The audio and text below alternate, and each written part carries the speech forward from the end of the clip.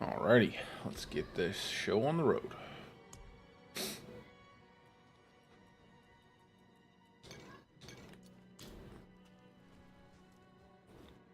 think we'll go ahead and do our Gal Ruins. Which one was this?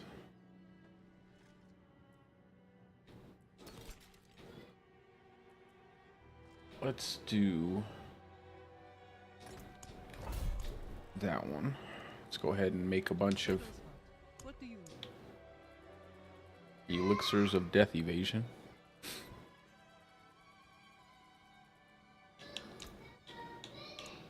My boy. Good batch there.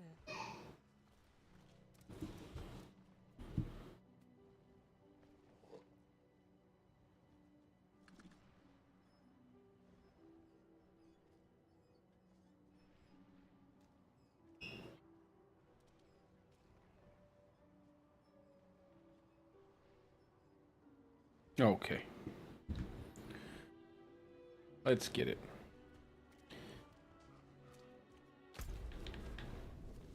Hopefully we can make it through this first dungeon, couple dungeons. I think I need to make 2 hardcore characters.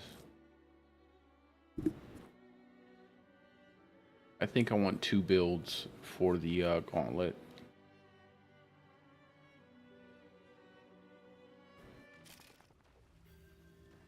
To make sure we don't die.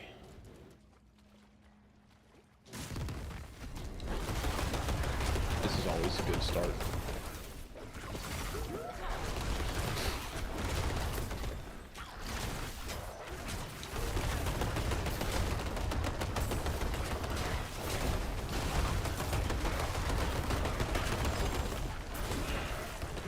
I'm thinking of making 2 builds for the gauntlet. This is going to be one of them, and I'll have another build that I'm going to make. This is pretty fast. I think some of the I don't know. I think some people really don't know what they have some weird tier lists going on.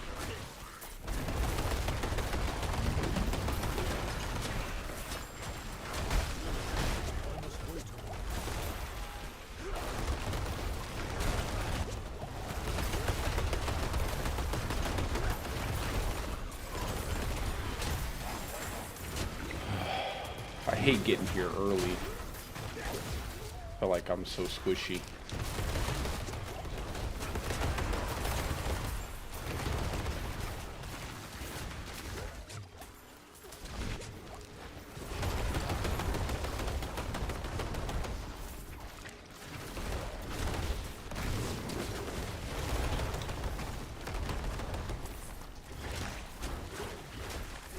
Honestly, I probably shouldn't even be in here right now, but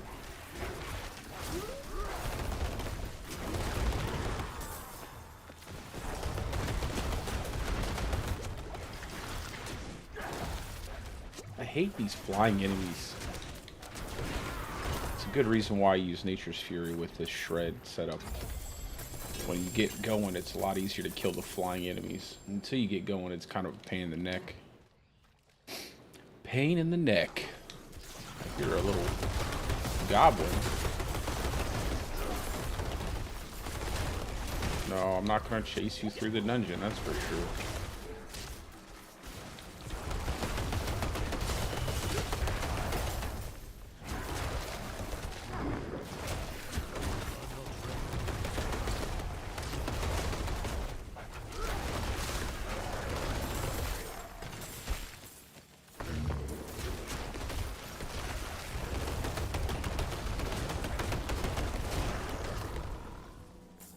Gotta be extra careful right now.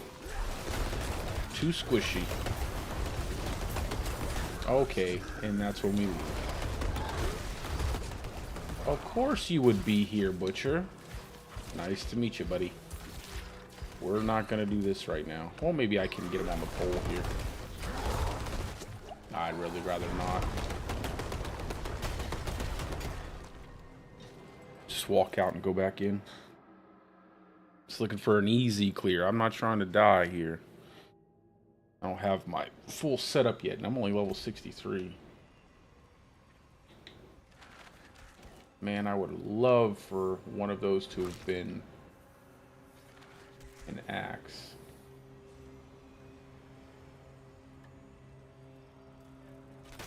Just a single one-hand axe would be nice. Should probably just not worry about it.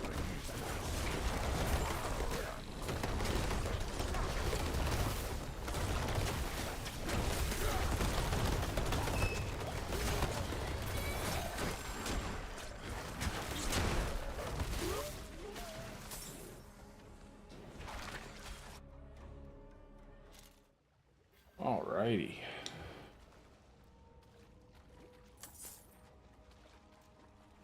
I don't even know if I should fight the boss at this level. Just try to get a couple items in here.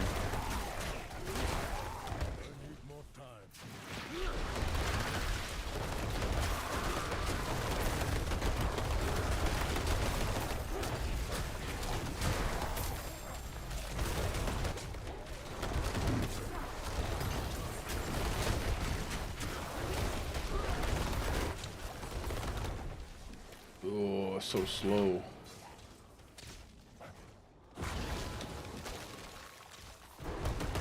Yeah, I don't think this is the best idea. I feel like I'm going to end up getting one shot by something.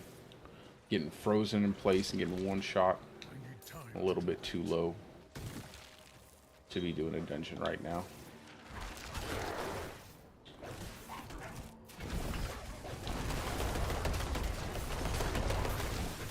Usually I get here around 75 before I actually start doing anything.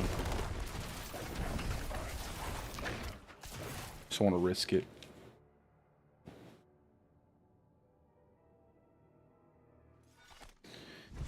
I get all my items set back up, and what do I have on here? Doesn't really matter, does it? Because it's going to be better than that.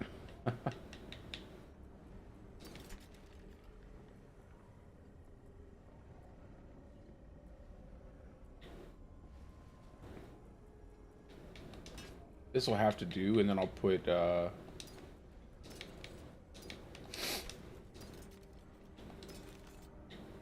I have another? I'll see if I have another one. I think that you can. I'll go core skill, I'll go shepherds on the weapon, and then I'll take off stampede, because I definitely need savagery right now. I need it way more than I need anything else. That's better. And then we'll go with the juggernaut here, and we'll just level them up. Can I extract any of these? I don't need. Nobody wants disobedience anymore. Nobody wants that.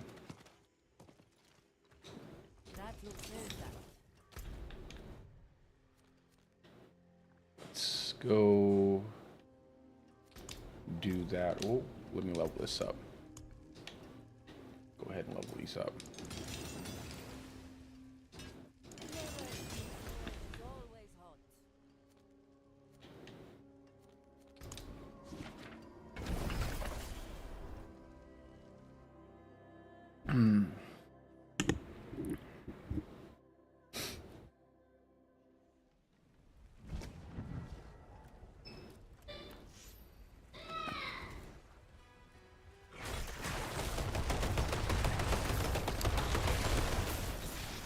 We need that extra damage anyway. Even though we're hitting slow, it's still going to be way better than hitting with those sacred items.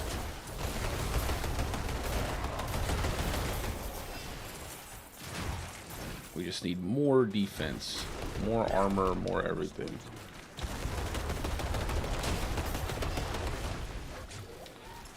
More resists because of these stupid scorpions.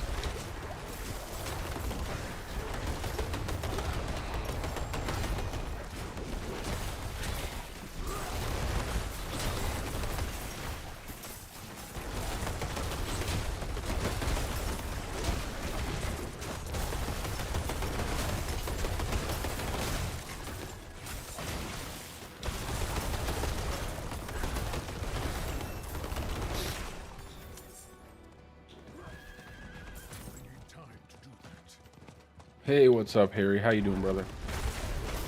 Boy, you seen those patch notes, man. Those patch notes were insane, my guy. I have some pretty good ideas right now. And I have a pretty solid build I have planned for the gauntlet, so...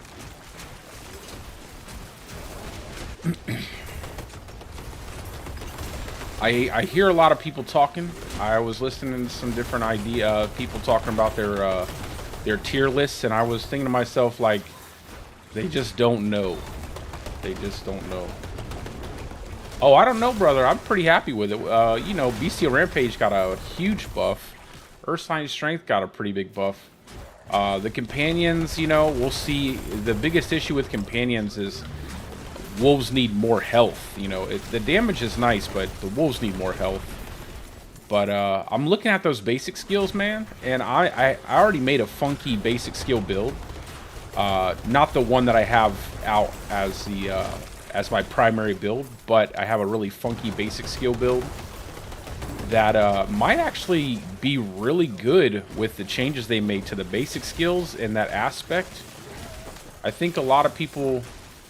I mean, I just know Stormclaw. Like, I know Stormclaw really well, and I think I can make a pretty surprising build if the damage scale, especially Claw, man. Claw getting all that extra damage. I have a plan for Stormclaw, so I didn't like, you know, I did feel like they didn't give as many changes to Druid as I would have liked, but I do think I can make a lot happen with the changes they did make. I think Pulverized Druid is absolutely crazy now, though. Especially with Bestial Rampage. I feel like you could drop Earthsign Strength and just go Bestial Rampage and just get a massive amount of multiplicative damage. Just crazy the amount of multiplicative damage they gave Bestial Rampage. 50%.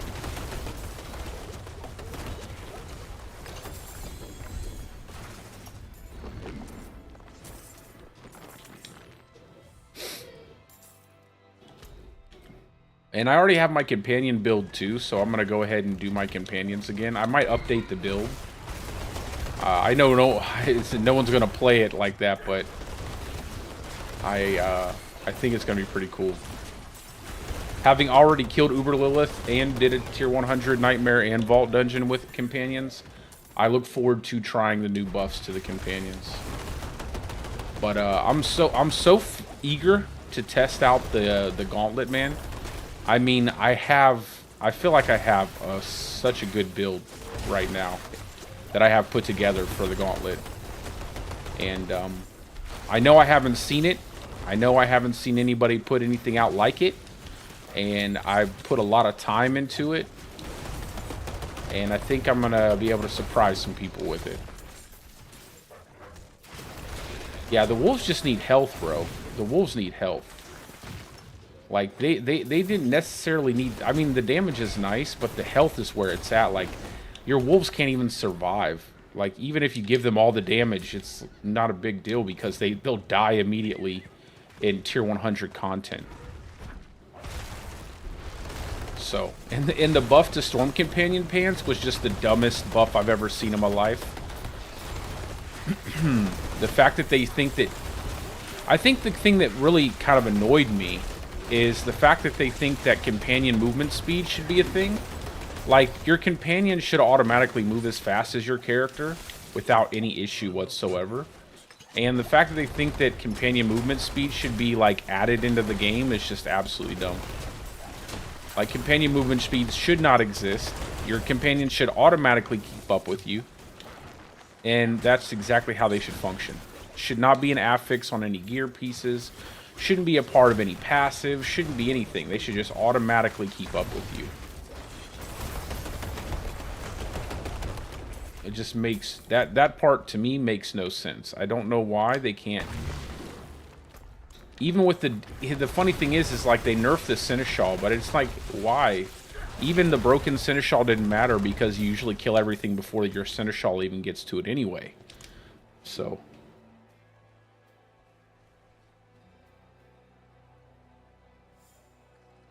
yeah, it is good that Necropet's got some love.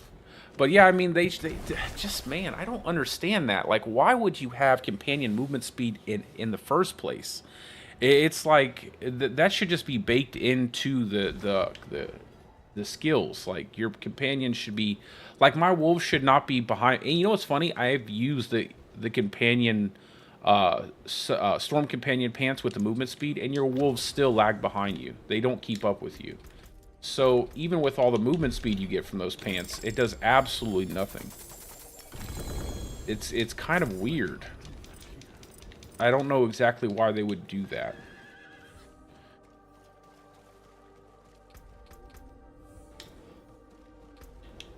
But I think I have some pretty solid builds for both hardcore and softcore for the gauntlet, and I'm gonna definitely be trying to get first place in the at least hardcore. If I can, if I'm correct and my builds will work as they do, I feel like I can have a shot at it. I don't know. I may not be able to, but I feel like I can.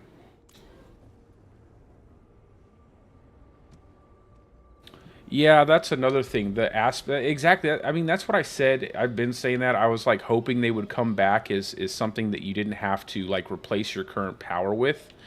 And, you know, now they're aspects. So, it sucks. I didn't like that. I wish they weren't aspects. I wish they were something different, but what can you do? I'm happy with the PTR server. Super stoked about that. Really happy we're going to get to test out everything for Season 4. It sounds like they have a massive amount of stuff planned for that PTR server, so I definitely cannot wait to get my hands on it. But you better believe my #1 priority right now is working on a hardcore build right now. I want to get like 1 or 2. I think I want to get 2. This build and another build. And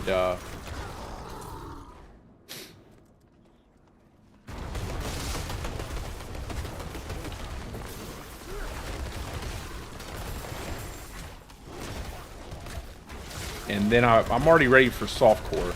I just need to farm up some tuning stones, but I don't really need the tuning stones. They're just would be nice to have, not really a need to have.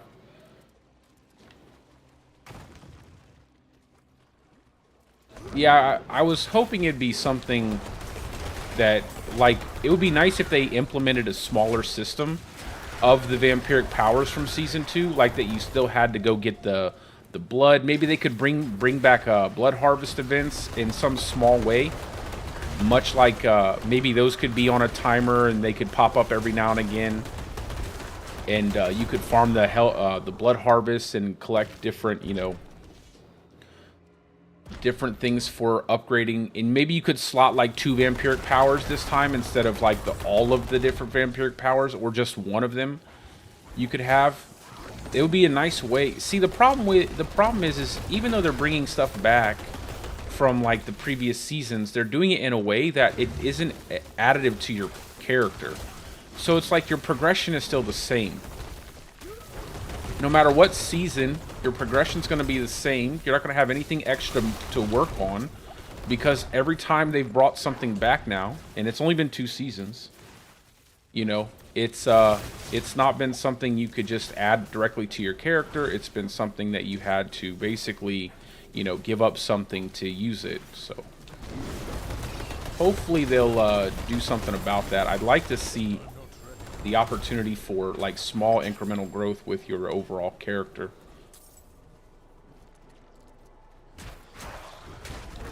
I think that'd be a lot more fun. Just like having one of those vampiric powers would be cool. And not having to give anything up. You could choose which one you wanted. It could still give you like a debuff and a buff, but the buff is really strong. That would be really cool. I'm fine with stuff like that.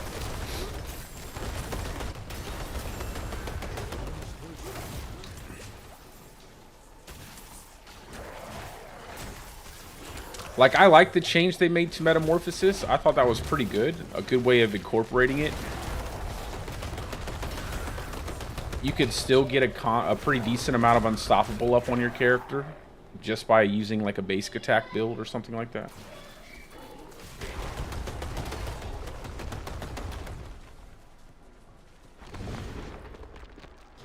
Give me just a second. I'll read everything that you've...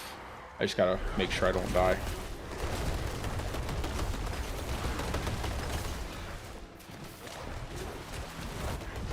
There we go.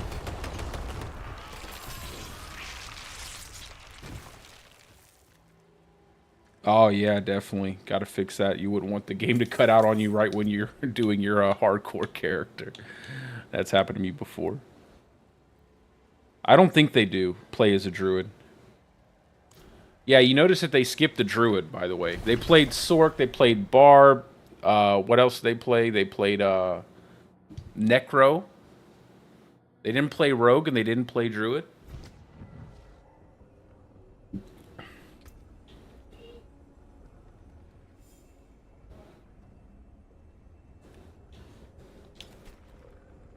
Dang, that's a pretty beefy axe this early on.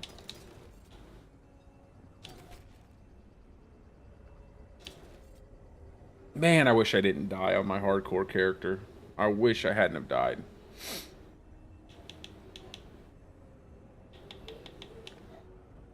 Having to go through and level this thing up all over again. It's alright, though. That's what I get for being hard-headed.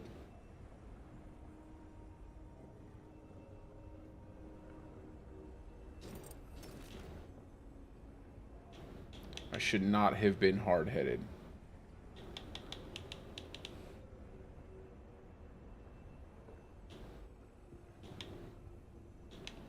Oh, dang, ball.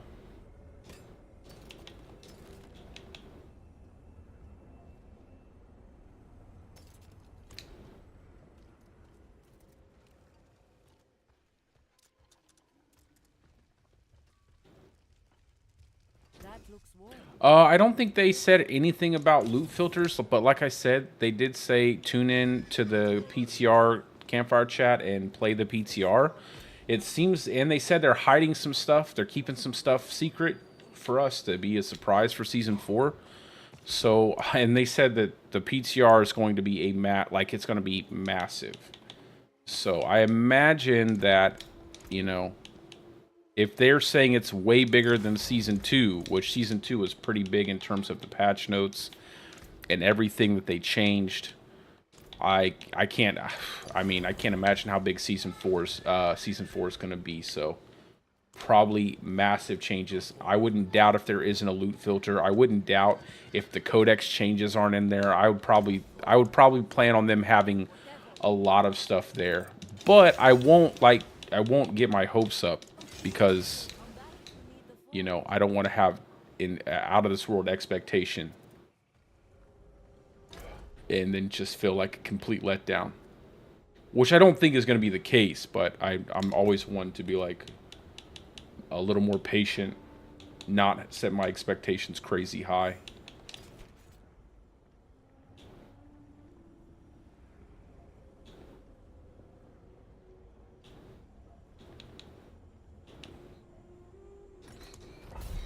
But I think it's going to be pretty crazy.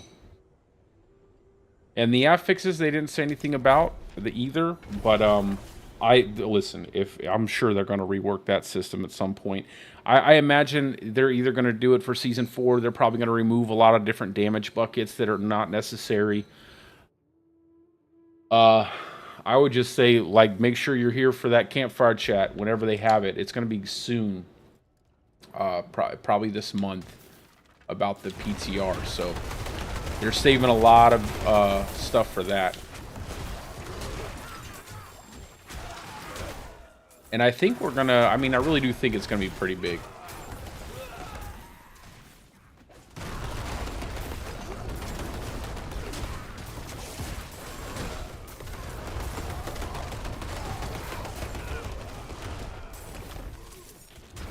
I'm also happy that they stopped the snapshotting inside of dungeons. Just lock our equipment, lock everything. Now I'll do all my build videos inside of the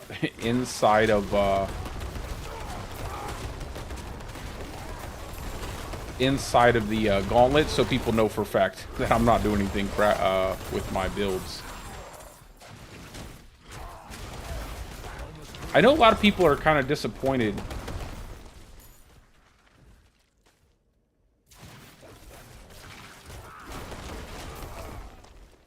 Have you no rest for the wicked gameplay? No, I haven't. No rest for the wicked. What's that?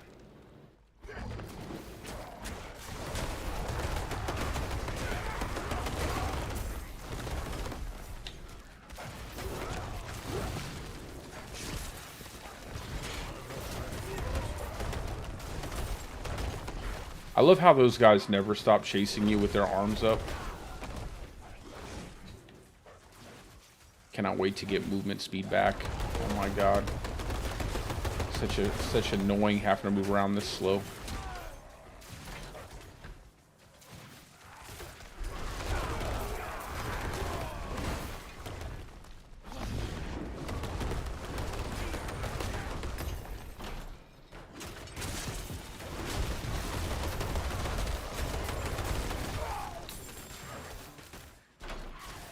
Just give me movement speed and I'll be happy.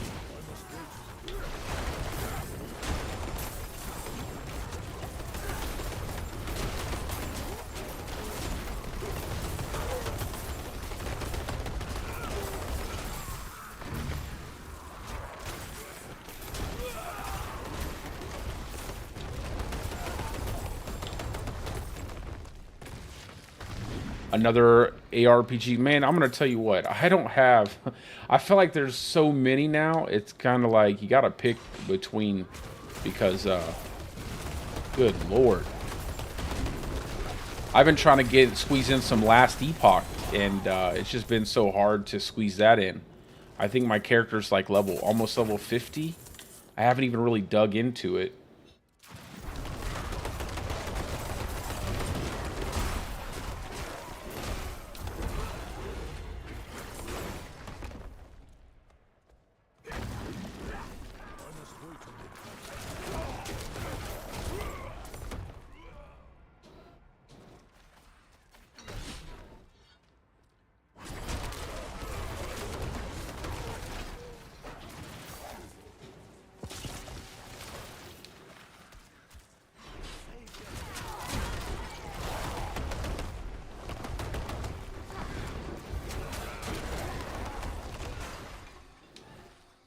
By Force Gaming.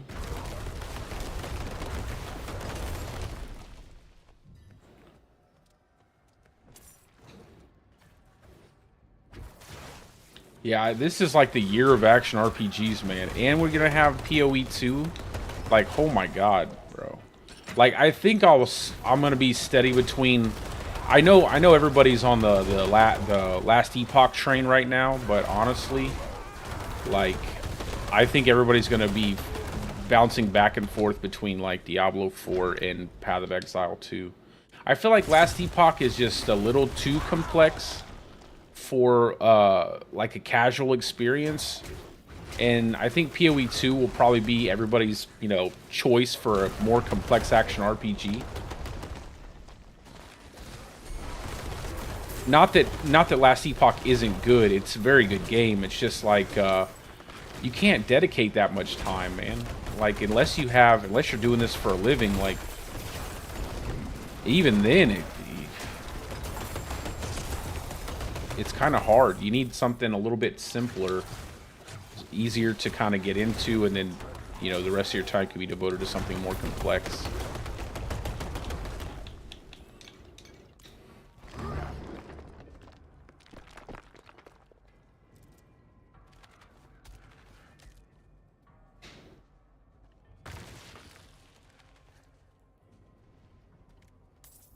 What? Off the topic slide, the main entrance to grid. I'm not... Are you using, like, talk to text?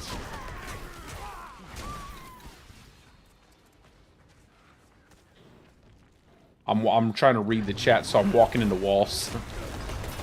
I don't know what you mean, Warlock. Off the topics of the topic slide.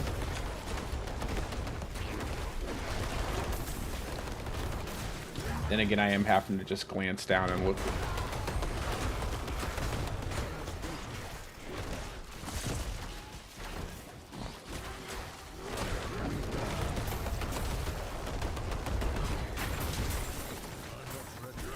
Oh God, open the door, man.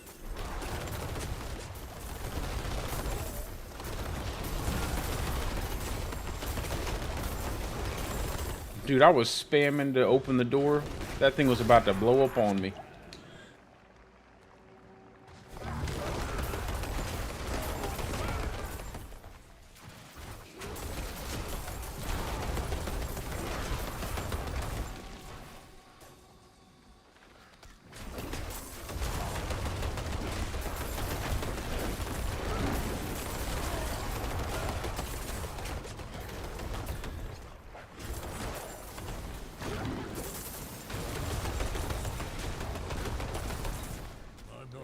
Just go break this last one. I'm gonna read that in just a second, my guy. I see an aneurysm, so something happened. Okay, I'm safe now. Or am I, right?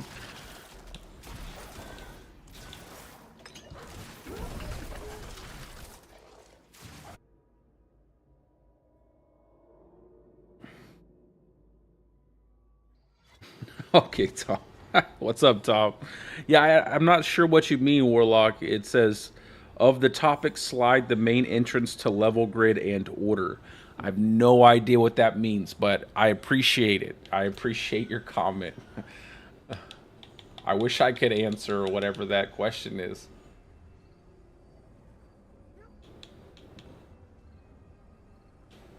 If it's a question, maybe it's a statement. I don't know.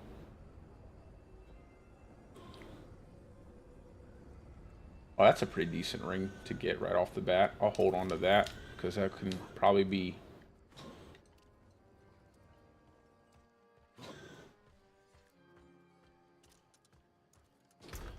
useful for another build.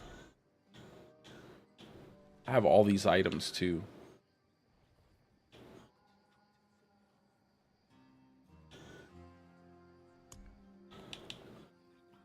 Lucky hit attack.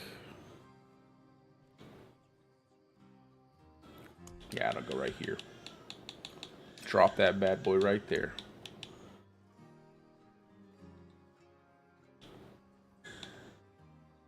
Damage to close, damage to distant.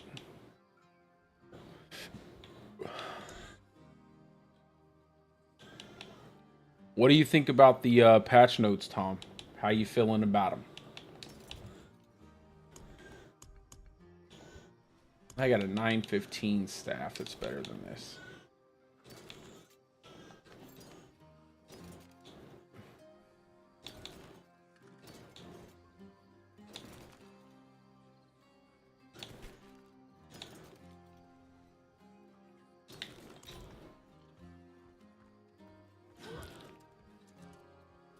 I felt that they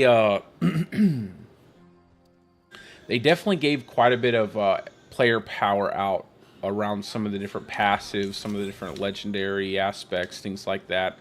I did like a lot of the basic skill changes. However, the vampiric, we already discussed that. The vampiric powers, man, they should have definitely not been aspects, but that's not anything we can do about now. Hopefully, I think what I was saying earlier is that it's like if they keep adding stuff into the season from previous seasons, but every time it's something that you have to give something up in order to use it, it's kind of pointless because then it doesn't have any impact on your character overall.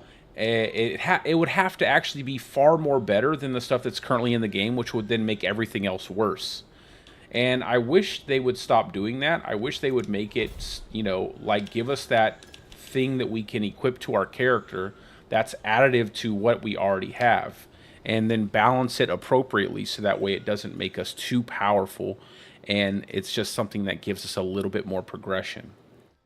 And and it would be really nice if they did that. Like I was telling Harry, I was like, it would be really cool if they had have incorporated like a smaller vampiric power system. Maybe we could equip one or two of the 6 vampiric powers, and maybe there could be like blood harvest events every now and again, or maybe a blood harvest like singular event that we find out in the open world or something, and then we farm that, and maybe blood seekers come back, and sometimes they come into the dungeons and we farm those. And anytime we kill vampires, we get, you know, the tainted, well, whatever the blood was called, and we can level up our powers like that. And then we can just have that one power or 2 powers in a separate system that would add to our character power. And that would be really nice. I think that would be really, you know, a nice way of giving us a little extra without taking anything away. And that, you know, with the malignant rings, yeah, exactly. A lot of people, I love the Bloodseekers too. I enjoyed the difficulty when you first got a hold of those Bloodseekers, man, and they came into your dungeon and they were all modded up, and you had to avoid them or, you know, use some kind of strategy behind defeating them. I really enjoyed them as well, and it's just they like when they added the malignant rings back in the game. It's like, okay, but the what, like, okay, well, maybe I use them, maybe I don't. If I don't use them, it's like there was nothing added to the game from the previous season. So it would be nice if they would start adding things that actually give us a little bit extra.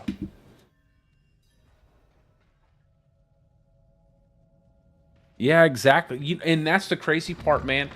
Like those guys were actually tough, and you had to, you know, pay attention. You couldn't just, you know, play casually, especially on hardcore. And then, of course, you got to the point where maybe you were a little bit more powerful and they weren't such a big deal. But even when you got into a tier 100, those guys were still really strong and could still do quite a decent amount of damage, especially if they teleported on top of you, did that tele stomp. That tele stomp damage was crazy. And the fact that they always came with like 4 modifiers meant that you were probably getting electrified obelisks and all the other garbagey ones too. Electrified obelisks and wind walls and everything that you can imagine.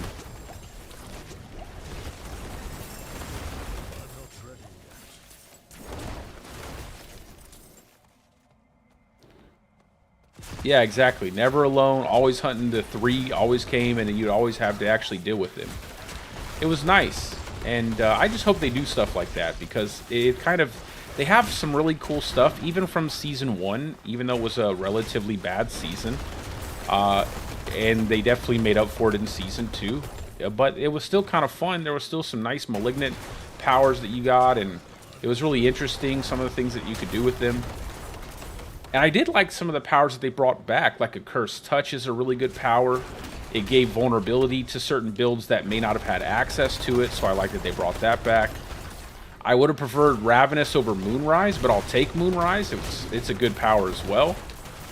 It's just like, where do I put that on a basic attack build for my Stormclaw setup? It's like, what aspect do I give up?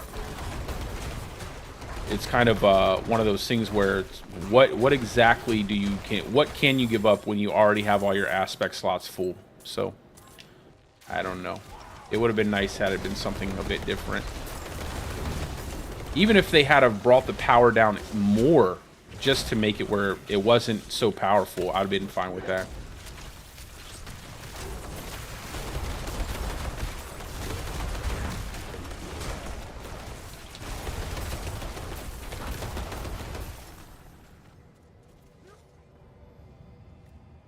Yeah, that's what I basically have ran on all my builds, is one hand axe and totem all the time.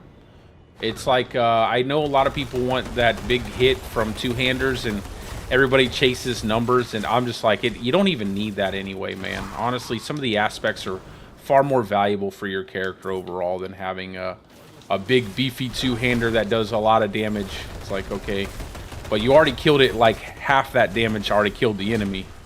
So why do you need that extra amount of damage? I'm not a big fan of the two-handers anymore.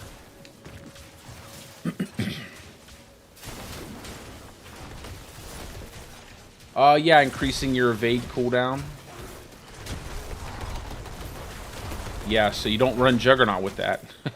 You'll have a 15-second cooldown on your evade for a 2.5 second alt unstoppable. Yeah, me too, bro. I wish they would just change I wish they would change both Shepherds and Stampede. I feel like both Shepherds and Stampede should be used for companion skill damage. And they need to buff other aspects to give you more multipliers towards your core skills. Because just the fact that Shepherds give so much, and it just makes it where no one runs anything else. You can't really afford to. And if you do, it's just because you want to run something off meta and be a little goofy, you know, a little gimmicky. But if you want to run anything on meta, you're going to have to run Shepherds, and you're going to have to... And, you know, maybe not so much Stampede. You don't have to run Stampede if you don't want to, but definitely Shepherds.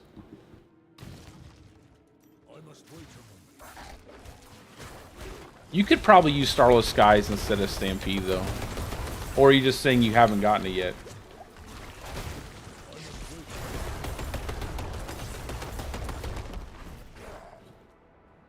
I don't think Tornadoes cast the cast from Tornadoes. Maybe, I think so.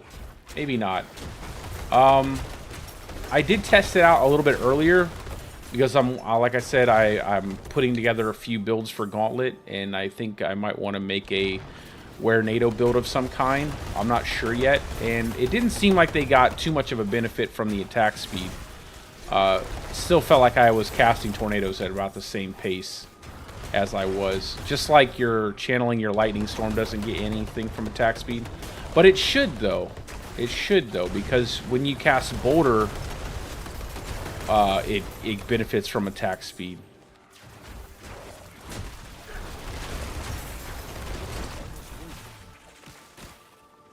Just double check it. I haven't used Tornado enough to tell you definitively, like, it absolutely works.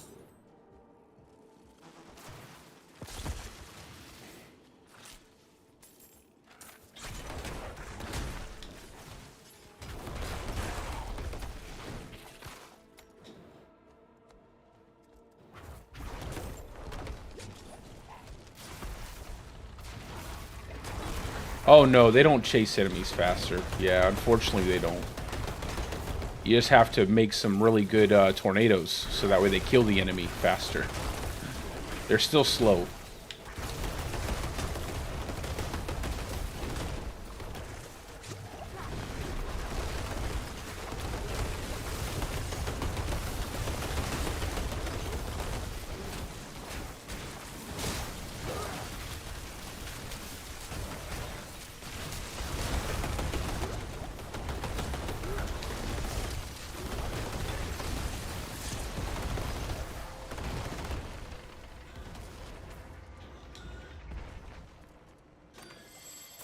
I'm going to be building this out for my shredding landslide build, man. I'm telling you, people are sleeping on I don't think anybody's made the build that I made anyway, so maybe variations of it, but I'm going to use that in the gauntlet as well.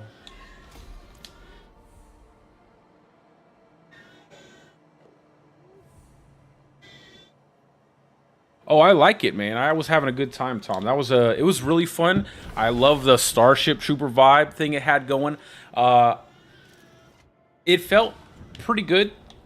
It was a little bit slow because it's like you have to run everywhere and it takes forever to get anywhere. But again, I'm just starting out, so like I know there's lots of different things you can unlock with the game. But I was having a great time. I definitely plan on playing more of it and probably doing more streams of it. It's just, you know, now they released all this stuff about Diablo and they have a PTR. I like, oh my god.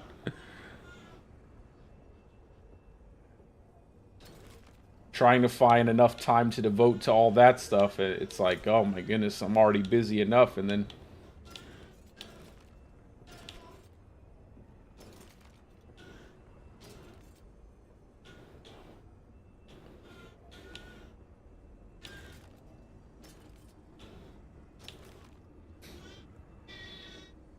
I should probably just go ahead and equip these. These are some pretty good gloves I got.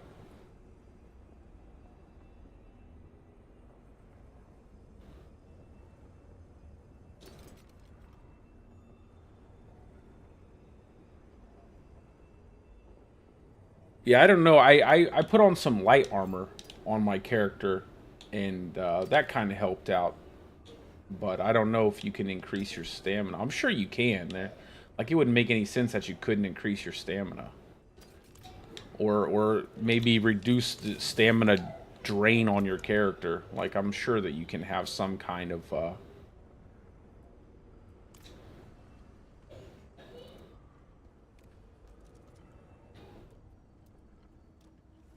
something in that direction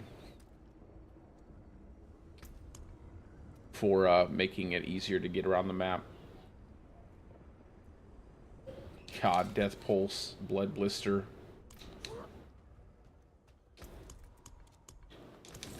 I guess this is good. It has extra shrines, but it's a melee defender, so I don't want to do that.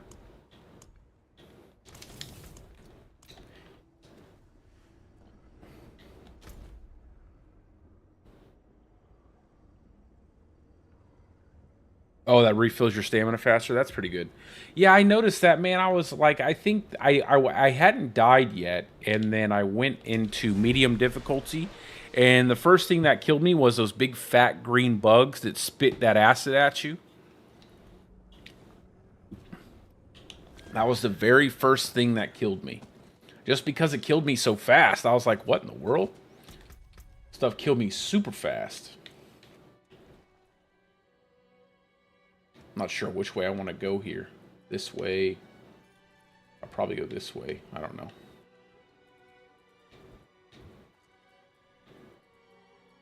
I'll end up probably going both ways.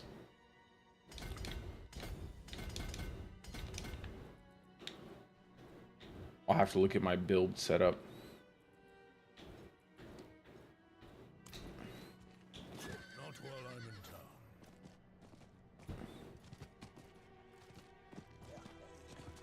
Yeah, or just stay away from them. I just stayed back away from them and shot them from far away.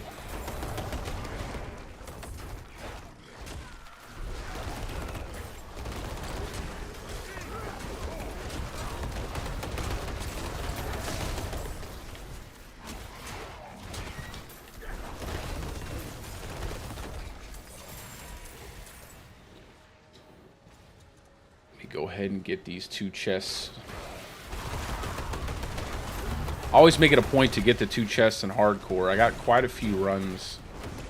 I would like to get a Harlequin Crest for this setup. I think it would really help.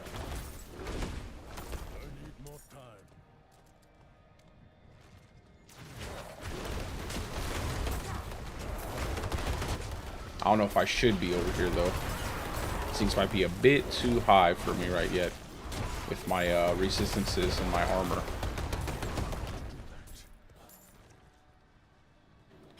Yeah, I think I'm level 5. I think that's what my level is right now.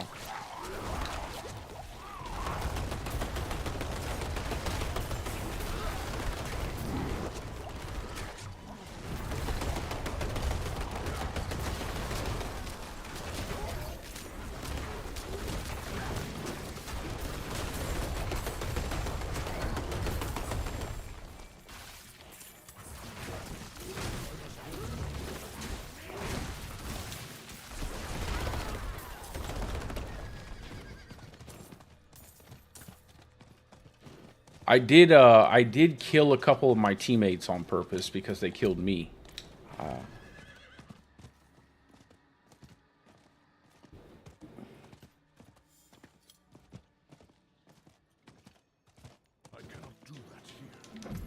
This one guy had not died yet, and he blew me up with an airstrike. And he kept like throwing his airstrikes all over the place. It was getting really annoying.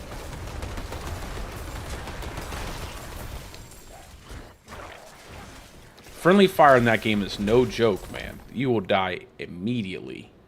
And then the lasers, like the little drone lasers, those things just fire indiscriminately all over the place, or the Gatling guns. They're like good, but I don't know. They just kind of fire wherever a lot of times.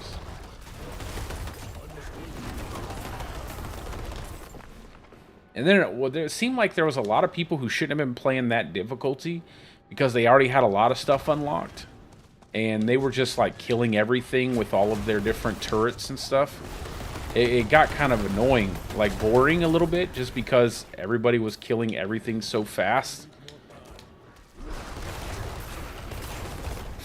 And then I played against the automatons, and I was like, okay, that's a lot more fun. Like, they shoot back at you.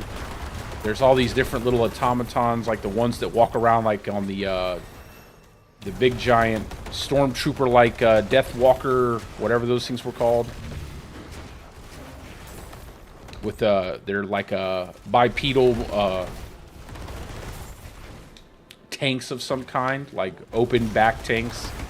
You got to circle around the enemy just to shoot them in the back. I thought that was pretty cool. Whatever it's called, yeah, AT&T. I don't know, whatever it's called.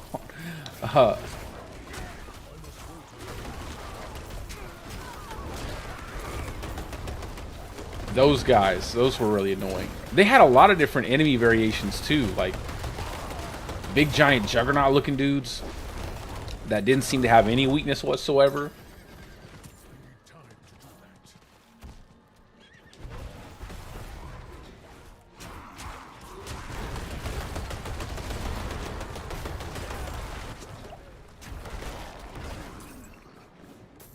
Well, then it was the ATST. The two-legged ones. I didn't see any four-legged ones. I seen a tank. I shot it in the back. The little battery pack on its back. Blew it up with a sniper rifle. That was kind of cool.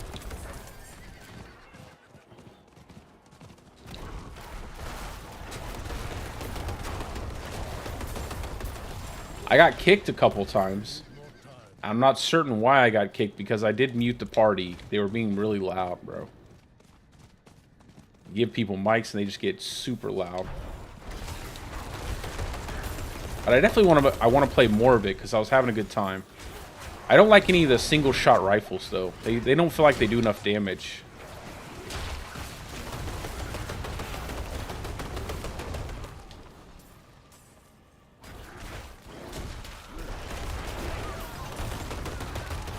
And then I also had to get used to not reloading my weapon after I fired a few bullets, because that's like built into my brain from playing like first-person shooters and any other third-person shooter I've ever played.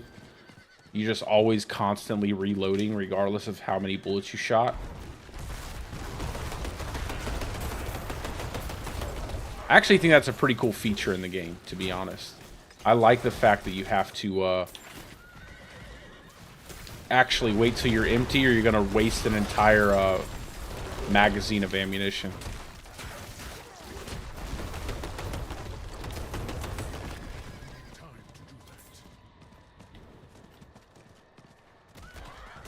Yeah, bro, I couldn't help it, man. I'm just so used to it. I just kept doing it over and over again. And then to be like, you're out of ammo. And then at one point, I think I threw my gun away or something happened. I don't know.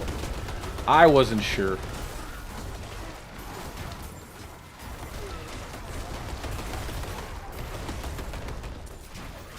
I feel like I'm playing the Nintendo, putting in like the infinite life code. Sitting here calling in some support, like up, down, left, right, A, B, select, start. I thought that was pretty unique. That's a pretty nice little feature there. It's like adds a little nostalgia to the game.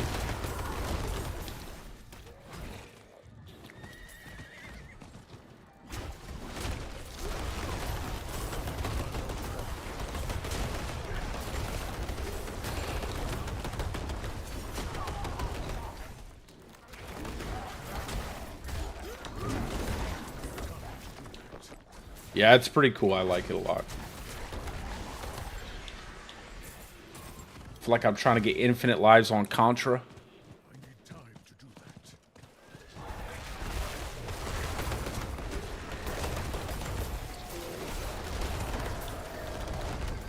I need more time. I need more time.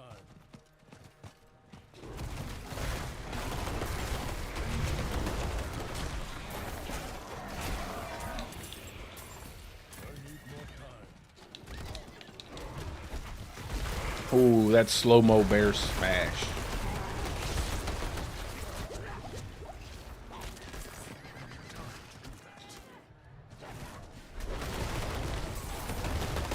Yo, I really want to show you guys the build I have planned for my gauntlet, but I can't lie. I want to keep it a secret.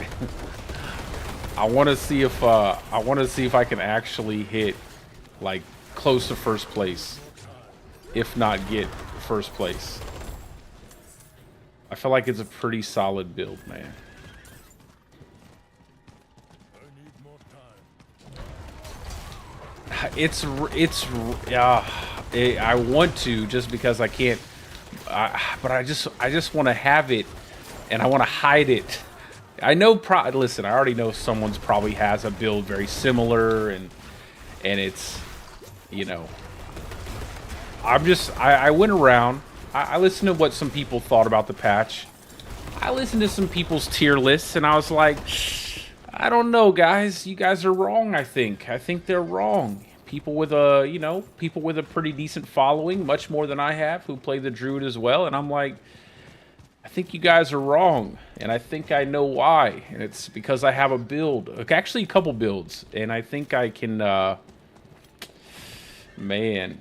Yeah, I don't need anything. I don't need any of the, hey, what's up? What's up, brother? How you doing, Zerker? I don't need any of the, I don't need any Uber Uniques, actually. I don't need any Uber Uniques. Maybe the tuning stones, but I don't even think I'll need those. Because it's tier 70.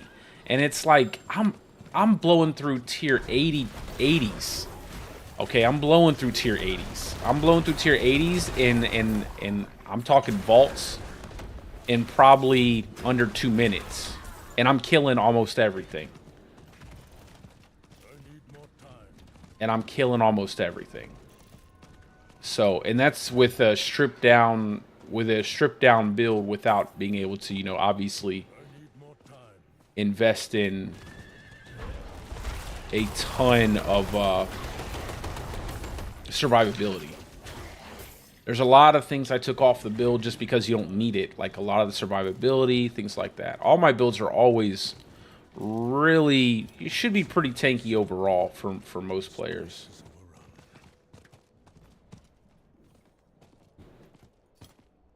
Yeah, I don't think you need to, man. I don't think you need Starless Skies. I don't think you need any Uber Uniques. Honestly, in my opinion, I think pulverized druids are going to be, like, killing it. I honestly feel like pulverized druids are going to be smashing everything.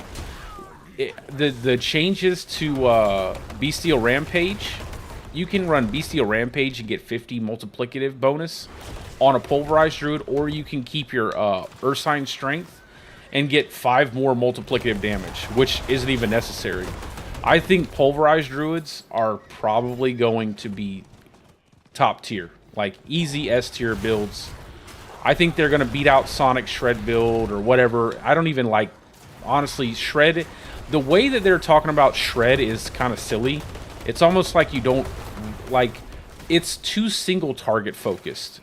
You need something that clears enemies quickly and moves on. You don't need something that's bouncing around, hitting like 3 enemies, 4 enemies. You need something that's clearing every enemy at once and then moving on really fast. And I think Pulverize does that better than anything. Like, Pulverize not only hits all the enemies in a big wave, but then it hits it for a distance too, so.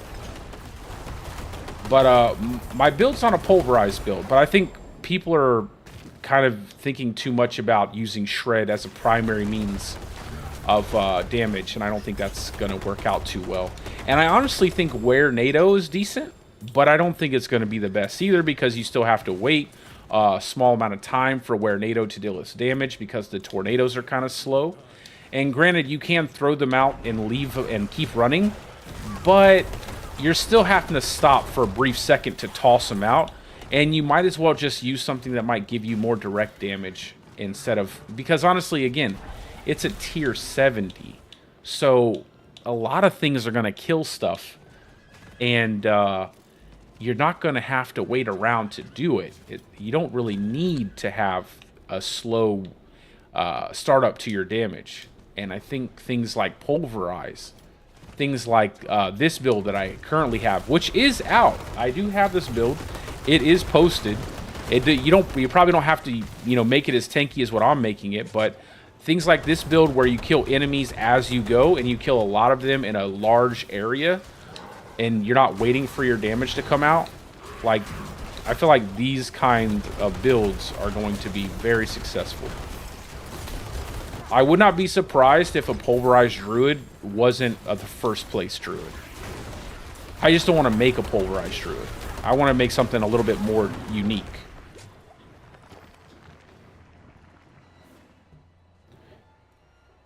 Yeah, if they're clumped together, though. You may kill a pack. I can kill packs with Shred at tier 70. But you're not going to kill everything. Like, you're not... Like, if things are kind of scattered out around a little bit, you're not going to hit every single thing.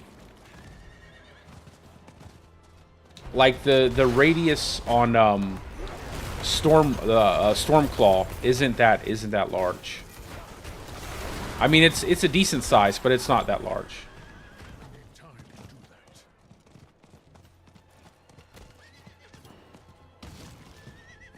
Yeah, that's the thing. It's like it goes in. Yeah, you can kill a few enemies at once, but if they're a little bit, if they're not clustered up perfectly, you might end up leave some behind. And I think you're gonna do better having a different setup. Than just Shred.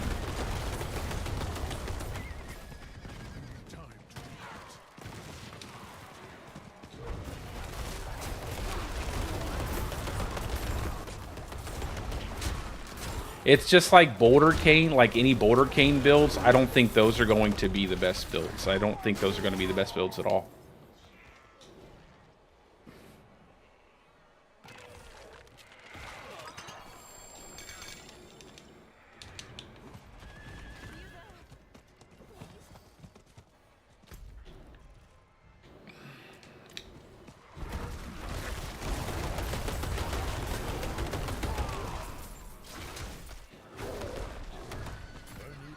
Like, even on a Pulverized build.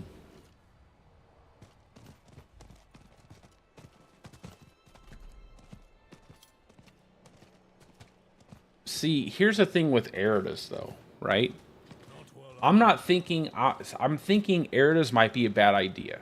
And the reason why is because Eridas has such a large pool that you might find yourself having to run too much towards the next pack of enemies, where if you just kill the pack and then go to the next pack and then go to the next pack, you'll probably have a smoother, transition between different packs of enemies than if you were to pull like packs together and then you're running instead of being able to shred to the next target. So that's where I'm kind of like iffy on Eridas, because I feel like you might find yourself unable to utilize Shred to really bring yourself to that next pack of enemies, and then to the next pack of enemies, and to the next pack of enemies.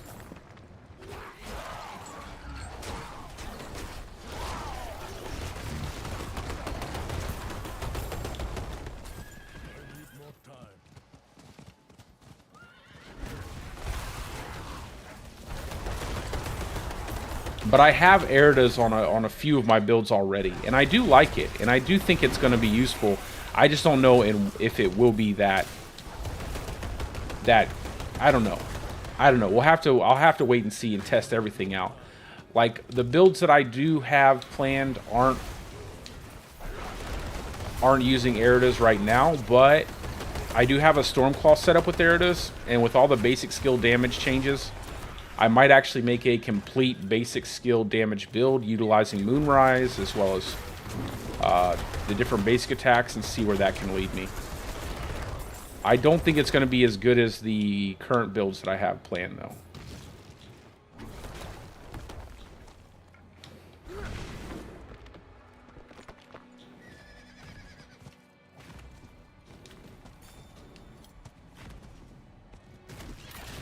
And I do have Flicker as well. Like, I use Flicker a lot. My only issue with Flicker is that I think maybe you might end up wasting time trying to utilize it. Like, that dodge is, even that small brief moment in time where you dodge, is a period of time where you could just be one-shotting all the enemies around you. And that's the only reason why I'm a little bit iffy on Flicker Step.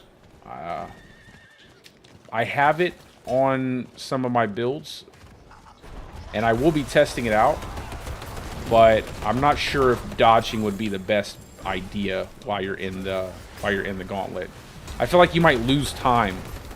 Not a lot of time, but enough time that it might actually affect your score.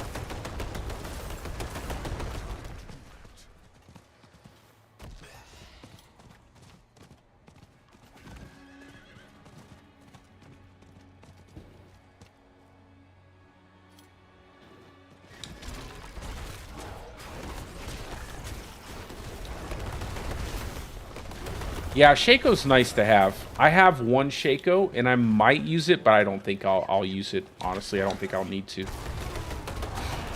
I'd like to have a Shaco for this build, so I'll probably do some Duriel and Hardcore. I'll definitely do some Duriel regardless. I've been meaning to do more Duriel and everything. I've just been trying to, you know, losing that Hardcore character kind of threw a real big wrench into my plans, so now I have to level everything back up. And trying to play other games too, it's kind of taking some time away as well.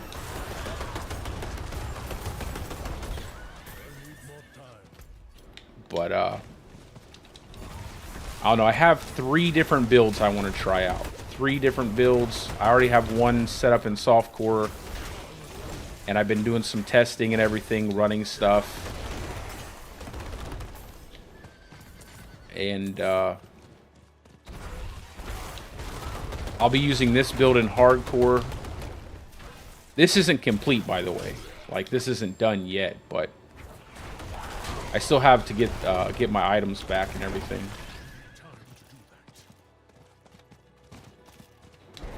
And I might even take off some tankiness, but I don't know. I really don't want to lose my hardcore character. I don't think I'll lose it in a tier 70 dungeon, but I don't even think I'll need to, honestly. No, I don't use Pulverize, bro. I haven't used Pulverize because I usually build off meta builds, and Pulverize has pretty much always been meta, and I've never made a Pulverize build. But I could make one. I don't think I need to, though. I mean, there's so many of them out there.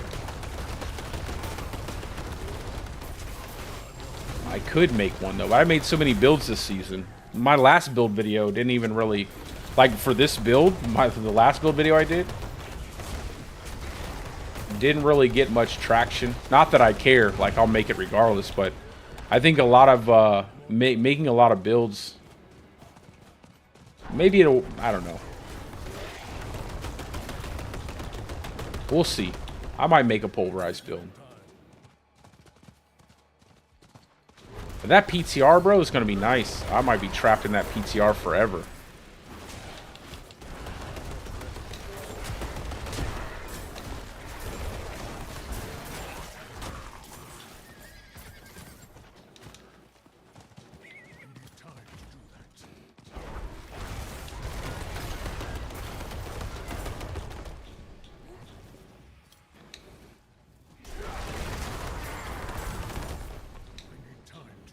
You know what I think they should have done for the leaderboards? I think what they should have done for leaderboards is open up the gauntlet for you to do test runs and stuff, but then like every, you know, every Friday or every Saturday or every whatever day of the week they can fit it in at, like all day. Or maybe instead of doing like that, maybe what they should do is open up for you to test in the gauntlet, but then give you a specific amount of times you can actually run it to get a score for it. across all of your characters in all of your classes. Like, I feel like that would be a much better implementation, because now it's like people are just gonna wait for like the last, like, test everything out, get their setups ready, and then you know, run everything, just kind of blast it for the last couple hours until the reset. And I don't know if that's a good idea. I mean, they might still do the same thing, but at least you'd only have a certain amount of times you could run it officially to get a score.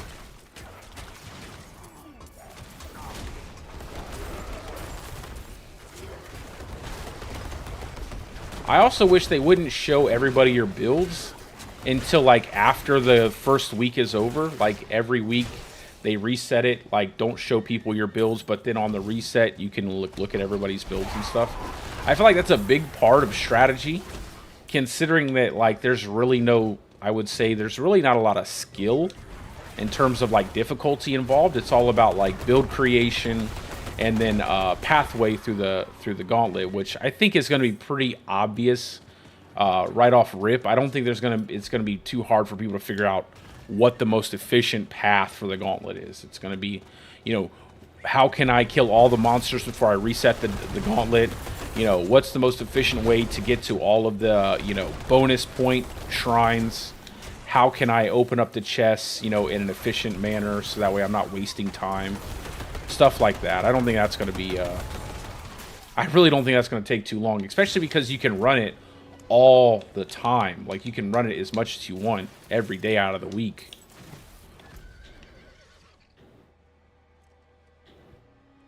I'll also be testing out to see if, you can run it up until like the last minute and then quit out and it not save your score.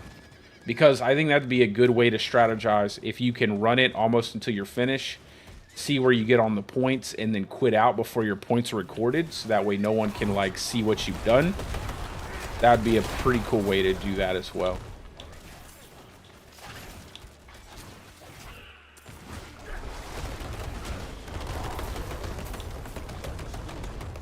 I know it all sounds sneaky, but I like to strategize about stuff.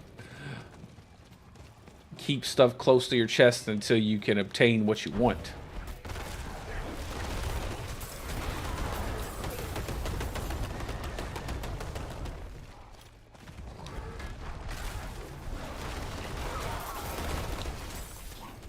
But what I do like about the gauntlet, and the fact that it's you know, it's for level 70 content, and again, I know a lot of people didn't like that. It creates the opportunity to make multiple builds for different content, right? So like, I can make builds for bossing and in-game, you know, tier 100 content, and then I can also make builds for, you know, gauntlet, which are going to be completely different because you don't need all of the extra survivability. So that's kind of nice. I do like that. It just adds a little bit more variety. I know people wanted to be tier 100 and stuff, but I don't think it has to be.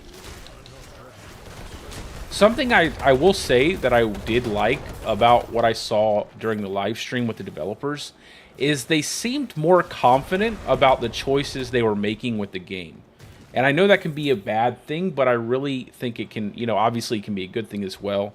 It shows that they're kind of understanding where they need to push back against the community in terms of, like, you know, not giving in to every single thing that people want. Because I feel like at that point, if you're just, you know, giving in to every little thing, every little whim, then you're going to make the game isn't going to be as successful or as exciting as you want it to be. So I did like it. Did seem like they were being a little bit more, you know, adamant that this is how they wanted it to be. This is their idea and this is their vision for it. So I thought that was a good thing. Because they need that confidence. You need to have that ability to say no when you truly do feel like something is where it should be at.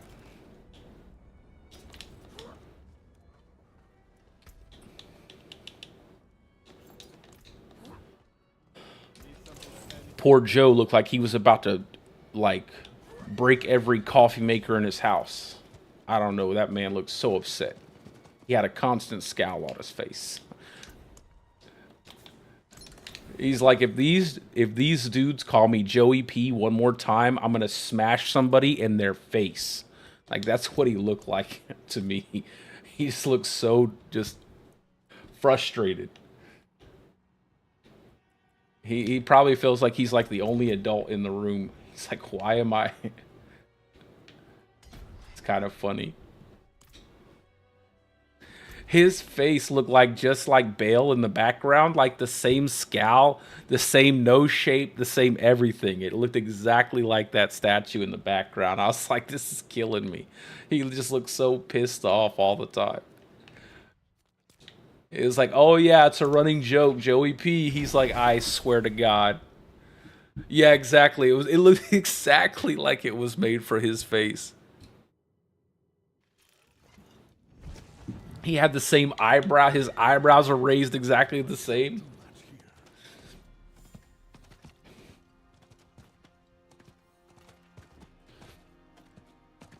That was killing me, man. I cannot do that here.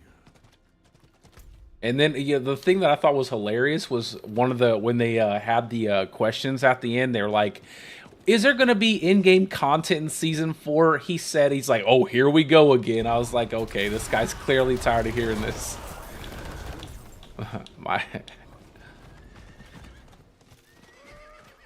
That poor man.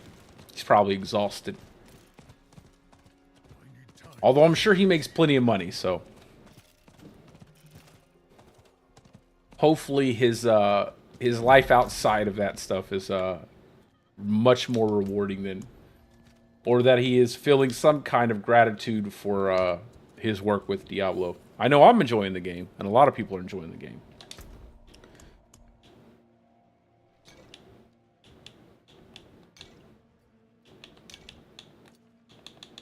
Let's see. What do we want to do?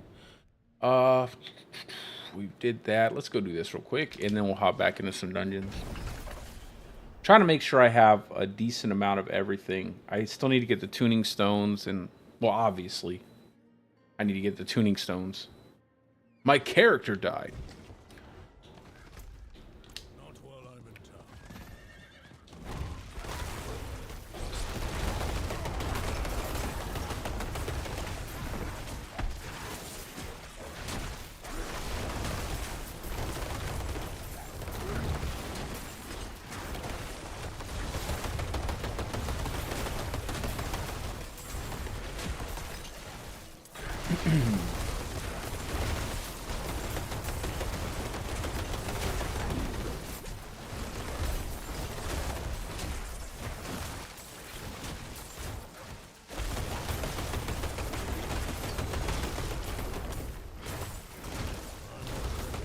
Oh, yep.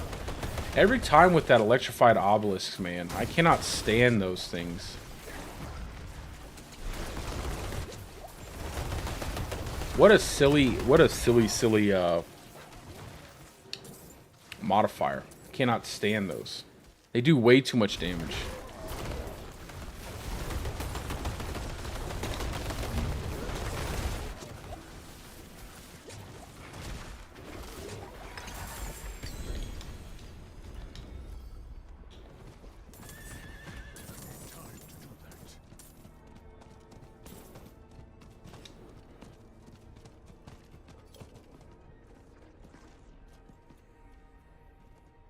Oh yeah, you know he was probably like they were trying to rehearse everything, and he was probably like Bill O'Reilly, you know, we'll do it live.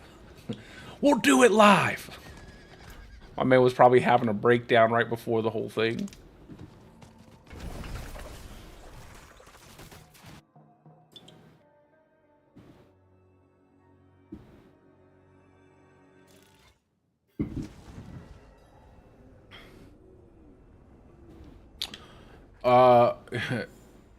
I mean, if you're not going to use them, I'll take them.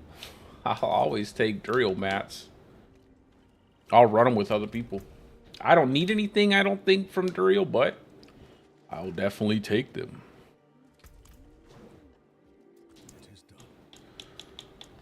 If you have hardcore mats, I'll take them too. Those are the ones I really need. I wanted to make my Uber version of my Lightning Storm build, but man, I'm not gonna. I don't know if I have it in me. I need Malphus runs. That's what I think I need the most, just to get the tuning stones. But let me go ahead and take this tornado aspect off. I gotta throw this stuff in the chest. No dying. I cannot die. I do not want to die.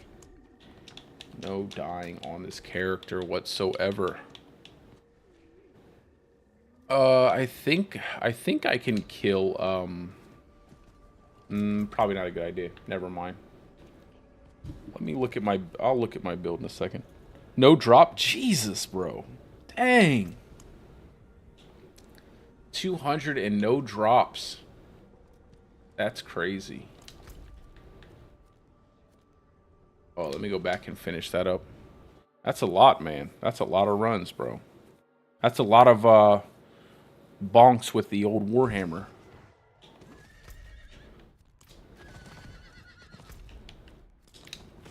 need more time.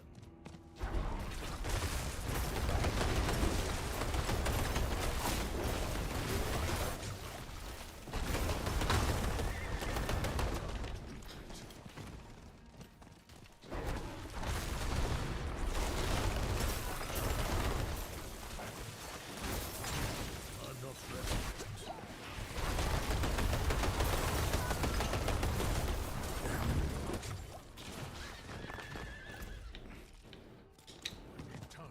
Yeah, you know, and that's the thing. I think the problem is, guys, is that they really don't want the Uber Uniques to be a part of everybody's builds. And honestly, if that's the case, I wish they would just take them out of the game. Like, just take the Ubers out of the game then. Like, I feel like because you've made them accessible to the hardcore enthusiast who wants to, you know, grind Duriel all day, it makes it where, you know, a certain group of people can get a bunch of those, but then others will not be able to still get any. And sometimes it just feels like the game would probably be better off without the Uber Uniques, to be honest. Like, downgrade them and make them, you know, a regular item. I could be wrong. You know, I'm sure there are people who would rather just keep them in the game. But I think if you just made normal, like, regular items feel better, and Uber Uniques, you know, didn't have to be a part of the game, or maybe just make them more accessible. Like I said, I really wish they would just make it possible for you to farm sparks out of tier 100 dungeon in chests that you get. Like, make it possible to farm sparks from different content. You don't have to give us Uber Uniques, but just give us the crafting material. They didn't even have to really reduce it from 5 to 4. They could have just made it where we could farm the crafting material. I mean, at the end of the day, like, it does feel like those Uber Uniques start to become mandatory on a lot of the builds. And I know, like, all my build videos, I never use Uber Uniques and stuff. I always say that at the beginning of them. I try to make sure that they're as friendly as possible so people don't have to get all of these ridiculous Uber Uniques. And I always make sure that my gameplay footage actually showcases me not using any of these things, so that way people don't get, like, the false idea of what the build's actually capable of. But I know a lot of people will, you know, pack everything into their build, including snapshots, and do, like, you know, little clips of the content, and it's like, well, you know, it is what it is. At the end of the day, I do wish that if they had stuck to their guns about how rare Uber Uniques were going to be, but now they've kind of relaxed on it. It's like all everybody wants is to get all of their Uber Uniques. And you can't really blame anybody. It's like part of the game.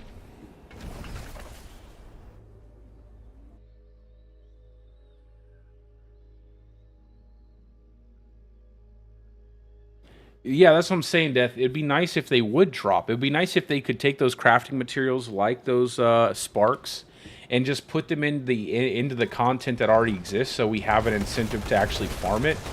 And it would make it feel a lot better. And it would give you a reason to do like a tier 100 nightmare dungeon or vault.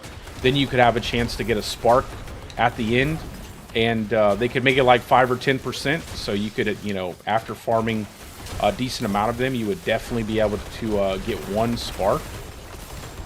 I mean, if it takes 5 sparks to craft an uber unique, you know, you have to run quite a few nightmare dungeons or vaults before you can manage to get 5. So it would be a nice way to make it more valuable as content, but I don't think they're going to.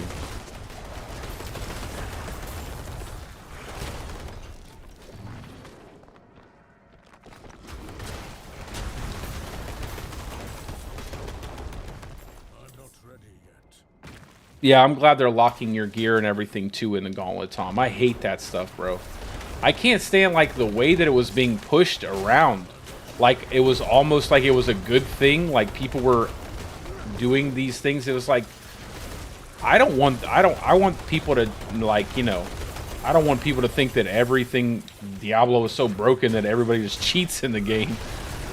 I don't know. I didn't like it. I didn't like it. I'm glad that they are taking significant steps to fix all that stuff and to lock all our gear. Now, I'm sure there's going to be plenty of shenanigans. Trust me. I'm sure there's going to be plenty of stuff that they don't catch and that they're going to have to hot fix. But at least they're, you know, taking a step in the right direction.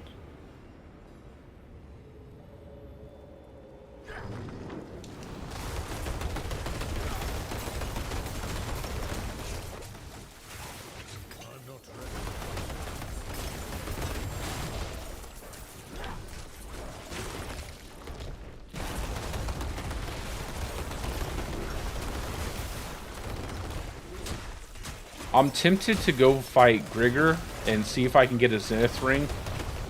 Man, I would love to have a Zenith ring that I can actually equip.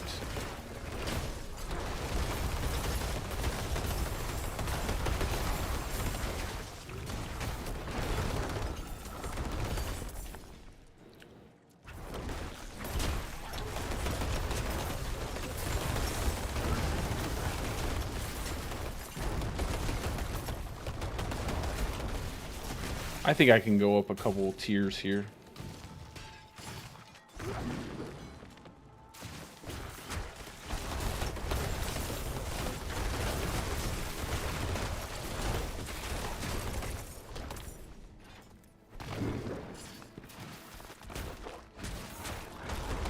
Yeah, that's part of the build. It made it a lot more reliable.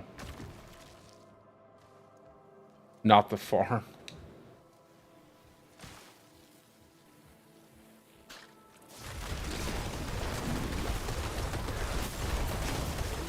I never could get into the D2 farm. I never really, I don't know.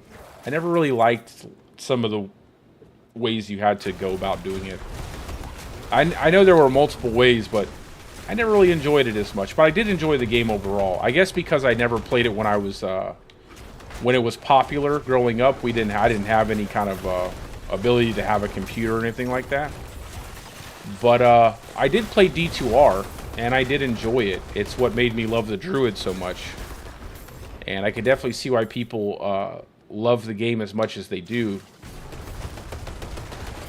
But I could never really get into the overall grind. I tried. I tried for a little while. I was having a pretty decent time, but I don't know.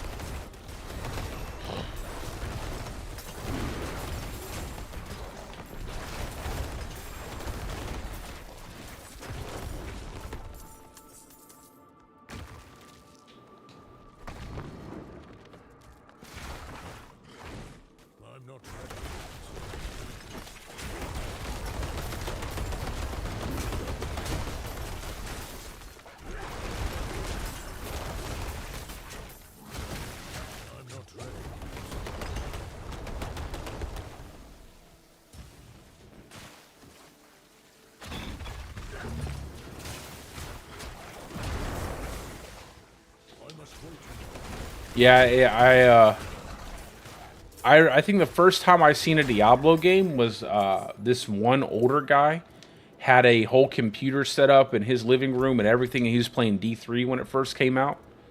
That's the first time I had actually seen a Diablo game. Like when it very first came out, I was so interested in it, and I never got to play it though. I never got to play it until much later when it came on the console.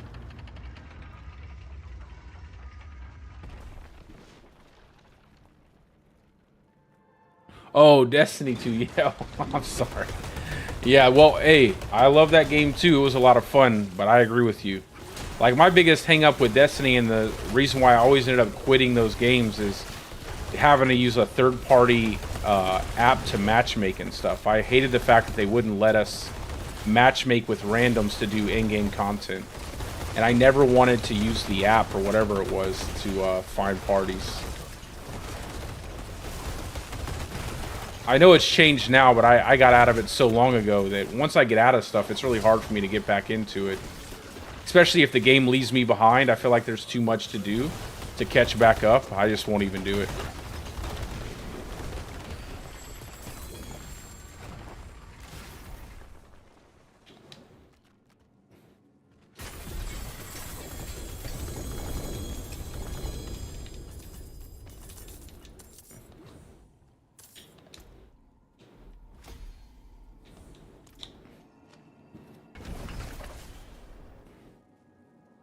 Back in the day, Windows 95.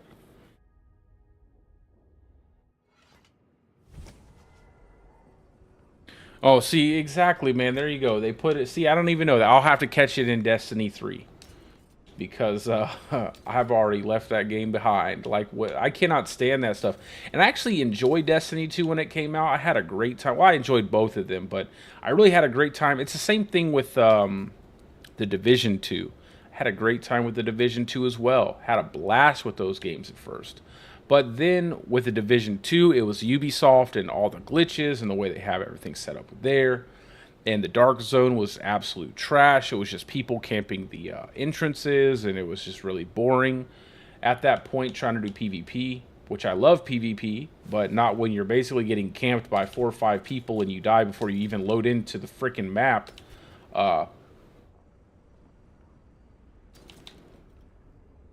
And then Destiny was like, I put a lot of time in learning the PvP for Destiny 2. I really got good at it. I was really excited about doing all the different in-game PvP stuff so I could get the gear and get the weapons. But then they're like, oh, yeah, well, you can only play it if you have a pre-organized, like a preset team going in. You had to have an already organized group of people. And that just frustrated me. I was so annoyed by that. And so I quit the game. I was like, I'm not going to do that. I don't want to have... I want to play with solos. I want to do PvP with solo people. I want to do like all of the in-game content. I don't want to search for carries. I don't want people to tell me what my build needs to be in order for me to go into the content with him, or what gear power I need to have because they suck so bad that they can't do without the best gear. I couldn't stand that.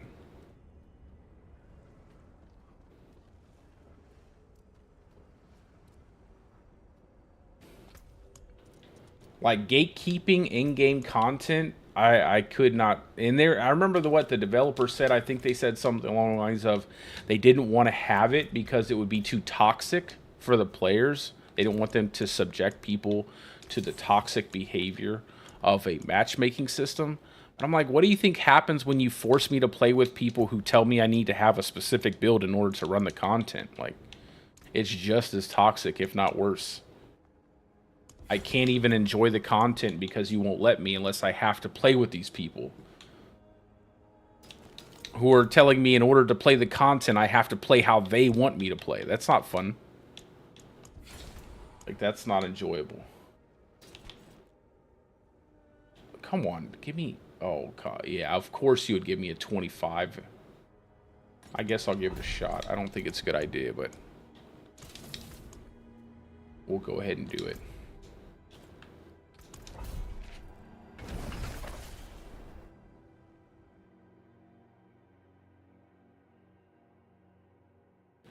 See, I like that stuff though. I like people who do that. And my problem is like it creates this, I don't know, people think that they're actually, you know, that only they can do it with their team specific, and it's like, listen, random groups of people, you get the right random group of people together who can actually listen to each other and communicate, you can have some crazy matches. That's the best way to meet people to actually enjoy playing the game with. Like, finding some random person that's insanely good at the game or plays exactly how you like to play, and you guys work out a way to make it work. That stuff's fun.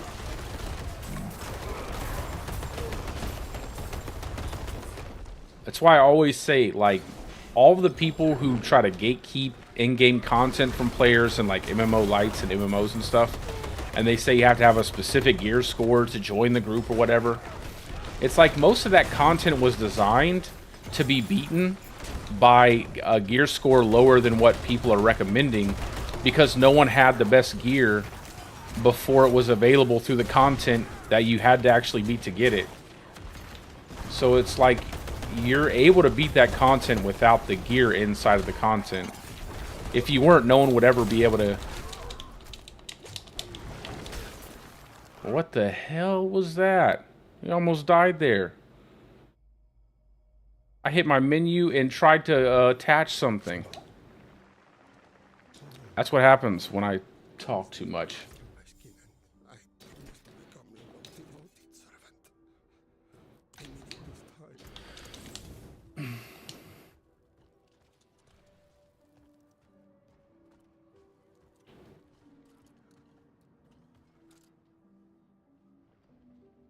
Hey, what's up, Random? You almost saw me die. That's what you always said. Welcome to the stream, brother. Yeah, I don't mind that. I like the idea, like, you're trying to teach people, you suggest stuff to them, you try to help them out, but it's when it becomes like, you have to play this. It's like, come on now. I guess I'll run some of these deals here real quick.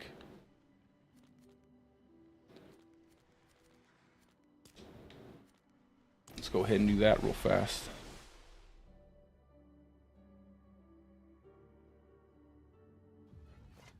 I came 2 seconds away from dying. Somehow I ended up trying to customize my scroll wheel when I was trying to scroll of escape out of there. I need more time. At least I didn't zoom in on my character.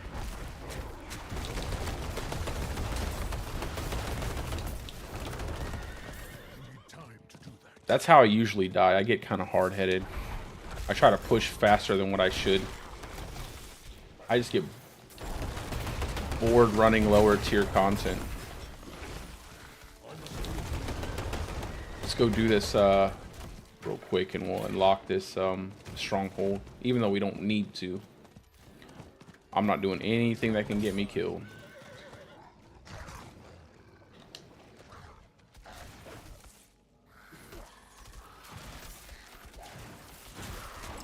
Nothing that... I don't have anything involving, like, the changes that... I've already thought up of all the builds that they put changes to, so, like, I already have a companion build on my channel, and I already have a, you know, Stormclaw setup on my channel.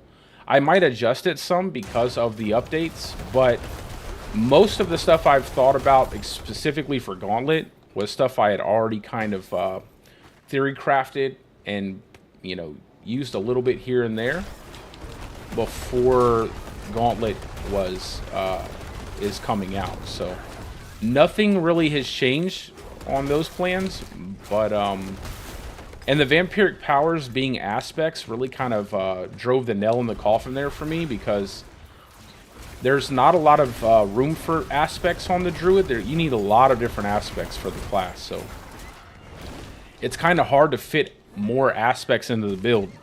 We're kind of strapped in terms of the amount that we can actually use anyway.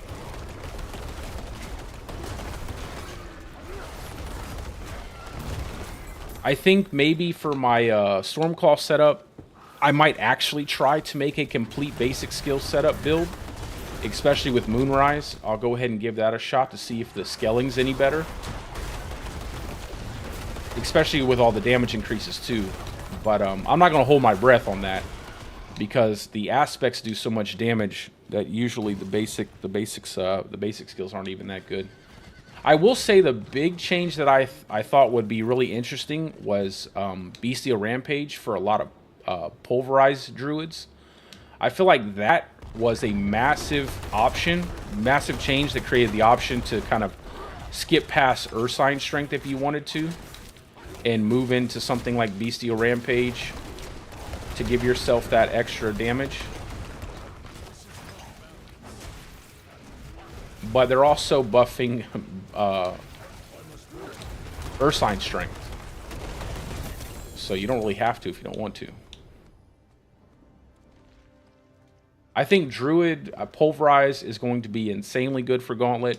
I have a few builds I have planned for Gauntlet. I think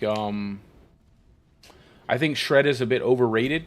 I don't think it hits enough enemies for me to warrant that running it would be the best, like an S tier build. I think Boulder Cane builds are gonna be okay, but if you push any enemies around or things like that, it might get a little bit more difficult to kill everything as fast as possible and keep moving. But I don't know, there are a few builds that I'm kind of interested in. This build that I'm remaking, I should say, is actually pretty decent in terms of speed. I just have to get all the right items again. I died doing Uber Lilith. I made a bonehead mistake, a hardhead mistake.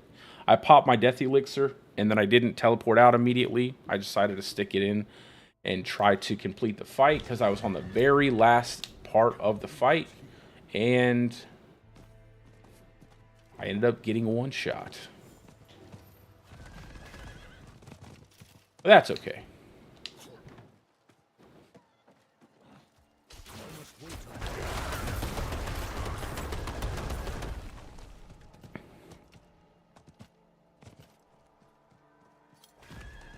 I need more time.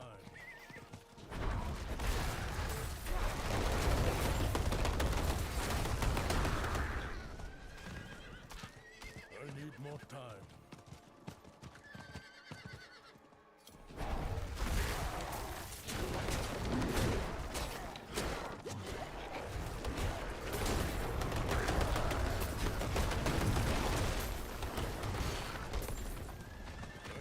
Yeah, Rogue got a lot of nice little tweaks to Rogue. I thought Necro looked really good. Everything looked pretty good. Sword got some nice new stuff. I think everything... You know, Druid, again, didn't get a whole bunch, but, you know, I feel like what it did get, there is some potential there. I don't want to cast judgment until I actually get to try out some of these changes, because, like I said, I already played around with a basic skill build that was set up a certain type of way to take advantage of Earth Spike, and I plan on trying that out, especially with all the changes. The increase to damage, 10% Earth Spike, 30% to Claw. It's like, who thought of that? Fierce Claw giving you 30% damage. What does it give you right now? Poison, so that'll be nice.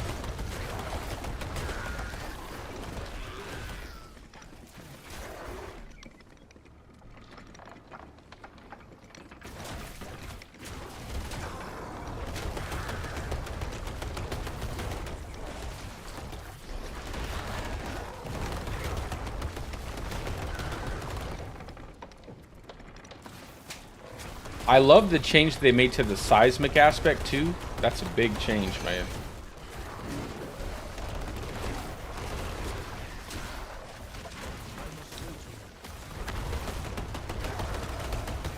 I'm just gonna finish up this stronghold and then I'll go back to doing probably do the Hell Tide and continue getting my living still.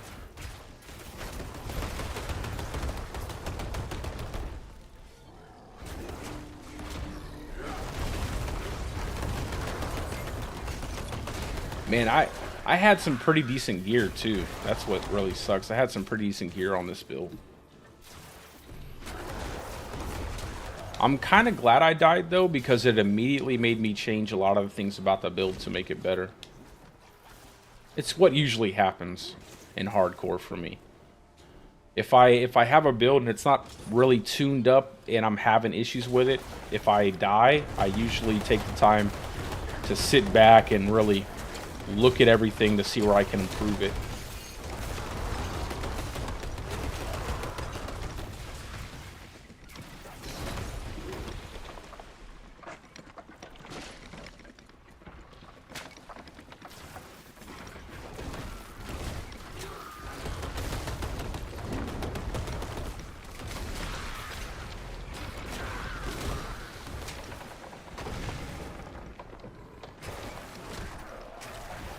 I also think a lot of people that run Whirlwind for Barbarian are going to do really well in the Gauntlet.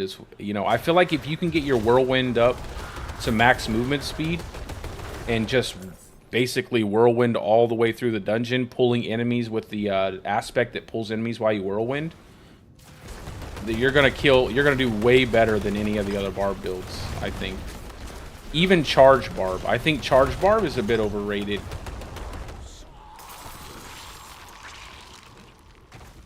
For speed, I should say. Not for damage and everything else, but for speed.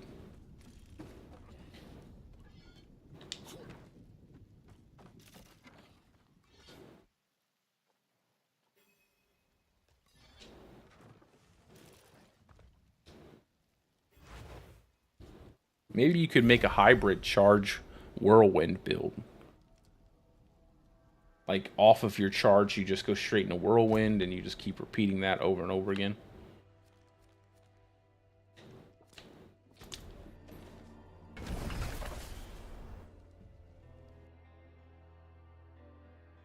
Does anybody play Barb in the chat? Do you guys familiar with it enough to say, like, how fast you can move while you're in Whirlwind? Can you move at max movement speed? Is that easy to obtain?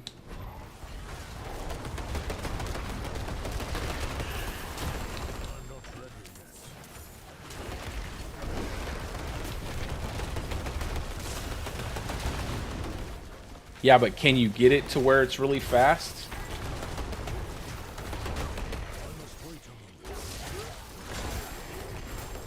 Can you get it to the point where it's moving really fast? Not that you've seen.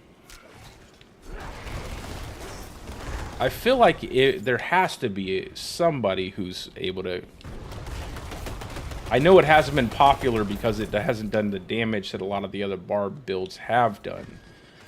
But if there's a way to get your movement speed to cap while you're whirlwinding, I think it would be an insanely good build for Gauntlet. Now, I just don't know if you can do that, because I've never really took the time to learn Barbarian. I was going to, but... Yeah, but you don't need attack speed. You just need movement speed. I'm not talking about attack speed. You're going to kill things fast enough you don't really need the attack speed. I'm just talking about straight movement speed.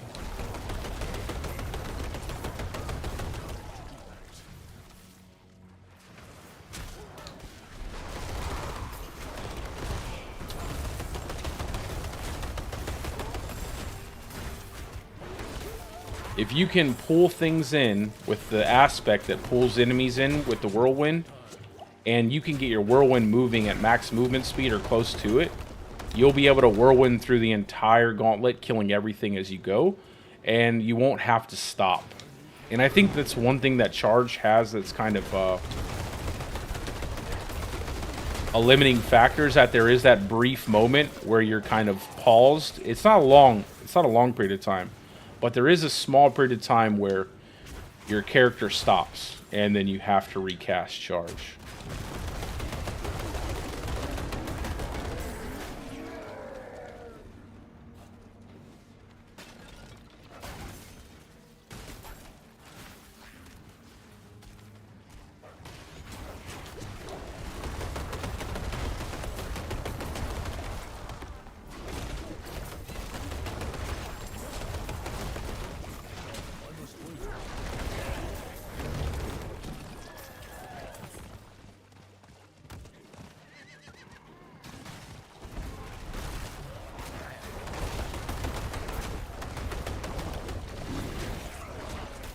That is your job, Tom. You need to figure out if you can get your whirlwind on your barbarian to move at max movement speed. And then you need to make the dream come true that you get the top position in leaderboards with a barbarian that is using whirlwind only. I think that needs to happen.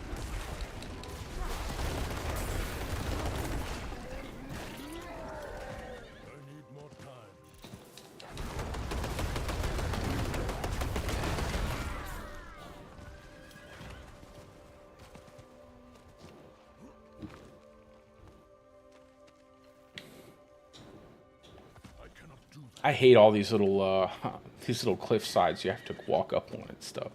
I think it was a good idea, but I feel like I want to move a little bit faster. I want my husky druid to climb a little bit faster than that.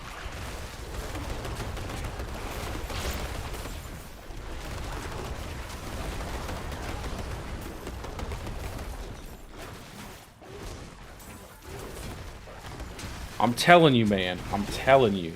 If you can, in fact, get Whirlwind to move at movement speed cap or close to it, I think you'll have the best barbarian for Gauntlet.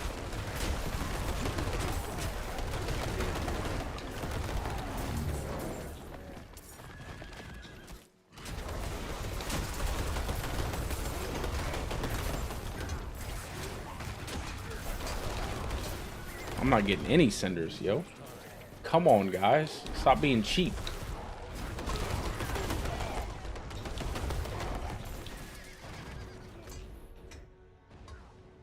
Let's go up here. Go ahead and cross over.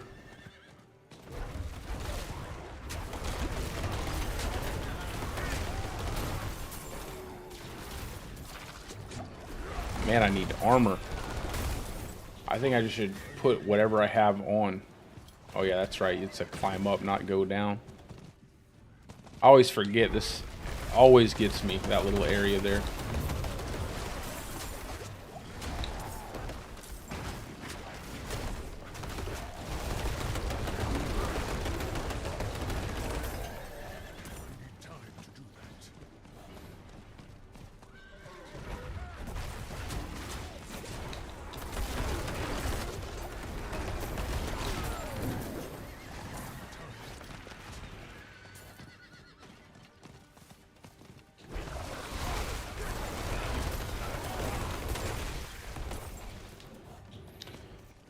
I wonder what the 4-man groups are going to look like. I feel like the 4-man groups are going to be like 4-man sword groups.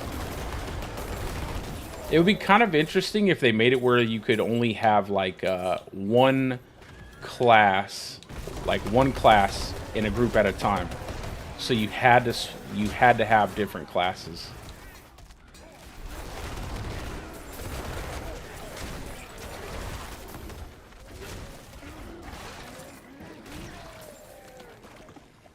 But I'm not going to lie.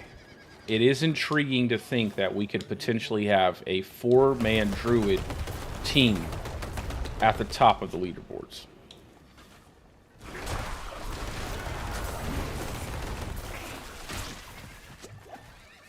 Nice.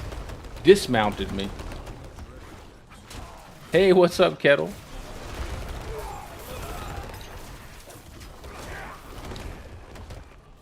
Yeah, I'm hitting this late night stream.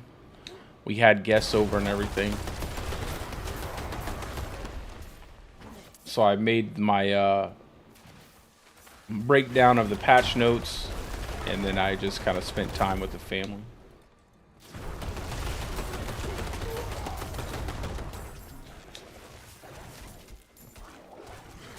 What are you up to right now? You working?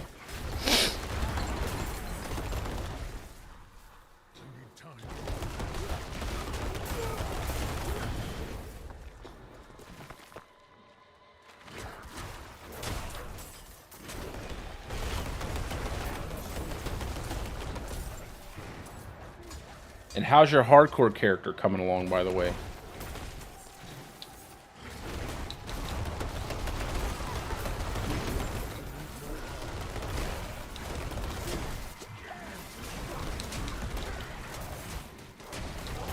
Yeah, I figured you were working.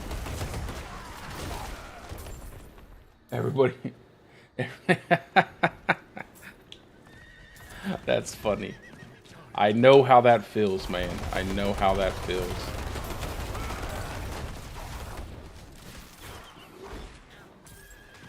Yo, did you see the patch notes, Kettle?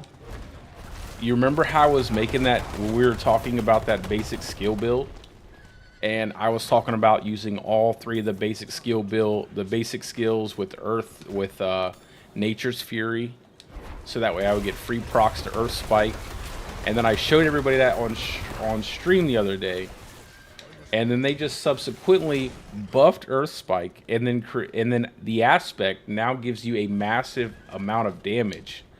And I'm thinking like, I might actually be able to make a crazy basic attack build, especially with Moonrise, giving that extra attack speed. I mean, I'm like, it's like they heard me talking about it and they were like, that's a good idea. I think he's got something there. And then like threw it in the last second. I'm like, I'm blown away.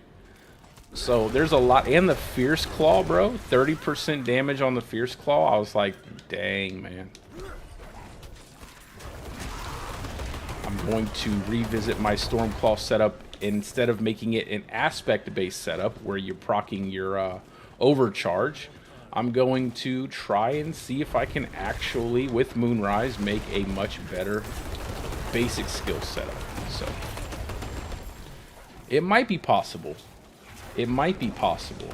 I still have everything's the gear and stuff. I'm just kind of wondering how much damage you'll get off of that aspect, though. Like, how much will that actually affect the free procs on Earth Spike?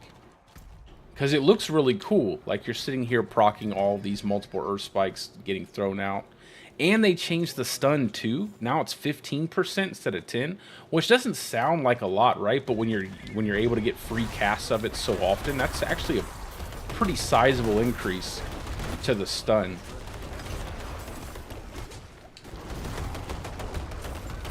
I hope that the scaling is much better now. I was hoping they would do Ravenous instead of Moonrise, but I'll take Moonrise. I mean, you get that extra damage. My only problem is you can't refresh the buff. I wish you could refresh the buff while you were in the buff, so you never lost it, but it has to run out before you can actually refresh it. And that was the difference between Ravenous and Moonrise, is you could actually refresh Ravenous buff while you had the buff up. Which is, I think, the key to making a really good buff, is being able to refresh it inside of the buff. That's the reason why I don't use something like Earth and Might, because Earth and Might is just... not only do you have such a low chance to proc Earth and Might, but you can't refresh it, so you can get infinite time up on your crit chance. And it makes it where it's not really consistent. It used to be consistent, but it's not anymore.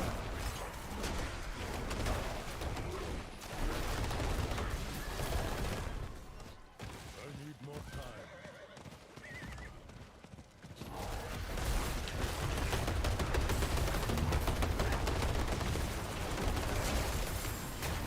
Oh yeah, that's what I'm... bro, hold on. I don't want to die, so give me a second to look at your... let me get away from these enemies. I can't help it. I always want to read my chat and stuff, but it's harder playing hardcore than softcore because I can't die. And I've almost died already. I want to get this done. I don't want to have to make level another character up after dying. I want to get this one and maybe a second one.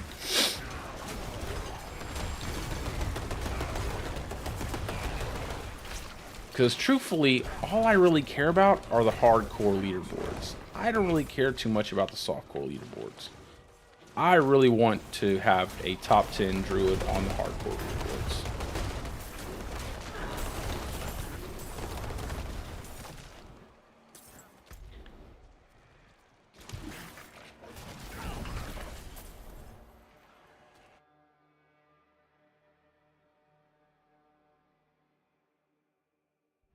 Yeah, they buffed the grips, bro. Yeah, yeah. That's why I wanted, bro. That's why I wanted people to. I wanted someone who knows Barb to try it out. But like I said, it's gonna be pointless if you can't get your movement speed like close to cap, because the key is that that's just, I don't know the Barb, but I'm just trying to give you an idea I had.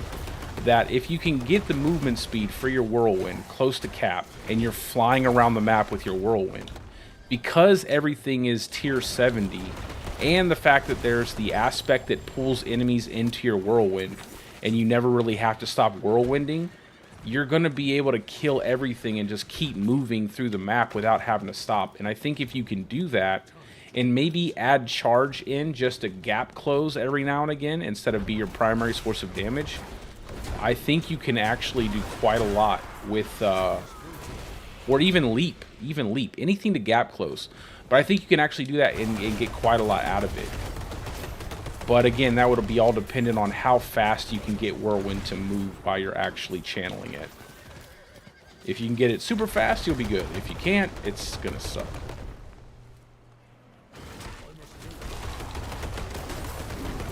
And get max movement speed, get movement speed increased after killing an elite enemy.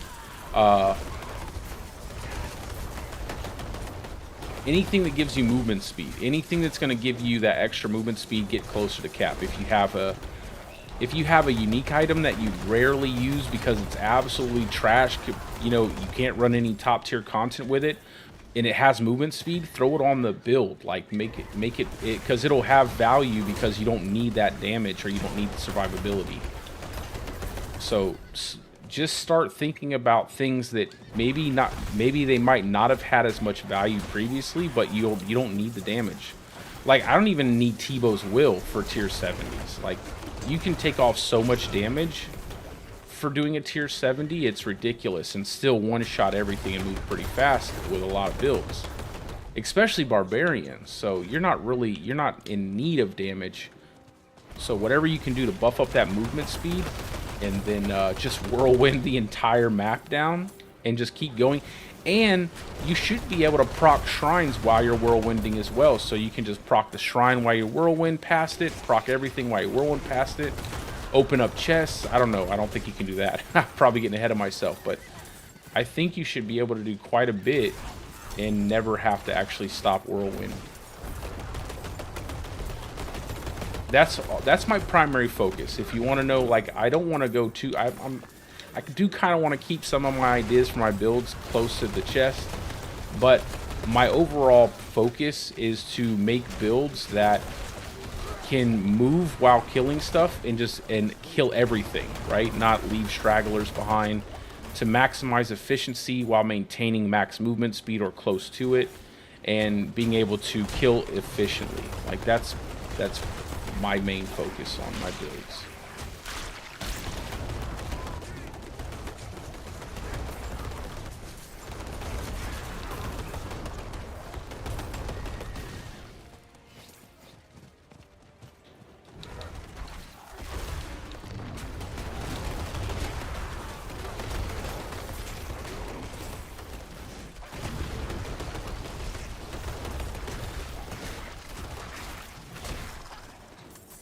And then what you can do, Tom, is just take it through a tier 70 or tier 80 vault, see how the damage feels. And if you're blowing stuff up left, right, and center, and it's working to pull everything to you and kill everything, bro, like, that would be perfect, especially if you're moving that fast.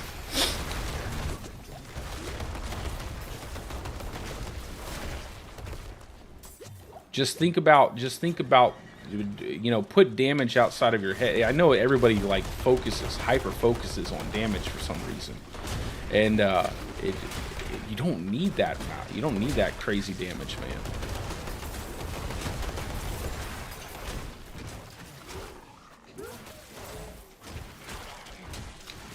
I would say if you can clear a tier 80 with efficiency and relative ease, you should be able to kill any kind of boss in a tier 70 pretty fast.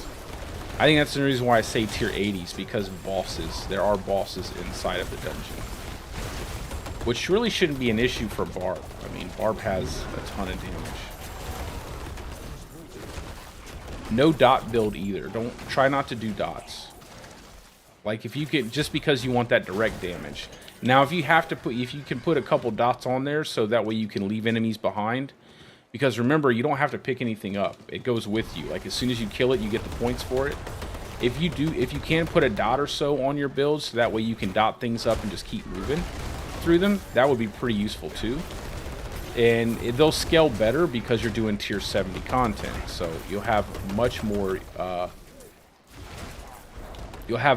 options open for you to use in terms of like poison or bleed or any other dot that there is out there.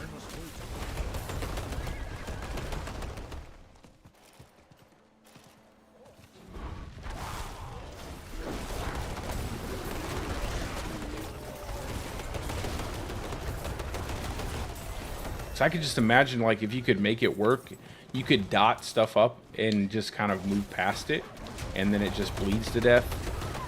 Then it would be a better version of, like, Wernado, in my opinion. Because my problem with Wernado is that sometimes the tornadoes disappear before they actually kill all the enemies, and they're not necessarily the smartest tornadoes I've ever seen. Even when you use Storm Chaser aspect, I still think it's really good.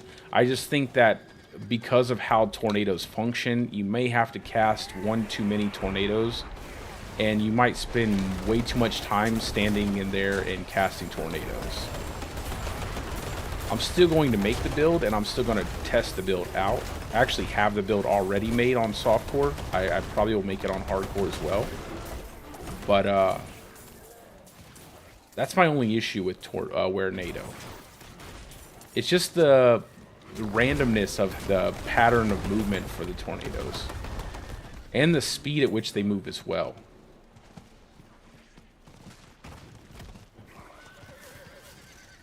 Wait, where's the stupid chest?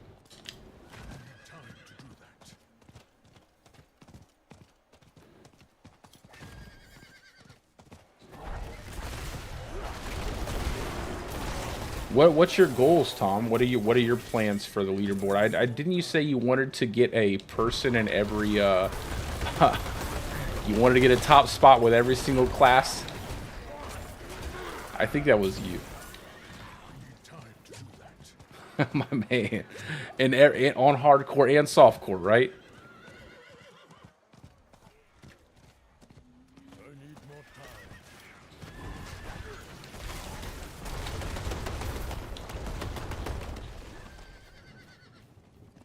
Oh, you. All right. So I'm safe. I'm safe. You're not taking my hardcore spot, so I'm safe.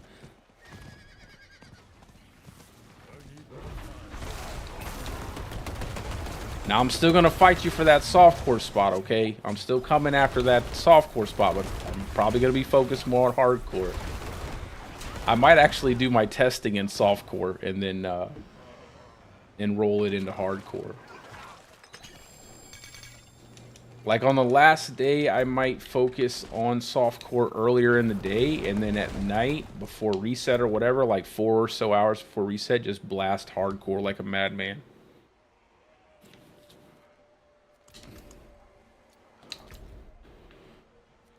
All right, chests are done.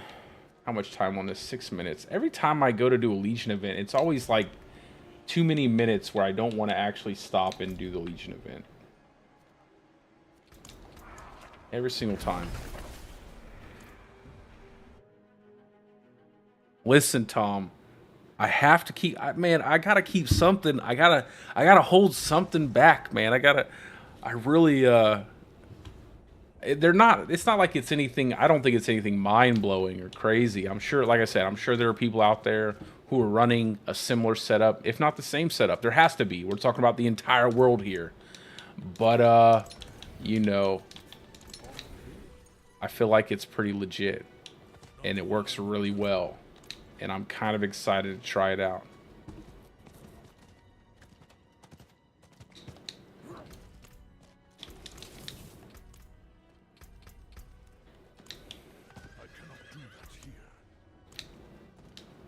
I will release the build, I promise. It will be out. If it works as well as I think it will, I will release it. But I definitely want to give myself a head start.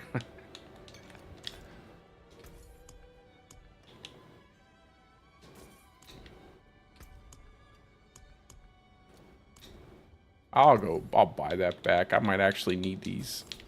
I might need to run that boss some. I don't think I will, but I might need to. Let me put the rest of this stuff in there as well.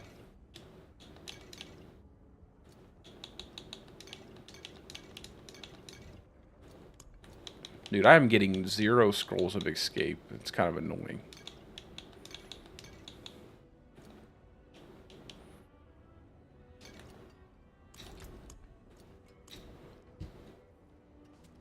All right, let's go make a another sigil. I don't want to go back to that one. That one almost killed me.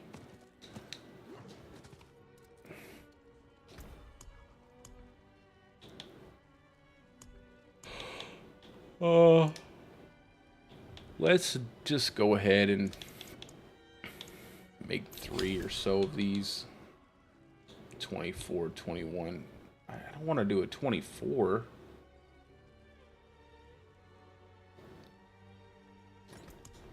I need my gear though. Fade, basic. I don't even have a basic skill. What am I doing with that?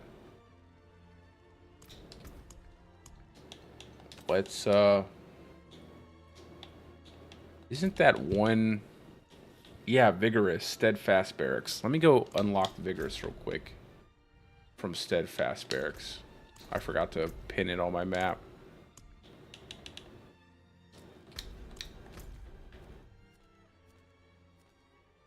Hey, I was already over there.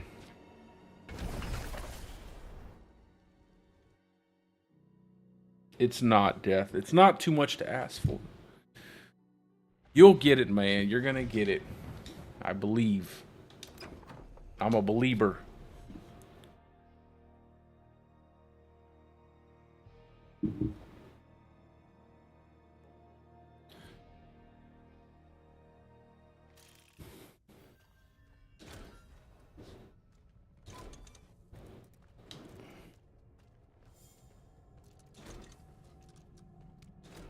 What I think I'll do is if, man, I think for the first week on leaderboards, I'm going to really try to hit that solo, like, hardcore. And then, after that, for the rest of the season, that I'm not doing, like, PTR and stuff, we'll do, like, 2-man groups, 3-man and 4-man groups, and just try to blast those, leaderboards like crazy.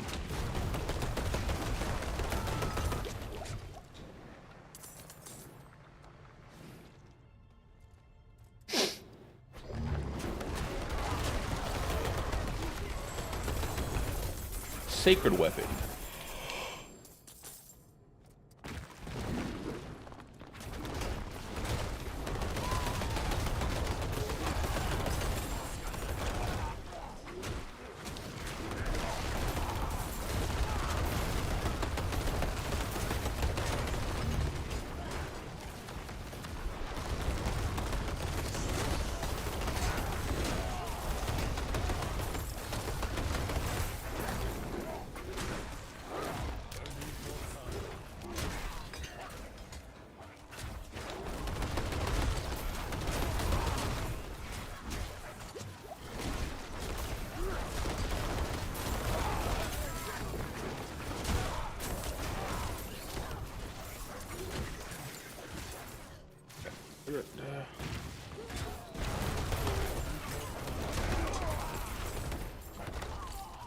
I wonder how much time, it's like 8 minutes of gauntlet.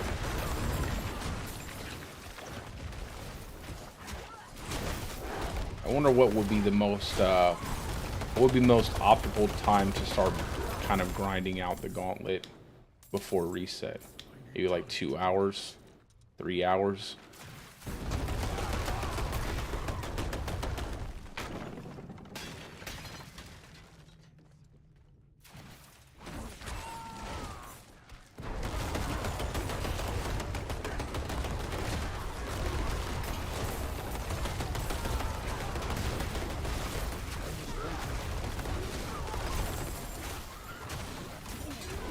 I want to watch Wadijo, man. I want to see what he does. I want to see how. I want to know if he can get first place on his road in hardcore.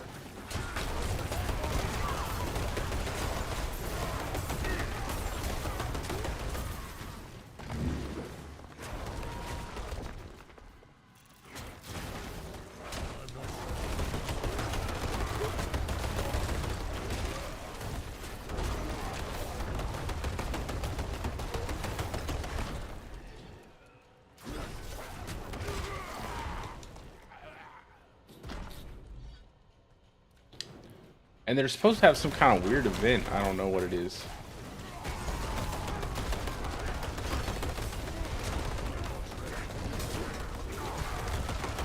Didn't they say they were giving stuff away or something like that?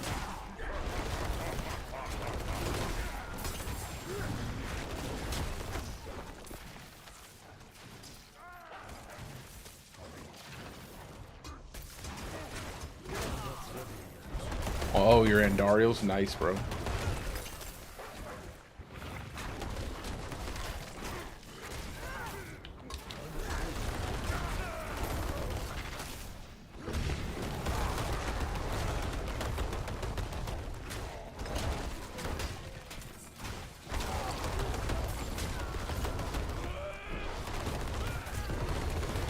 course you would have a blast wave. I don't mind blast wave though. It'll give me a chance to get some XP.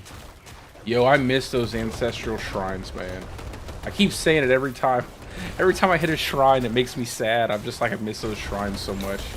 They were so good.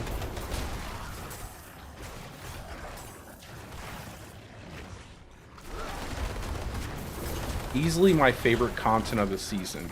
And I know it sounds ridiculously plain, but there was just something about those shrines that I just really enjoyed. Every time I got an Ancestor Sigil, I could just plan out how I was going to run the dungeon and what the most efficient way I could get my XP, and it was just really cool.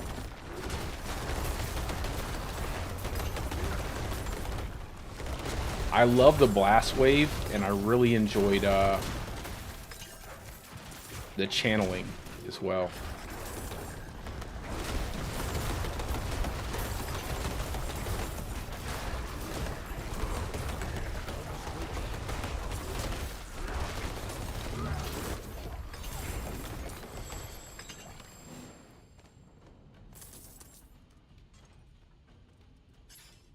I have a lot of points to spend.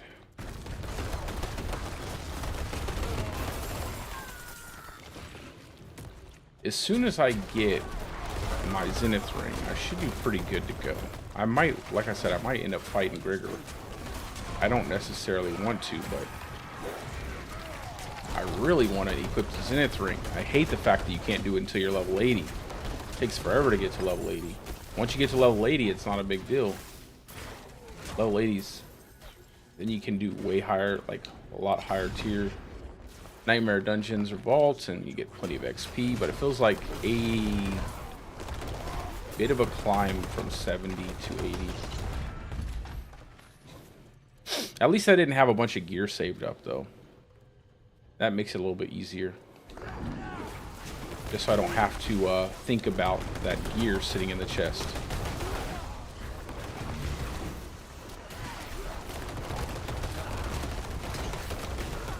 Oh, did you also see the buff to quick shift? Yeah, oh my god, they buffed the heck out of quick shift. 21%? It's crazy. It's really gonna make this build do a ton of damage. Like, on my build, I have ranks to quick shift on the amulet as well. So it's like, you're getting a massive increase.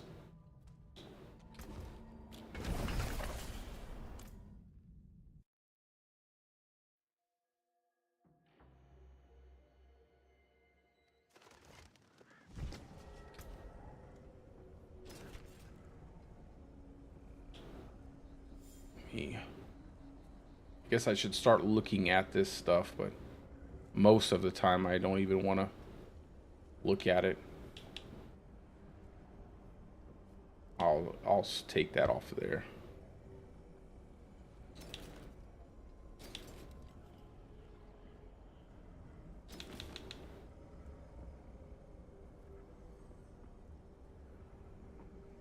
I just hate to roll items that need movement speed. Got 22 Paragon points.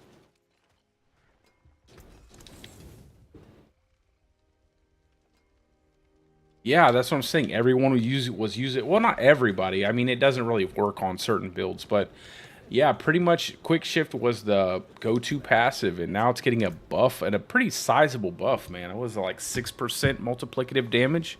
So anytime you stack out your Quick Shift, you're going to get an extra, 6% every... It's like crazy. It's like you get Quick Shift on your amulet, you have Quick Shift ranks, then you use a Zenith ring. You're looking at like 18% more multiplicative damage. It's crazy. Absolutely crazy. Let me go ahead and see if I can't roll movement speed.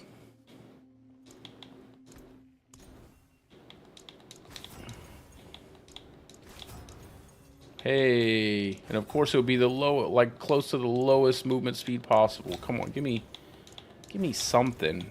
Don't give me that low movement speed.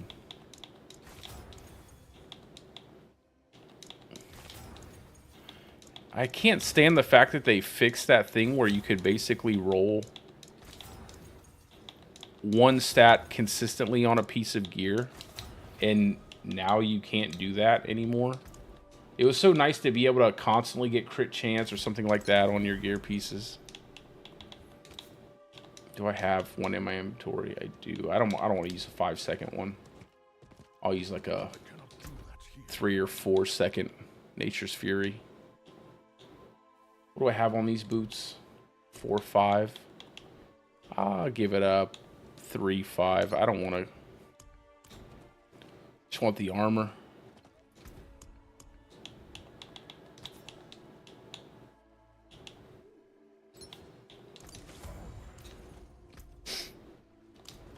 Go ahead and get rid of those. My poor boots. Goodbye, sacred boots.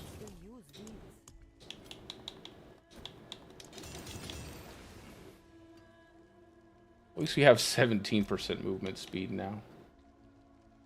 I just need a better amulet and rings. Let's see, 24 didn't feel too bad.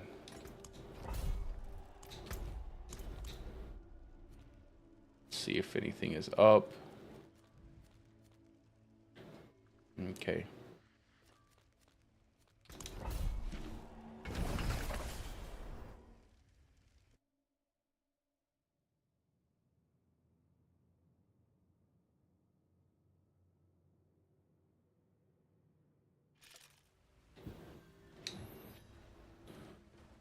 And we're off.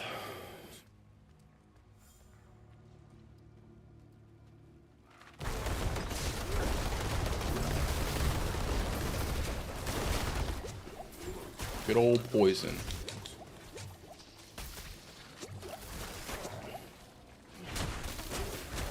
Yeah, I don't know. Probably won't do this.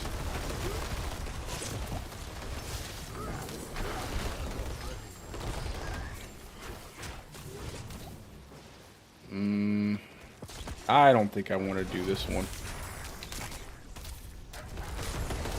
I just don't trust to not get stunned by those stupid eyeballs.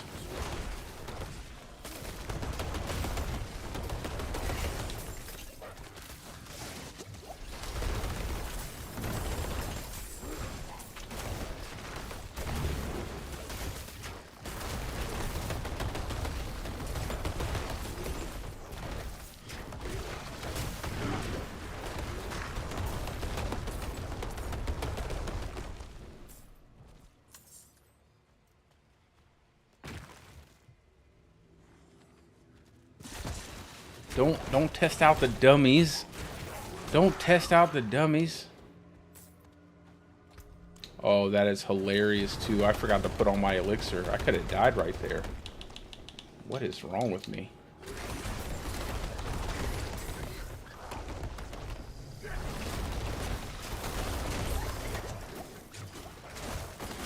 Yeah, I think I don't want to be in here. I feel like I'm taking too much damage. I cannot do that. I'll just go to a different vault. Ah, Fury Management. There you go. Good on you. How fast are you moving?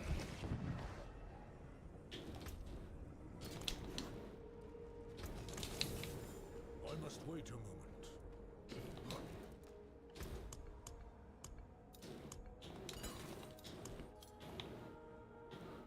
Let's try to get something a little more manageable.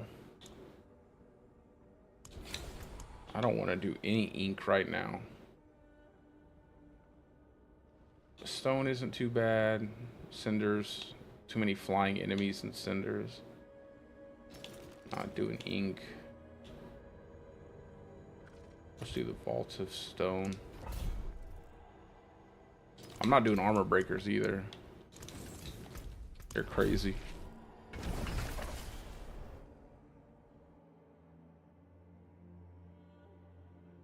Two-thirds of your regular run speed. Why did they make Whirlwind slow? That sucks. I hate the fact they made Whirlwind slow.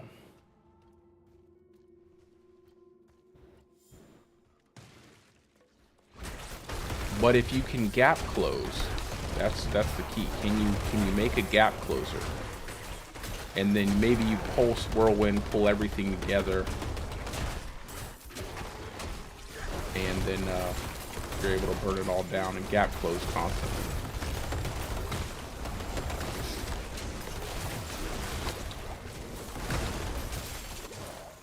Yeah, I don't think I want to do any vaults right now. I feel like I'm just taking so much damage. I feel like I took something off, not added something.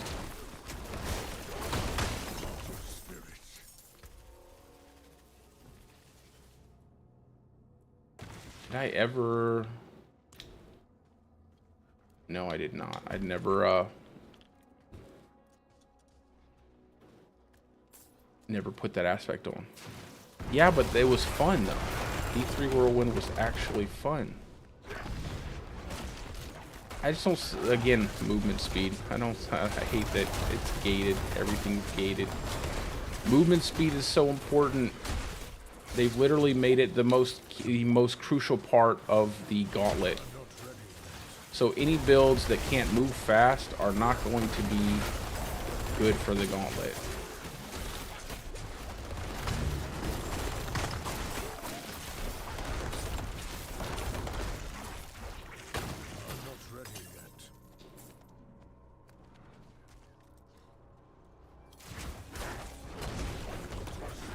What are my resists at? Not too bad. Well, it's actually pretty bad.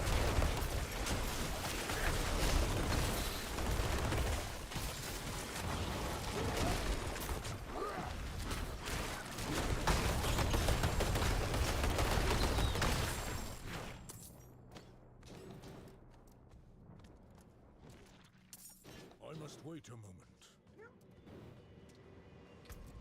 I think I just gotta take the time to go ahead and use these Paragon points. It's probably the best bet, so I can boost up my resists.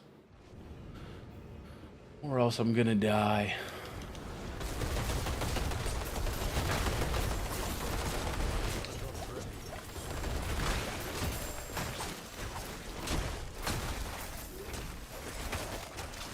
I missed that one-hand axe in total, man. I hate the slow attack speed. Let's get one more.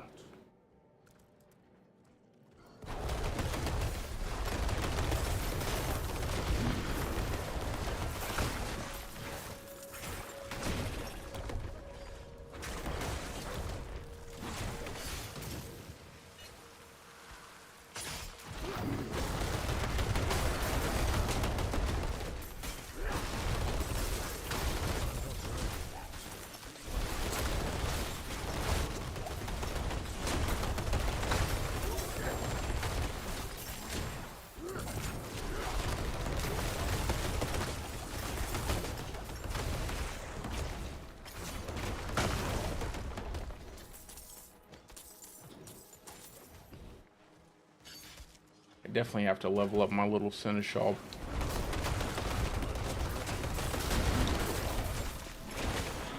Wish you didn't have to put so much time into this thing. I'm glad they did nerf it though. Make sure that it wouldn't take a ridiculous amount of time. I think it was what, like originally like 2,000 runs or something like that you would have to run to completely level up your seneschal or something like that. Some crazy amount of time you'd have to spend to level everything up.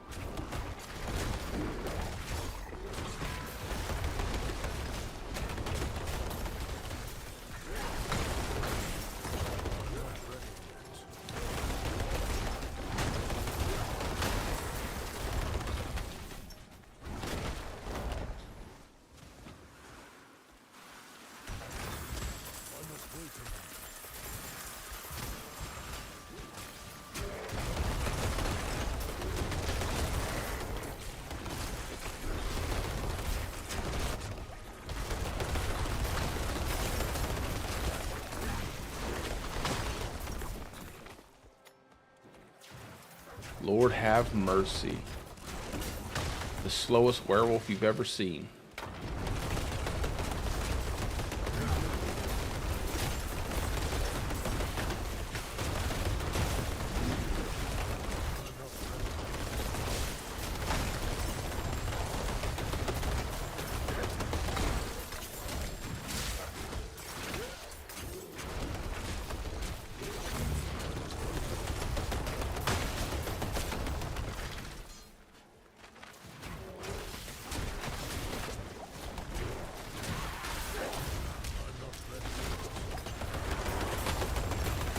Oh yeah, this is potion breakers too. I gotta be careful.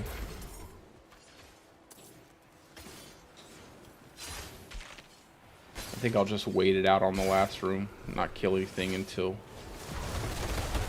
the last few seconds.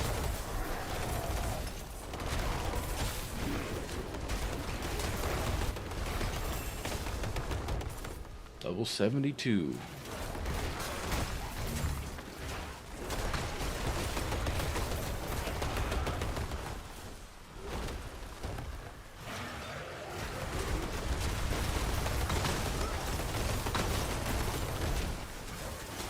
See how the flying enemies don't take barely any damage from like landslides from trample and landslides from subterranean? It's so weird. Look where this chest is hidden at. I've never seen that before. Hidden right between these two little pylons.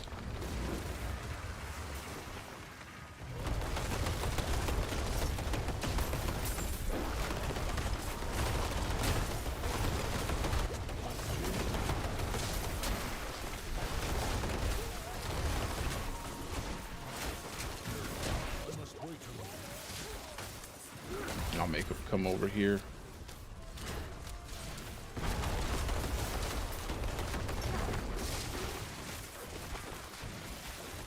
All that electricity. That should have been close enough to get the one that I needed to get to stop the damage reduction. Good lord.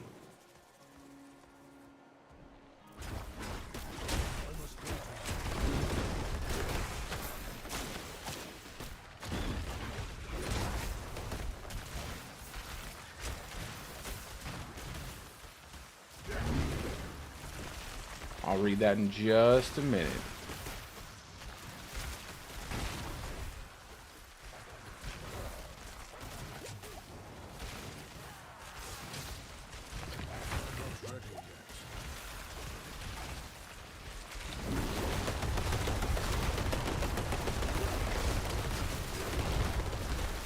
Dude, why can I not move? Hello?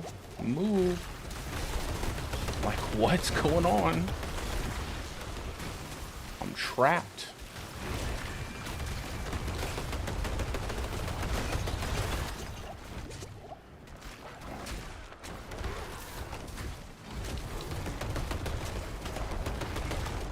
Trapped by 3 enemies.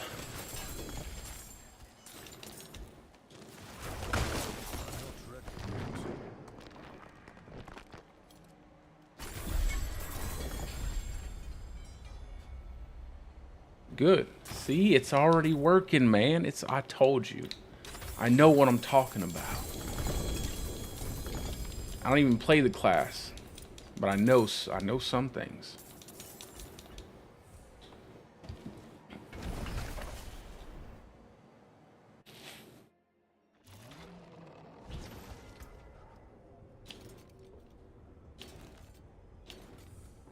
$780. I almost want to take the damage hit just so I can have the accent totem. I just need better. I'm just going to equip the ring. I don't even care anymore. I need the resist. At this point, I just need the resistances.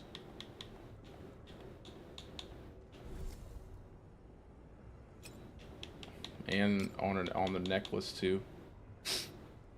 Hey, movement speed, so that's even great. I love that. Give me the movement speed. That actually wasn't bad.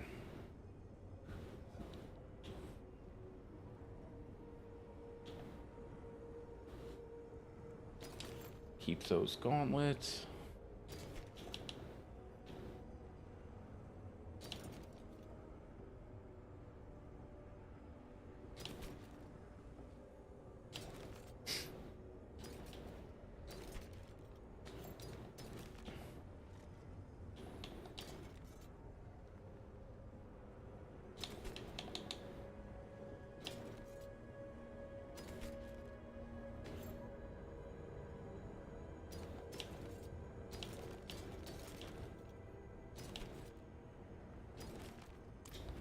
See if I can't pull any of those. I don't remember if I got any of those that I can take off. Probably not. Probably. Yeah, I didn't think so. Let me upgrade these.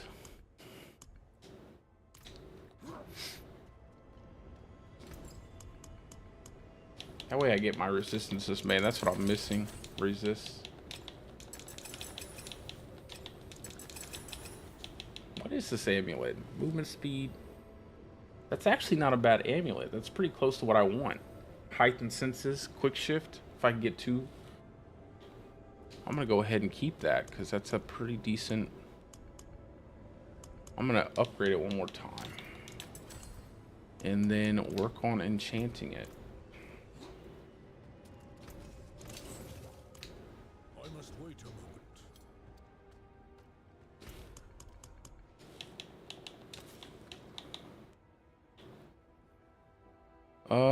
We don't even have any ultimate skills here, so let's go ahead and do that. See, we can't get quick shift.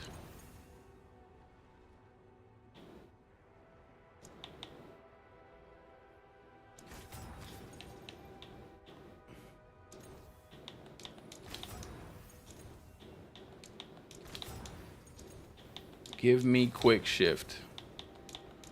Give it to me.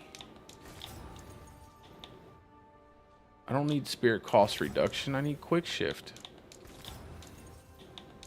Come on. Stop playing games. Yo, come on. One more time. Okay, one more time. One more time. That's kind of annoying. Cannot stand that. Now, that's too much. That's way too much. Oh, I hate that. Hate it, hate it, hate it. Let me socket everything too. That will help as well. Socket everything. Even though I'm probably in need of sockets, I can definitely at least go ahead and do it for right now. And then socket this. And then craft them.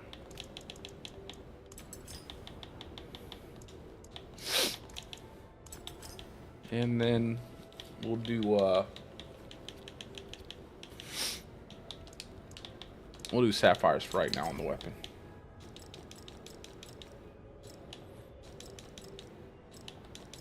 There we go. So we should be good there.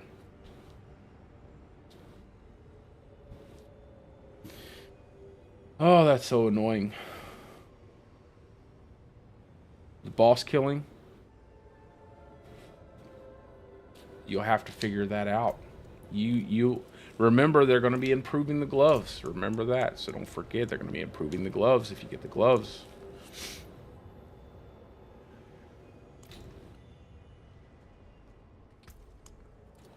All right, let's go ahead and do another one. Actually, before I do that, let me equip the right aspects.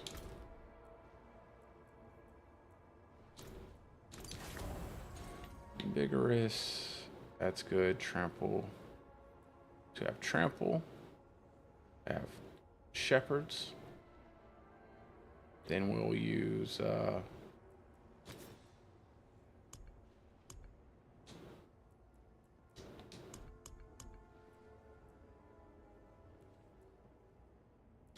let me go to the chest real quick.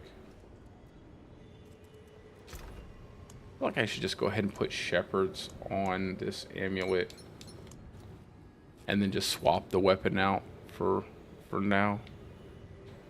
We'll do this 9% on the amulet and then what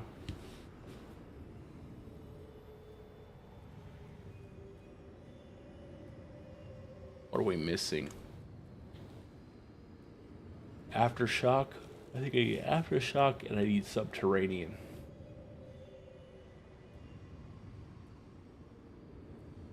And then the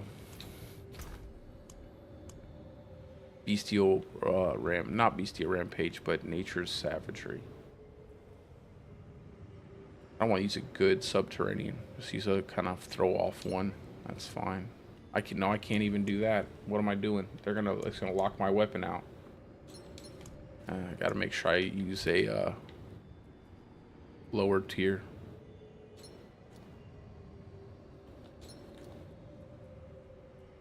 Aftershock and 1 shepherds. I don't want to use a 10 though. I don't want to use a 10. Do I have a lower tier shepherds anywhere? I hope I do. I don't think so. I guess I'll have to for right now. I'd rather have the damage than not have the damage. I can always get another aspect later. We'll just do that on the weapon. We'll go ahead and print that on the necklace. I don't really want to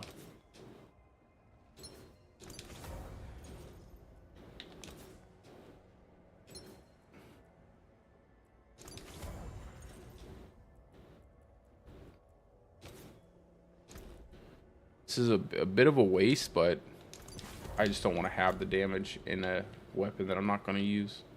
I might actually hold on to this amulet. Oh, I got the wrong. I put the wrong. Man. Let me get a subterranean real quick. Can't believe I did that.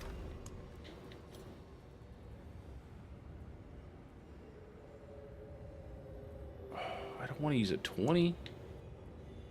Come on, I don't have anything other than that 20. I don't want to use that one. Oh, that kind of sucks. I don't have any other one that I can use other than that one.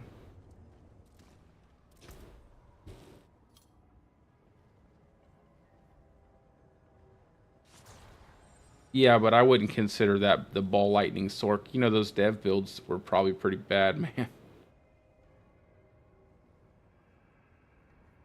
Oh, yeah. Oh, 2 empty glyphs, bro. Come on now. You're cheating me here. I want good news. There we go. Okay, now we're good to go. Now we should be able to do anything, really. I mean, we shouldn't have be taking so much damage.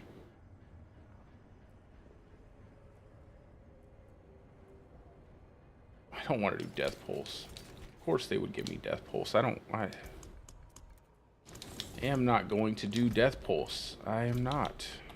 You cannot make me.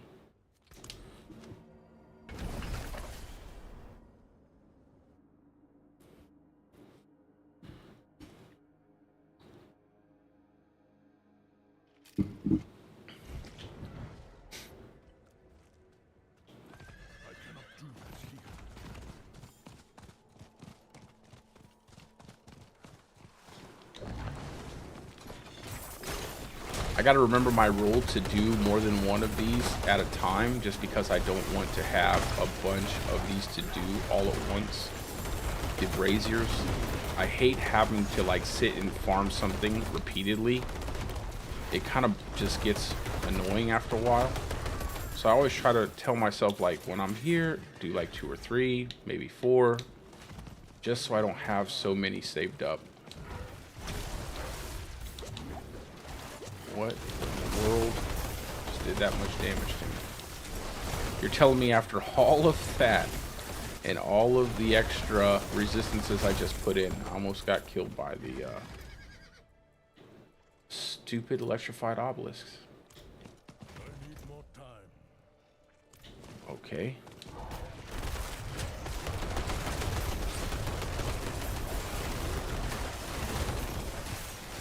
I need more time.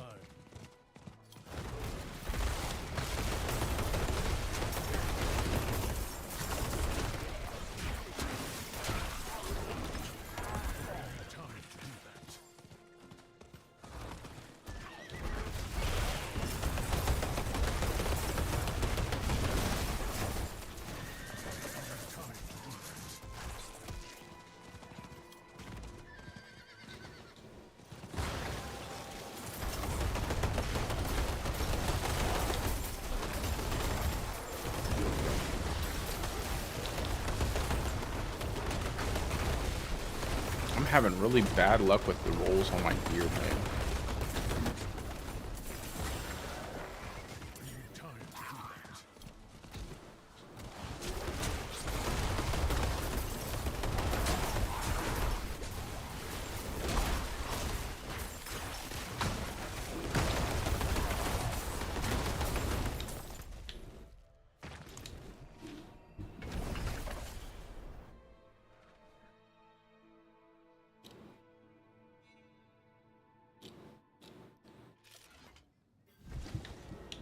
Not while I'm in town. How slow was your boss killing without the glyphs?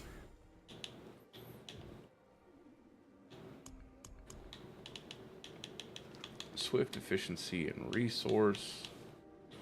And then we'll go duration on this and tactical as well. That should be good.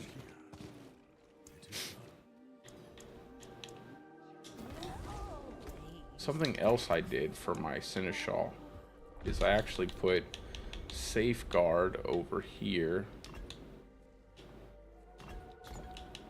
for the early game. And then I think it was, yeah, initiative support. Oh.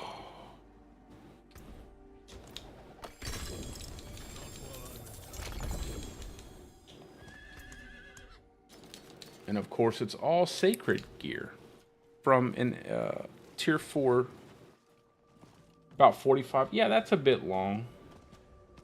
I think 45 is a bit too long.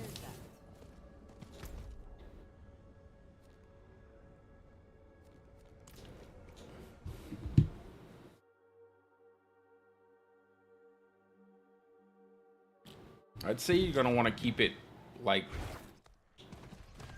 in a few seconds.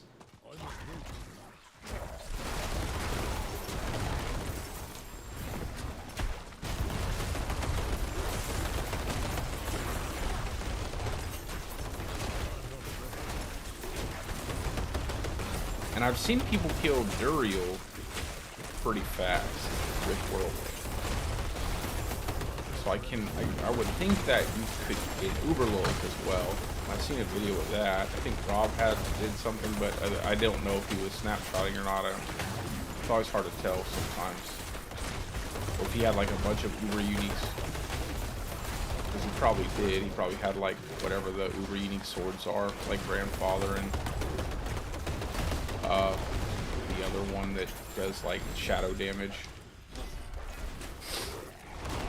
Probably had all of that stuff. Oh, okay, so you have them all as well?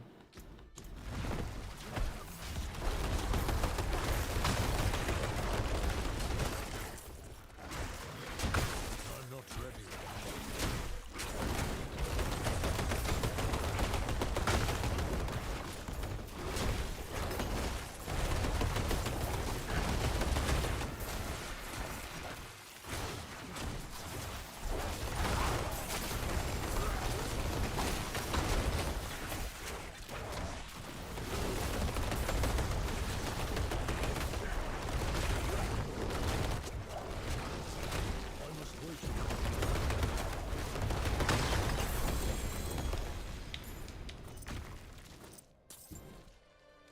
Gonna do a couple of these here.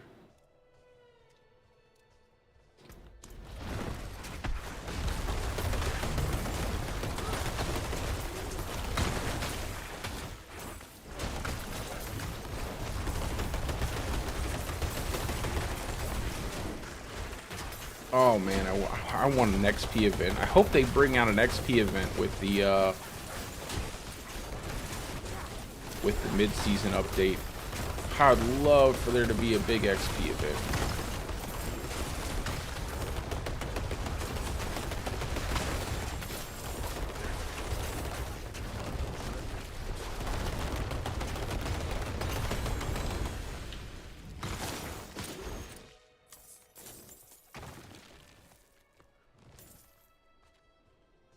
Or maybe when they bring in a Game Pass, I don't know, just something.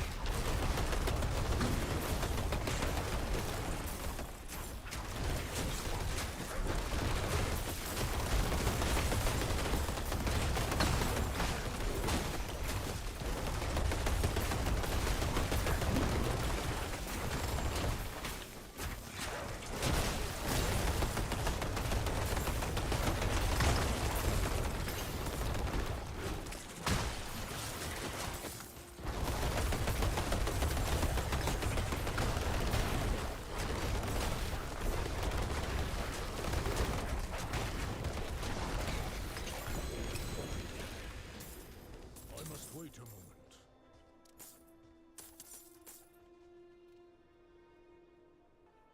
Man, don't listen.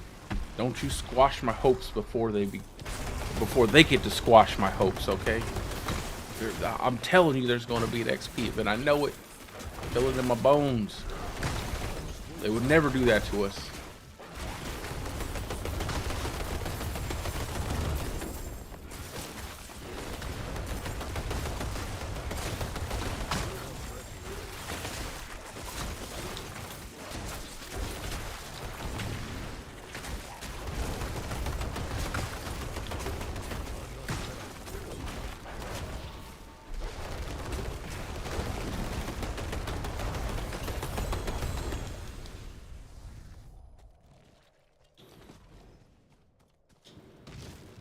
I think that's good.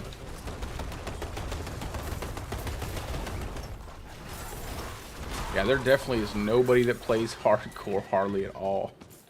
Maybe I'll do one more. I don't see anybody in sight. Nobody's coming to help me.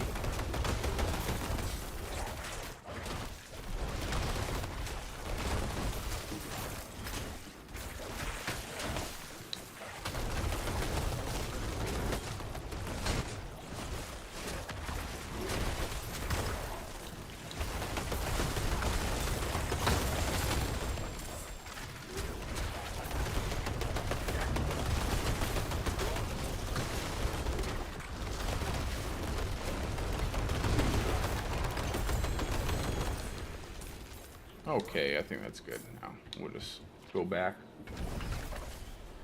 Indeed. 2 a.m. for you. I think it's 4 for me.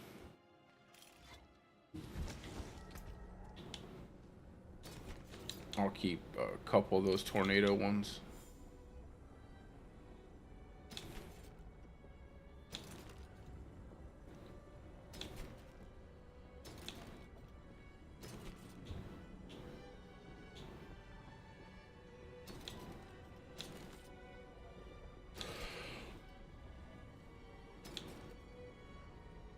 Oh.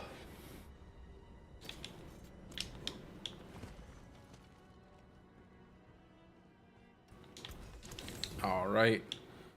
Let's go take this off.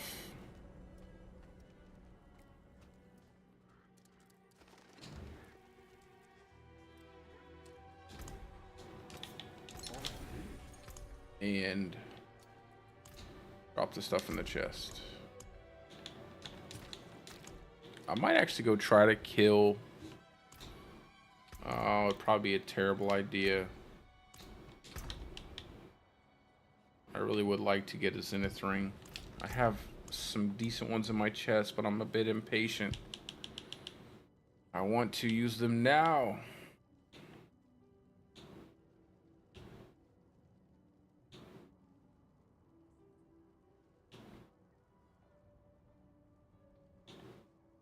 I think that's probably my best one.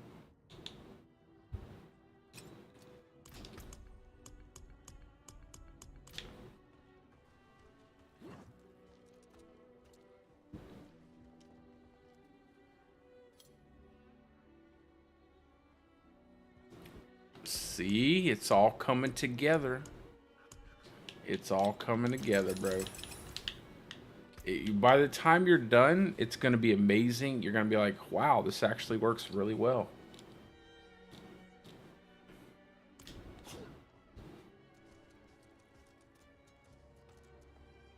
I almost wonder if it would be worth running 2 Zenith rings. And just maxing out that quick shift passive like crazy. I'd have to give up one of my aspects. I could probably give up Stampede for 2 Zenith rings.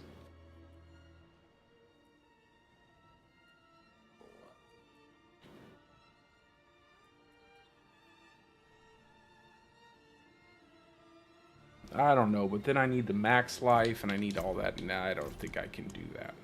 It might be too much to take away. Although the extra heightened senses would be really nice. That heightened senses does work. That 12% damage reduction you get there, it's pretty hefty. Feels pretty good. I'm not doing that. All right, we'll do like, I think I'll do like one more or so, and then I'll call it a night. Try to get up early, stream.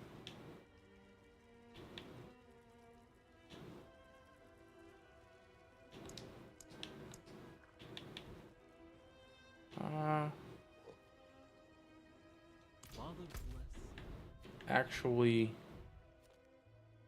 let's do the Helltide, and then I'll be done. I don't want to use another elixir, and then only one run dungeon.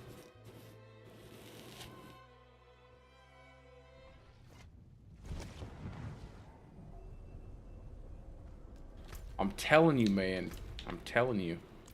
Tom is about to break ground. He's going to be the top barb.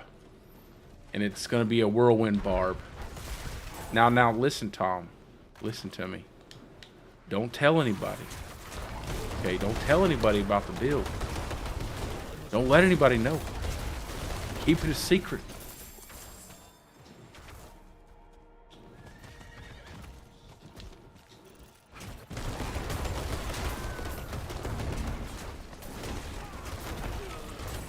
Everybody's going to be running charge. Everybody's going to be doing hoe to charge. And you're going to be over there just spinning up the entire map at a breakneck speed. Pulling enemies left, right, and center. Killing everything as you go. Non-stop. Gap closers. More whirlwind.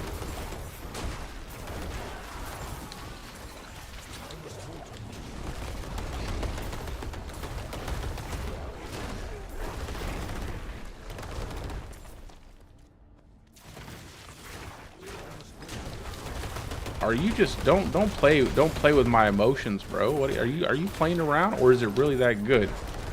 I'm telling you, if you're playing with me, I'm like Liam Neeson, okay?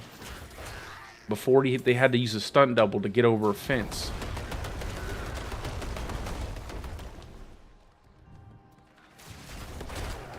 Don't play.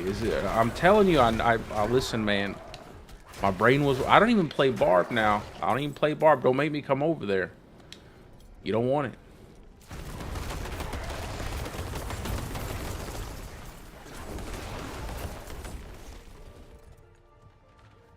Now imagine that with the new gloves. Now imagine that damage to whatever you're doing there.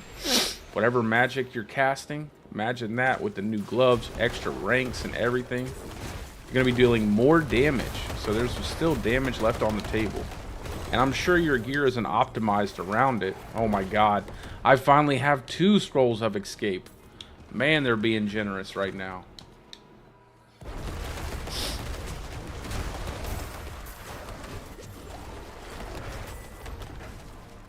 telling you, whirlwind, super fast whirlwind barb, I must wait a moment.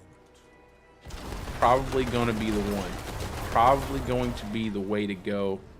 And you're just going to blow through the gauntlet. You're just going to blow through it. And you're never going to have to stop moving. And, you know, you don't have to stop and hit the enemy that got pushed back too far, or the one that you missed with your charge. You don't have to worry about that. Because you're just using charge as the gap closer. Hitting your whirlwind, pulling everything close, killing it, continuing on. You know, you just repeat that process. You just gap close with charge, whirlwind, pulls everything, kills it all, keep going. And it has a nice pull too. If I remember correctly, when I was using it, it has a pretty decent size pull for just being like this random whirlwind pull. It has a really decent overall area effect.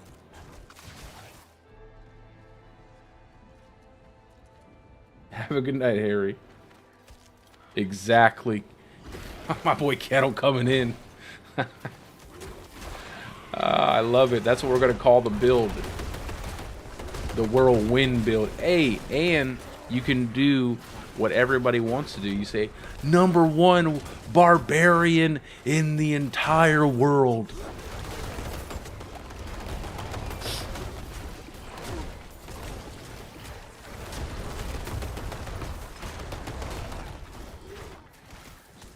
Why am I doing this? I don't even like doing this. I hate doing these events. Give me a Zenith ring. You know what's funny? I get Zenith rings like all day long when I'm not looking for a Zenith ring. I get Zenith rings so much that sometimes it makes me want to cry. I get them so much. I'm just like so tired of seeing them. And yeah, then suddenly when you want a Zenith ring, you just don't get one. You just don't get them. Well, yeah, no, bro, you gotta wait, bro. You're not doing it right. It's not. You gotta be like insane 9 million damage.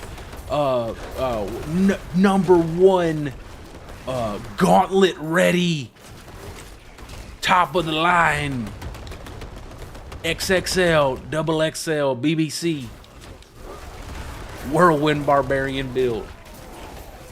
You gotta make sure you add all that in there. And then you gotta have a picture of your face in the thumbnail, and you're like with this crazy googly eyes, and you're all shocked and like, oh my god.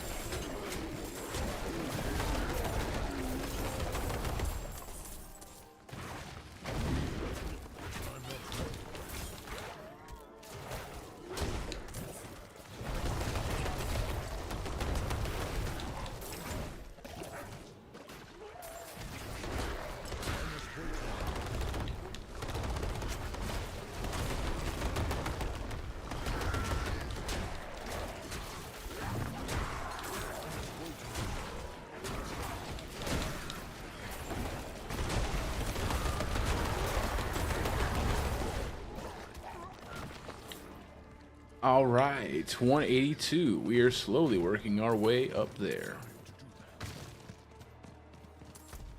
Welcome to Diablo 4, the Helltide Simulator. We are cruising at a nice, easy 1 horsepower, sliding through the Helltide, killing as we go, possibly getting a cinder. Nope, no cinders.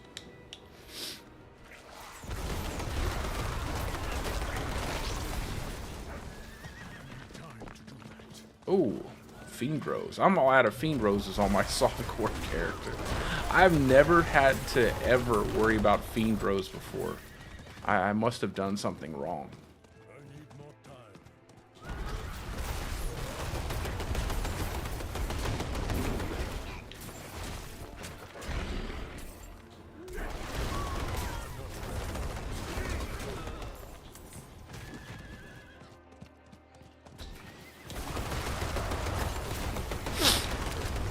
Let's go.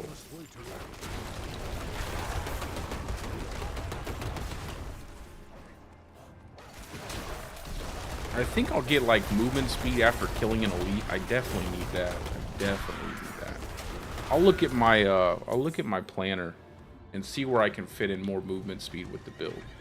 Because I think I need some. I need at least a little bit more. Maybe I can do a Mad Wolf's Glee. I think I could probably get away with a Mad Wolf's on this build.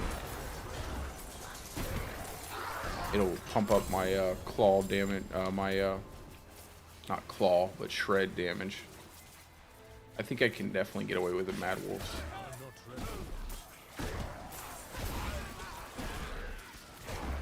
It's not going to do anything for trample, but it will give me movement speed.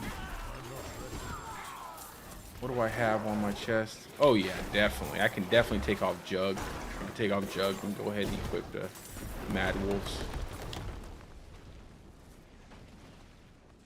Because that extra movement speed will come in so handy.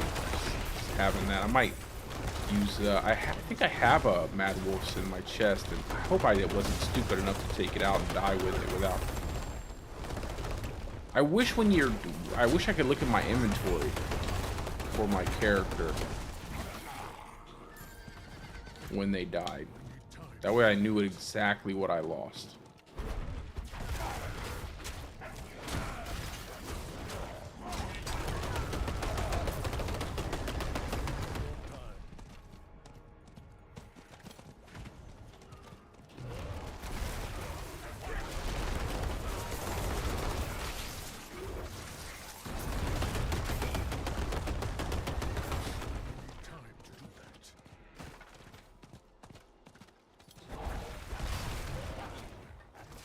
Big old husky bear.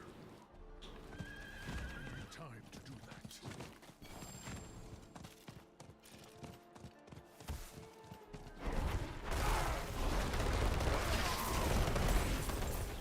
I must wait a moment.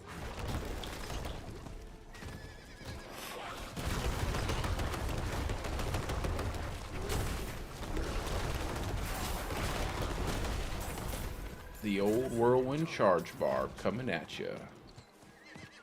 2024.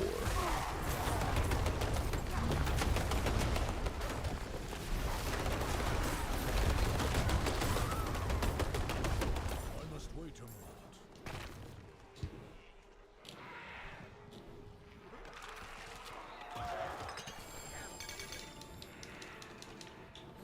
I have quite a few runs to do on Grigor. More time. Grigor the Saint.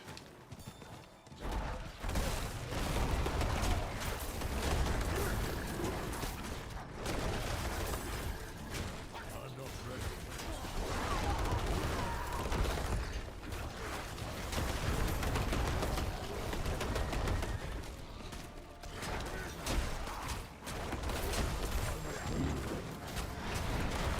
Hey, when I'm running this stuff too, like when I'm on softcore, I'm gonna start looking for gear and stuff. If anybody needs any gear, if you guys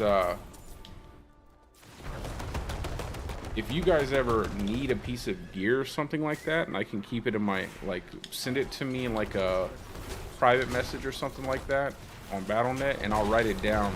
That way I can look for it. If I just want to get rid of items that can be used by other people.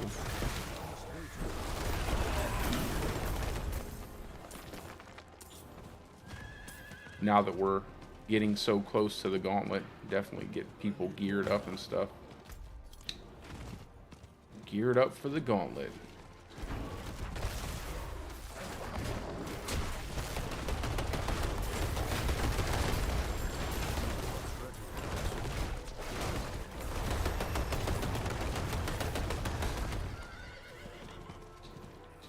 Ooh, space cockroach. What's up, buddy? How you doing?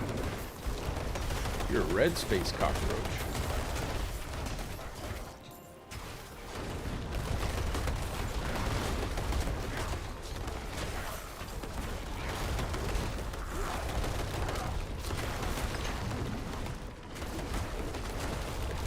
I'm missing shapeshift. I'm missing so many having that level 15 would be really nice. Make it so much easier to get these resets.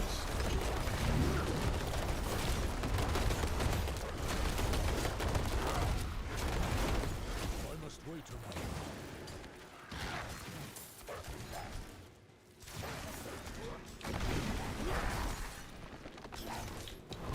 Come on, Seneschal, why are you not giving me any resource?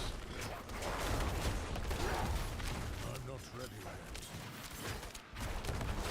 Yes, sir. Exactly. And maybe you can get it on your amulet too. Get movement speed after killing an elite if it doesn't cap your movement speed.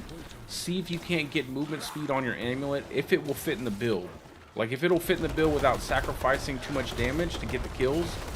See if you can't get a roll on your amulet as well, just to keep boosting up your movement speed. See if you can't move like crazy fast. Is my Seneschal just taking a day off?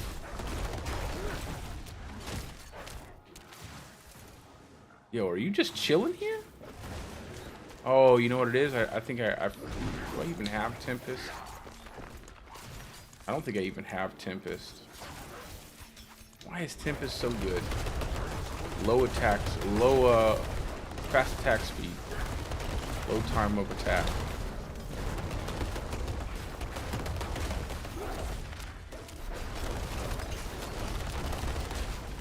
Oh, he jumped away.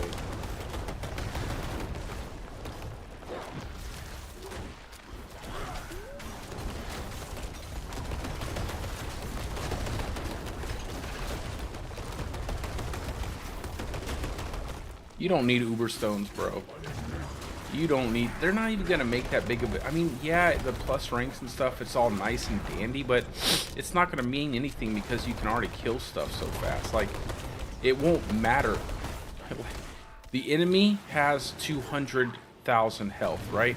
I hit, you know, 1 million. You hit 2 million. We both kill the enemy multiple times over. None of that matters. All that matters is speed and efficiency. As long as you can kill the enemies at a nice pace, like rather fast, and keep moving to get to the next pack of enemies, that's all that matters. Everything else is a waste. Every little piece of damage that goes above the enemy's health bar, like the average enemy's health bar, is pretty much a waste outside of maybe bossing. So just make sure you can kill some bosses. But if you can kill bosses, you'll smoke everything else. That's all that matters. Efficiency and speed. If you can clear a bunch of enemies really fast and keep moving, you will have a high score. It's just everybody's been so geared towards damage. Like everybody's been so damage focused. That's why, like, stuff like this is easy for me to think about because I don't focus entirely on damage with my builds. A lot of my thinking goes towards survivability and like smoothness of dungeon runs, things like that. Not just like getting a big giant number.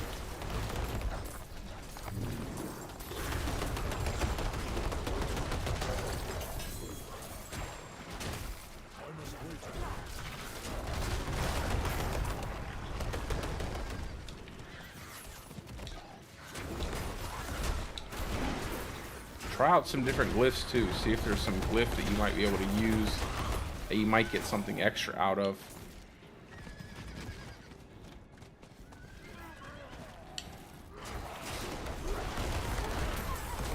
I've been playing around with some of the glyphs on my gear. My character I have built for the gauntlet. And I've got several that I want to level up just to test them out to see which one feels better going through like a tier 80.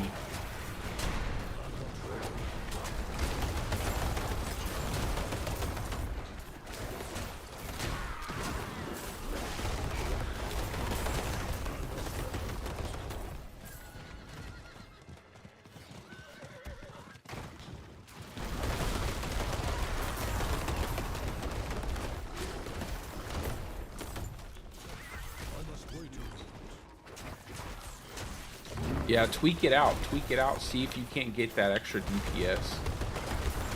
Get that extra DPS on the boss. I would say as long as you can kill the boss in like 10 seconds or less, you're probably doing pretty well. I would probably say that. And do remember that you can drag the bosses a little bit, or even drag enemies to the boss, because that might actually be better. Not dragging the bosses, but dragging the enemies to the boss, because the bosses move really slow. It seemed like I was under the assumption that the bosses would like keep up with you, like move with you pretty fast, or at least at a decent pace. But it was pretty clear to see like you're gonna still have to kill the boss in the boss room. It didn't seem like the boss was actually actively trying to follow you throughout the dungeon like a butcher or Son of Malphus. That's how I thought it was gonna be. Like they were gonna follow you pretty quickly, much like those mini bosses.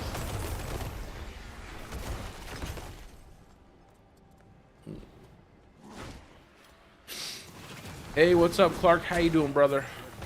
You caught me right here at the end of the stream. I'm just doing these last few chests. It's 4 o'clock in the morning over here, but I'm glad to see you, brother. How have you been doing?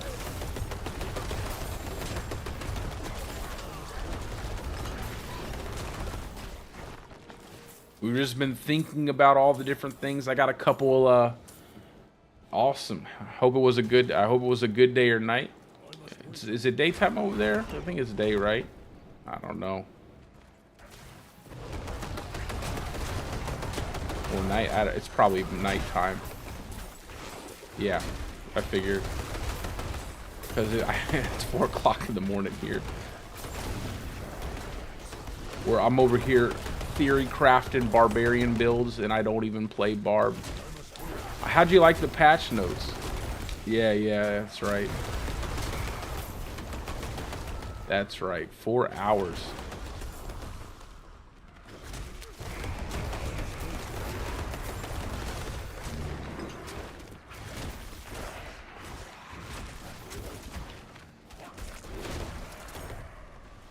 I'm not ready yet. So what'd you think about the patch notes? What's your plans? Are you going to be hunting for a top 10 spot in the first official leaderboards? You gonna be grinding it out like the rest of us sweaty sons of bees?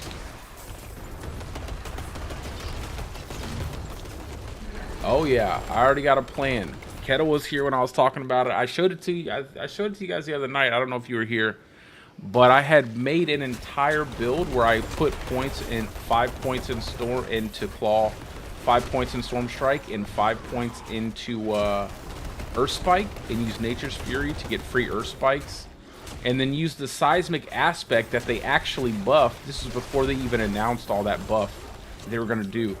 And I was just doing it for fun, and it was kind of gimmicky. It didn't work very well because the damage was so bad, but it was kind of cool looking. And it's crazy that they're actually going to be buffing all of that stuff out. And we're getting Moonrise, so that's pretty good. I'm hoping that I can set up that build again. I have all the stuff in the inventory still, so I haven't made a build planner for it, but that's just because it was just a play around kind of build. I wanted to test it out and see if it worked. I might log on to it and just it's actually pretty cool, and I love the fact they changed the seismic aspect. I'm just not sure where I'm going to put Moonrise. That's my only problem. I'm not sure I'm going to put Moonrise because you have to have the Crone Staff, and I feel like we're a bit short. And the Pain Gorger Gauntlets, you have to have those. And so that leaves you with, like, what, your Amulet and your 2 rings. One of those is adaptability. One of those is rapid. Maybe I can use the other one for Moonrise. But then you're going to have, like, no AoE clear. That's the problem. You have, like, no AoE clear. You won't be able to use, like, Eridas to pull everything together.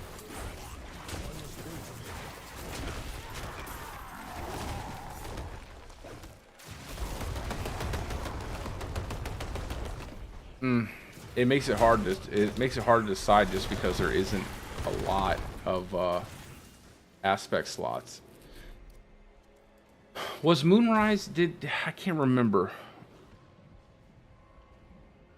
Going Boulder Shred. Now, I've been talking about my opinion on Boulder Shred. I don't think it's going to be the best build. I don't think Shred in general, like any, I don't think like a direct Shred build or Boulder Shred's going to be the best for it, but I think it'll be good. I have a build that I have made. I'm going to use this build in hardcore that I have made, and I have another build that I have made that I'm thinking about just keeping a secret. Just for the first gauntlet, and then I think I have one more build I want to make for it, and I think they're gonna work out pretty well.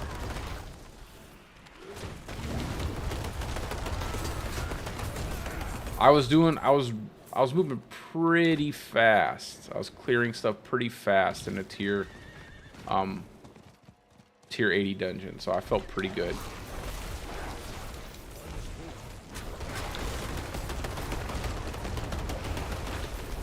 Yeah, I think the build I have is really fast, actually.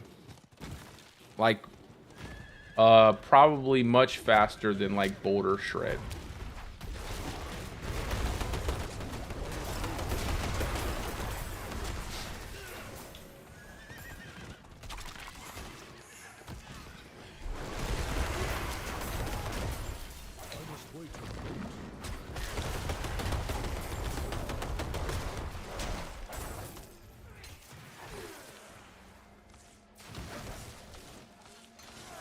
Yeah, bro, you gotta keep these, man. You gotta be competitive, bro. Especially you, Tom. You're trying to hit the top rank in all the different classes, bro. You better have some secrets. You better keep them hidden.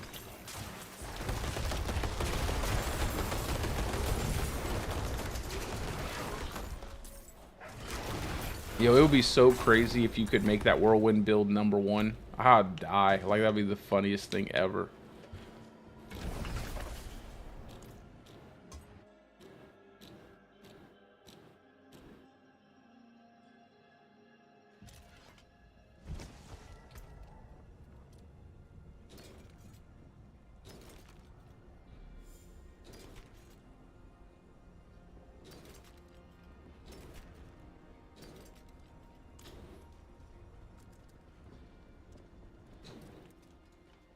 What's your what class is your super secret build on? It better not be the Druid. I'm telling you, man. Just like do some test runs, but don't like fully just see if you can do some test runs and then quit out early without recording your score so people can't see your build.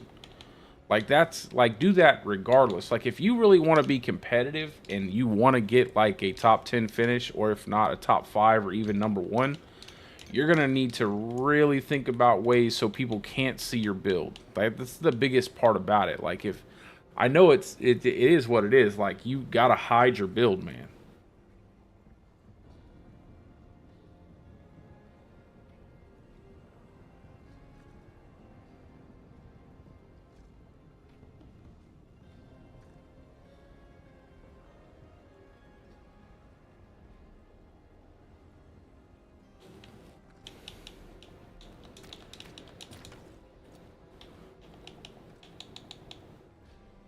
Keep those things close to your chest.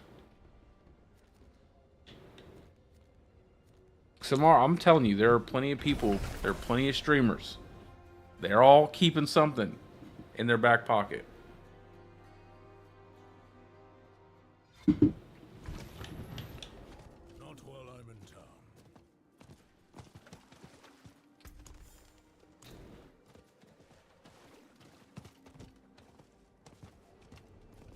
I cannot do that here. 4 minutes there. Alrighty. Sarcasm. Come on now, man. You gotta keep something. I mean, you're gonna try to do this on all those classes, bro? All those classes? What's the one class though, Tom? What's the one class that you want to like? What's your favorite class? Which one do you really want to be at the top of all the other classes?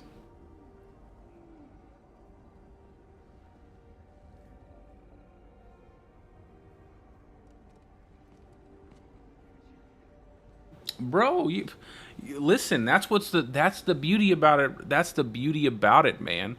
Is that you listen? I'm gonna tell you what I'm gonna do for everybody.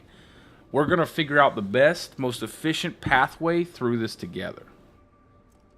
Okay, that's what we're gonna do. Like, I'm gonna stream tons of gauntlet runs, tons and tons of gauntlet. We're gonna find the best pathway through this gauntlet and the most efficient way through the gauntlet, and then everything else is, everything else is just going as fast as you possibly can. But listen, that's the cool thing about it is like it's level 70 content, like it's tier 70 content. Anybody could be at the top of this. And it doesn't necessarily mean that like you're going to get the most payoff by grinding hours and hours and hours. Because the truth is, I truly do believe that most people are going to hold out till like the last few hours of the reset and just blast those dungeons, the gauntlet like crazy.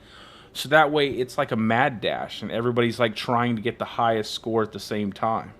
I don't think it's going to be something where people are like doing this throughout the week because it's not going to matter.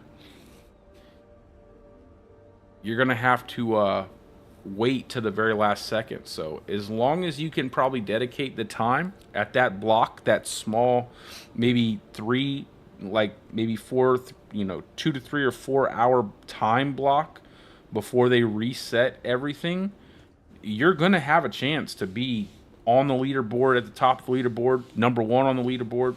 As long as your build is clearing through stuff at a decent pace and you have a good pathway through the dungeon and you're not really wasting any time, you're going to have, I mean, it's only 8 minutes. Like, it's only 8 minutes.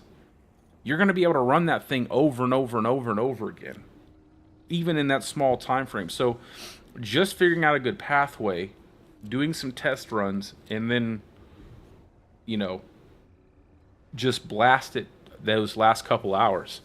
I mean, it's really a toss-up, honestly. And you're playing against every single person playing Diablo 4, and when gauntlets come out, there are going to be people coming back to the game regardless of if they've, talked mad, trash about the game or not. They're coming back to hopefully get, a top spot on that leaderboard. You're going to have every single streamer coming back to blast the gauntlet like crazy. So you're going to be playing against a lot of people, but you'll have an opportunity because of just the fact that the content isn't meant to, create this painful scenario where you have to slowly kind of climb into it with the tier 100, like a tier 100 nightmare dungeon. You can just blast it like crazy at tier 7. I actually think it's a good idea. In hindsight, I think it's a good idea. At first, I was like, ooh, that sounds a bit bad, like tier 70. But in hindsight, I'm like, actually, I kind of like it. Because it opens up the playing field for a lot of people.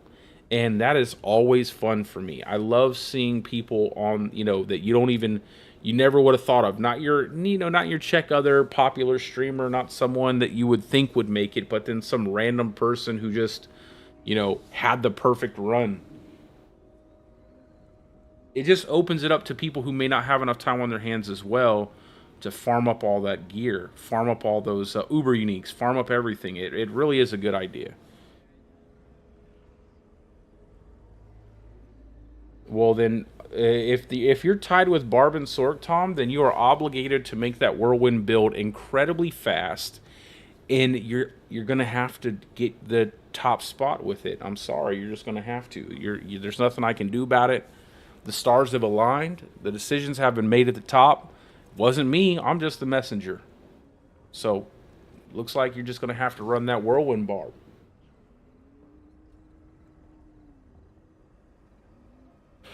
Oh.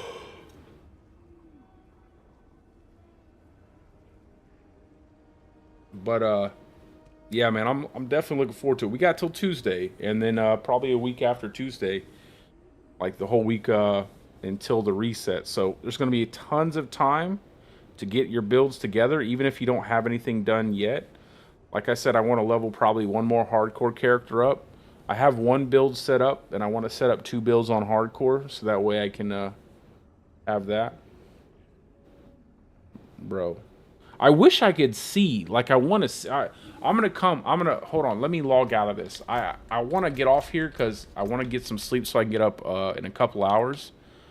But let me come over there to softcore real quick.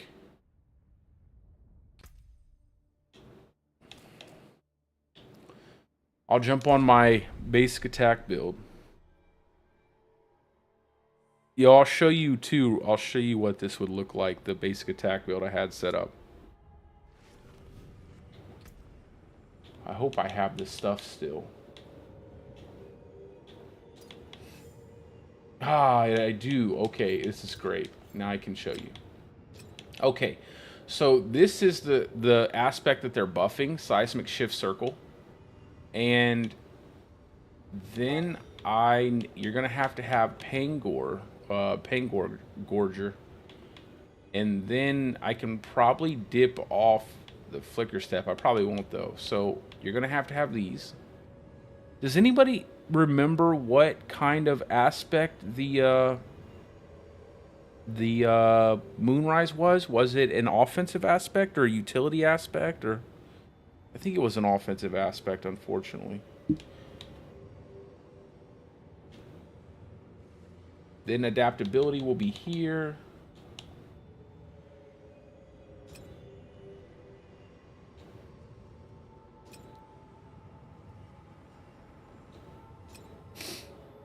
And then I want to keep that there. See, I have no space. Like, I have no space here.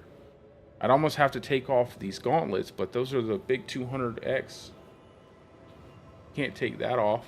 Can't take this off. I have to have this. Don't want to take that off.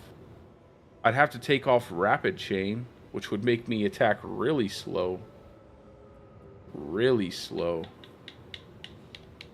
And then the helmet to give basic attack. Okay. And then what you would do is you would then take your Paragon board, your skill tree here, right? And you're going to put 5 points, 5 points, and 5 points. So what I did was I pulled out... Where'd I go? I think I pulled out most of the points from Earth and Bulwark, all the points from Debilitating Roar. And I put points here as well. I put points in Crushing Earth, Stone Guard. But you could probably pull out these 4. These 4. And then 4 more somewhere. 4 more points. No, 5, 6, 7 points. 7 points from somewhere. Take off these. And then pop that off. Maybe take this. Although this would actually be pretty good. That's okay. We'll keep them off. And then that. And then 2 more here. And then maybe just 1 off here. Bang. Okay, so then it would look like this. And you would basically be casting. You're going to be casting your Earth Spike over and over and over again because you're going to be getting free procs because you're using Nature's Fury. And it'll just have this crazy cool looking tunneling. It looks really cool. So you're just like moving and attacking like that.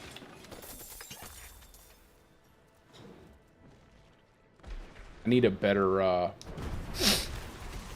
need a... Oh, you're just sending out all these little shock waves everywhere.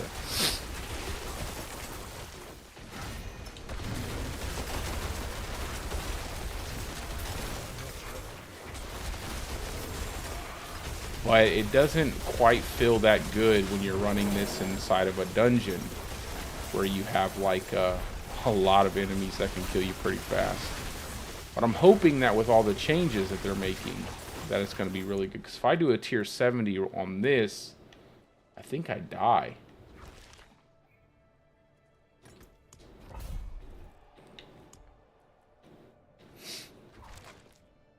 Yeah, I think I'm gonna die. Oh, it's an offensive. Yeah, see, man, where are we gonna put that? Where do we put that at? Like, where in the world, when you have a crone staff that takes up 2 slots, you have your Pain Gorger gauntlets, then you have to have the, like, the only place would be the amulet, and then I'm gonna be attacking like really slow. I mean, not really slow, but it's gonna be significantly slow. Like, it'll feel really bad. But it'll do a lot of damage. That's the thing. Like, maybe it won't matter because you'll do so much damage.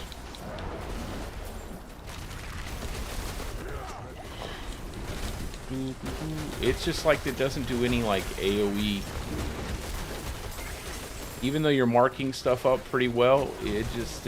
But I mean, they are doing a lot of damage updates, so it should do better. Obviously, this isn't optimized because of how I have my build actually set up. But I wouldn't imagine it would go pretty, you know, any like significantly further than this. But yeah, you could attack and hit things without even being next to it. I also had a way where I could constantly reset my Cataclysm. Yeah, and then it just doesn't like. But when we get the buffs, we'll see what happens. Just because you have to have all these slots. So Moonrise could go here, which would give you that 20% attack speed, but I don't know if it would be... I don't know if it would be worth doing. I wish there were more ways to pick up attack speed other than just your Paragon board.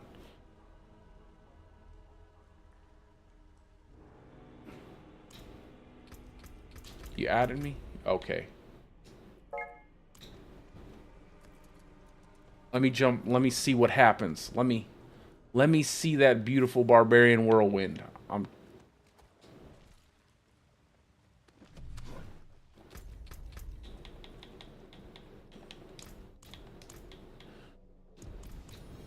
Get over here. Like Scorpion.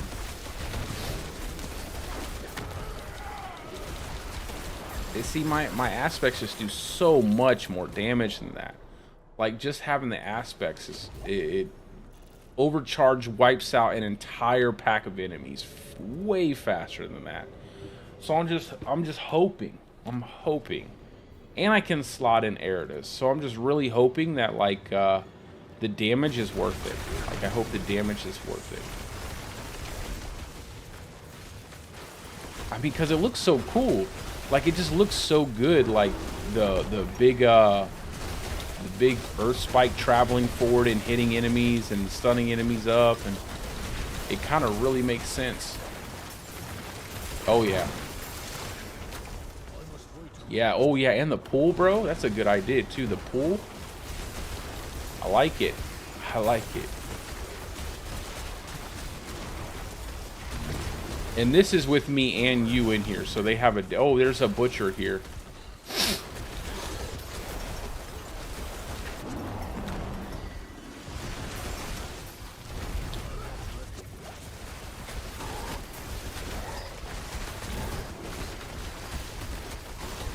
And the cool thing is I think the stuns will really help. That 15%.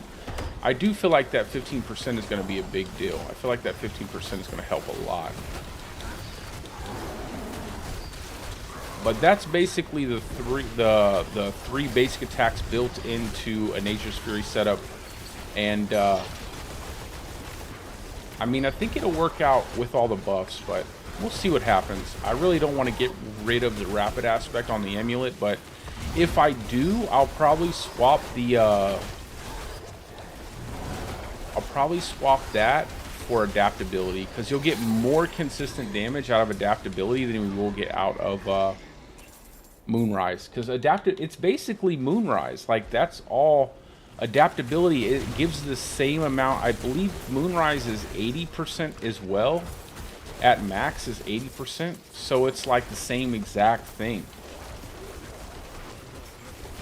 So I think you do better to put your adaptability on your... Can you put your adaptability on your amulet? I don't think so.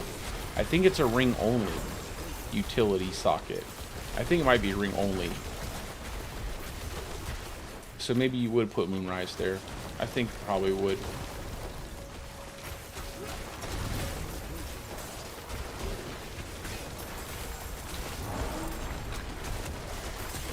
And then Bestial Rampage is looking pretty good with that 50% multiplier, so that sounds pretty good.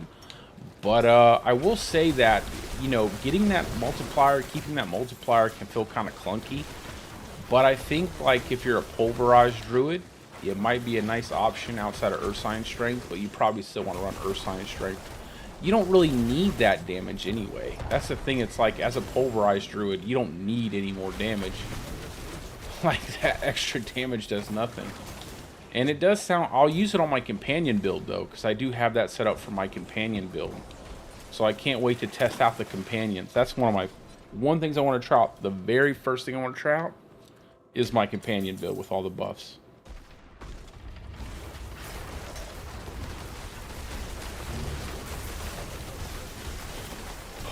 Bro, you are moving, bro. You are freaking moving through here.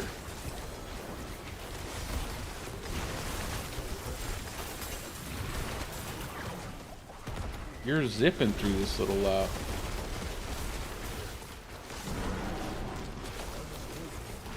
Yo, that is such a cool animation with the charge out of Whirlwind. Like, that's so dope. That's so cool. Give me that. I don't really need it. Man, that's a good addition. The chains to pull in enemies is a good idea.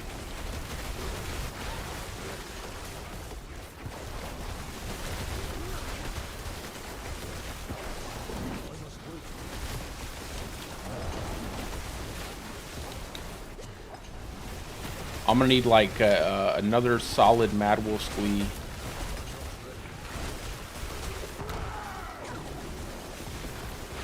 Full of movement speed. I have one. I think I need one more. Just a full movement speed Mad Wolf Squee. I probably had a couple, but I mean, I have to level all of these up.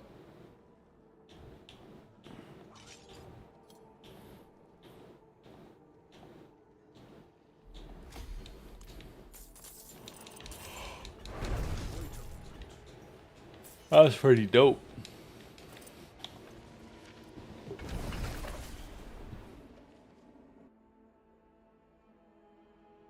Yeah, I think there's a lot of potential there, man. I feel like that's gonna be, because you ran that with me in here, so most of those enemies probably die in without really having an opportunity to do much.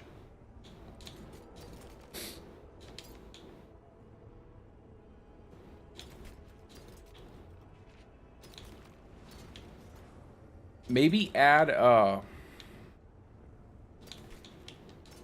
more dots. I don't know. Probably not. Probably not. You probably don't need more dot. You could always try it.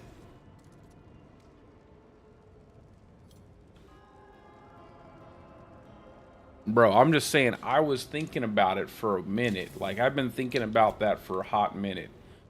I was like, there has to be a way to make Whirlwind super fast. Like, everybody's talking about charge. Everybody's talking about that, you know, kind of play style. But I'm like, Whirlwind will literally make it where you can kill stuff and keep moving if you can get that speed up. If you can get the speed up, you're solid. Like, that is going to be... And it seems like you're getting there, man. It seems like you've got the speed, so I definitely look forward to seeing what you can do with it. I think the chains was a good idea. I think the chains will help a lot. Kind of pull any stragglers in, and you can just keep going. So that's a good idea.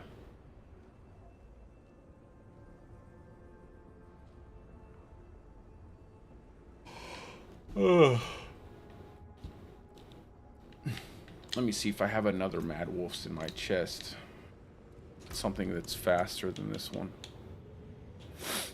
I have like really bad Mad Wolves in here.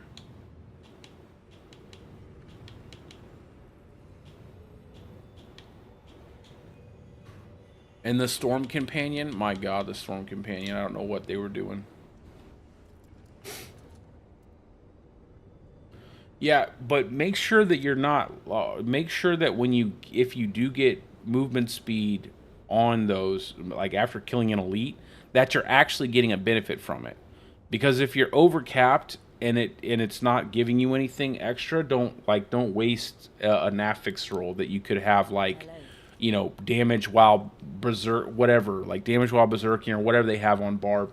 Like, don't waste an affix roll that you could use, or something where you could get a passive on your amulet that'll boost your damage too. But if it's giving you more movement speed, take it. As long as it's not giving you so much that you're not killing enemies, you know. There is a point where movement speed, you might be moving too fast because you'll just kind of waste time, or where you could actually get more damage and kill enemies faster. So as long as you're getting that benefit from that movement speed, definitely. But it looked like you were moving super fast already, so you might not actually need the movement speed. Yeah, I think just the boots might be perfect. Just the boots, and then after the boots, probably just roll a really like beastly damage amulet. Something with a whatever passive that works really well to give you multiplicative damage, something like that. I think would probably be the best. Anything that's going to give you, because you're not going to need tankiness.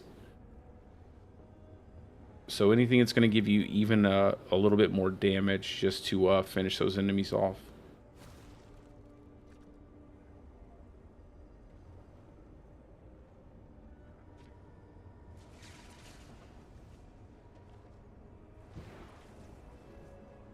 Let me see. Xena Warrior Princess. Yeah, I think once they increase these to your the grips here, you're gonna have more whirlwind out of that. Obviously, you can get a better roll on these. You probably can go get a better set of gloves, because your critical strike on here can be improved. Your lucky hit, your whirlwind, but that bonus there is really good.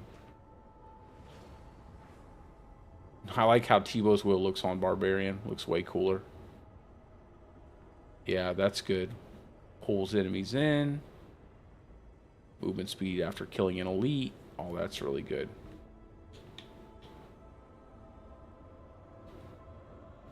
Maybe take off the overpower on the mace. Maybe instead of having... Because I don't know if Whirlwind overpowers. Maybe remove the overpower there and sock it in like something different. Like, can you have an axe or anything to give you damage to healthy enemies? That might work. I don't know. And then that obviously that core critical strikes with core skills increase your attack speed. You could probably take that aspect off and put something different on.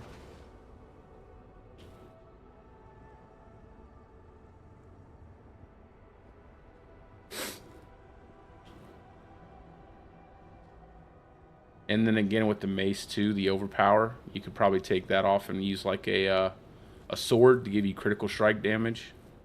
Probably one-hand swords would be the best for the crit damage.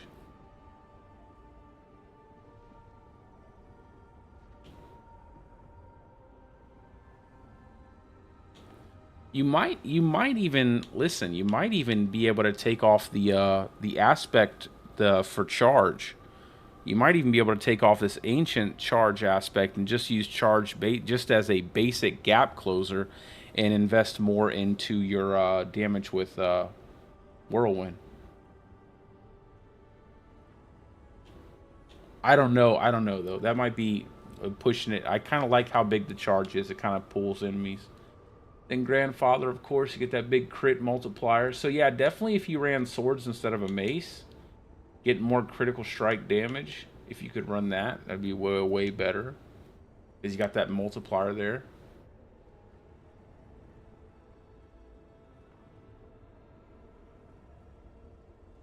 Then your bleed here. That's good. And obviously, yeah, loop up the dire whirlwind.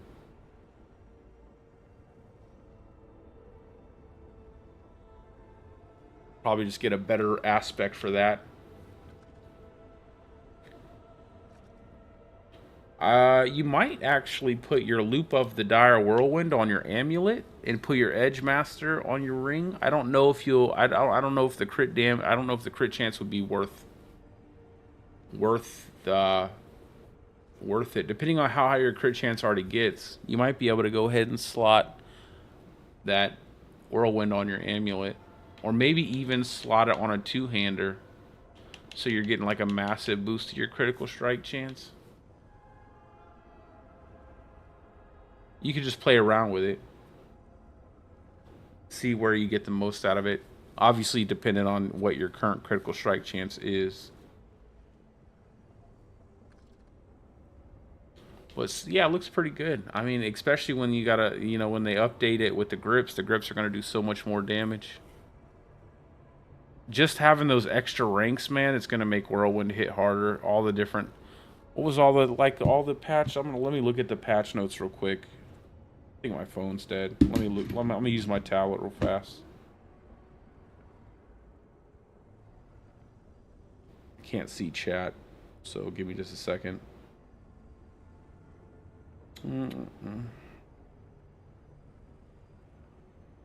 Let's go ahead and look at it all real fast so you can kind of just give it a quick assessment as to.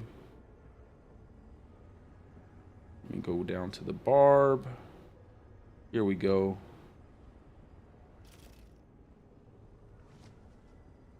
Yeah, so you're getting up to 4 ranks.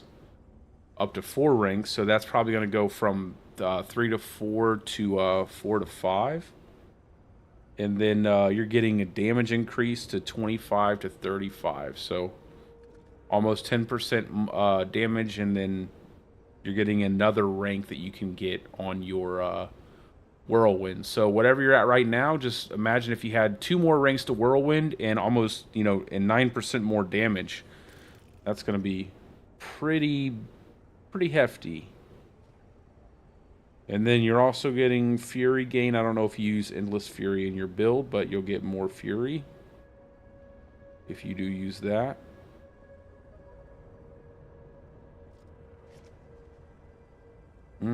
Yeah. Yeah, you'll be clearing stuff pretty fast. Pretty fast.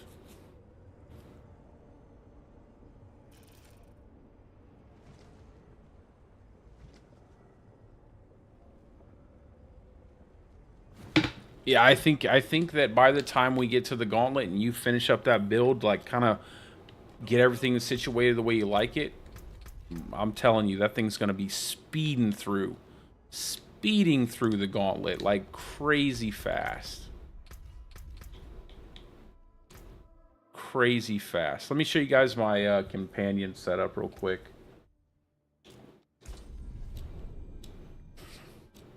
Now, obviously, I'm definitely taking this through the gauntlet, okay?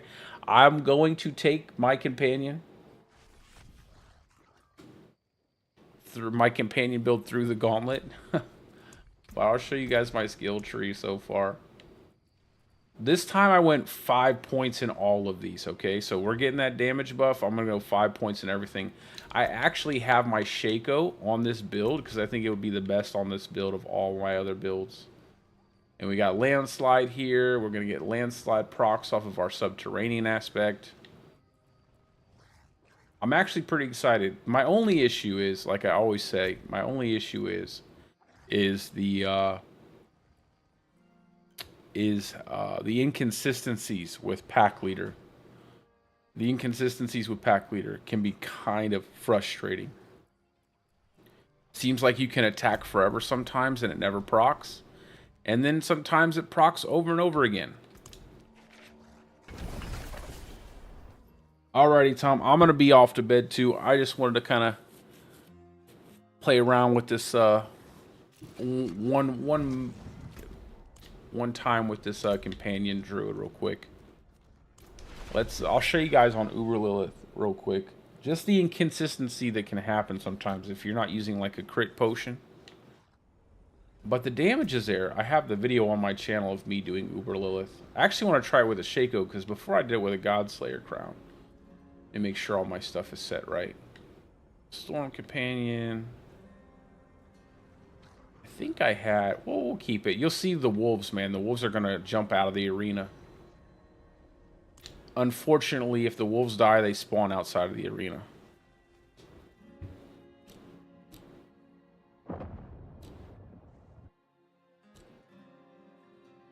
Now, the best thing I've figured to do with this build, when I do run it, is to run it with a elixir of cruelty, so you get that extra crit chance. Having that extra crit chance really helps out a lot. Just getting those procs off a pack leader. And I would run trample with it, but I felt like that would be too far away from a companion build. I feel like that'd be way too far away from a companion build.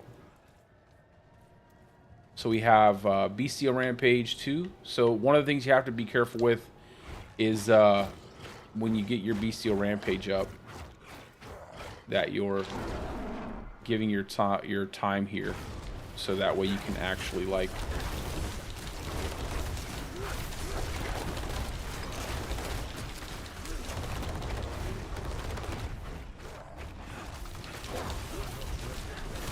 yeah. Now, Godslayer usually is much better here, but I just wanted to run it with the Shaco.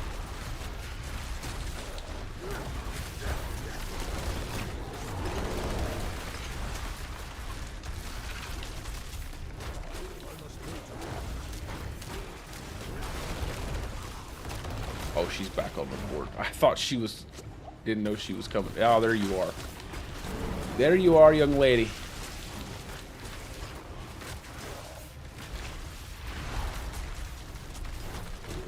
Try to pull everything over here so I can kill it over here.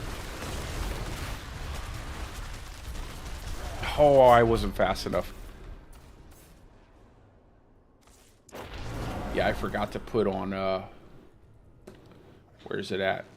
There it is. There's the culprit. That's what I need. I need the extra movement speed. You always need the extra movement speed. Oh, wait, before she comes down. Okay.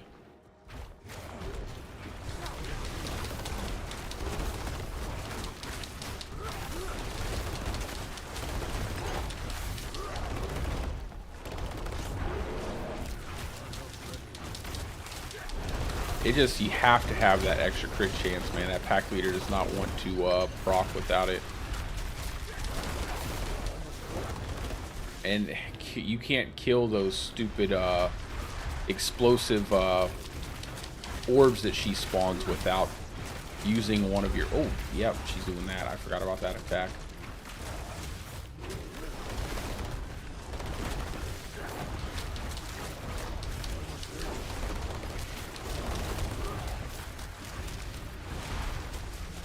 Now, I would dive back in, but honestly, it's kind of scary when you have no movement speed. Oh, I forgot about... Yeah, you got to get out of that one.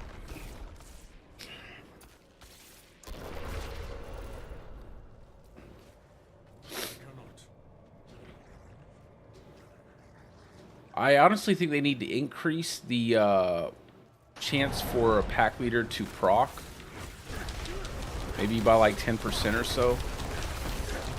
I mean, it would make other builds. See what happens when it actually procs, though? Her health is just getting deleted. It just works so well, but then it's like it takes forever for it to proc again. So much inconsistency.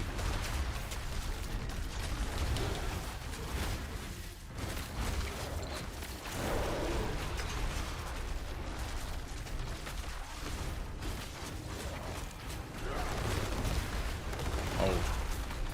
Ah! And you're slow. So, like, Mad Wolf's Glee also helps. Do I have a Mad Wolf's in here? I do not have a Mad Wolf's. I kind of like the Shaco, though. Feels kind of good to run it with a Shaco. That's the only thing I hate about Bestial Rampage. You have to use that.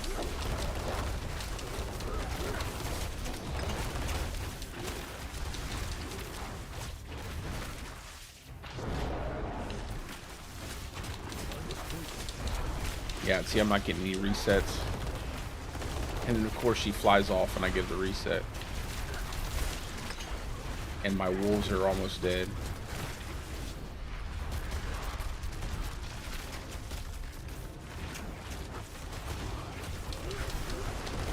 There we go. Stay here.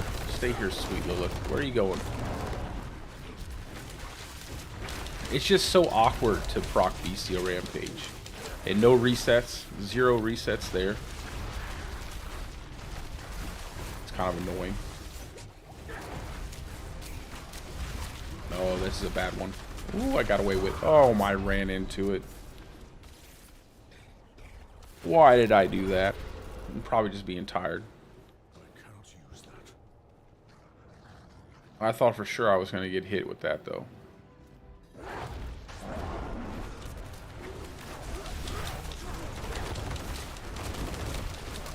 I have not been able to do this fight on this build without an elixir.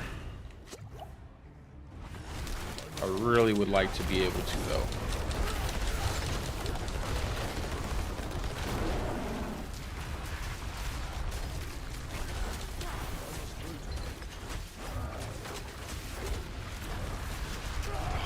I ran towards the wrong way.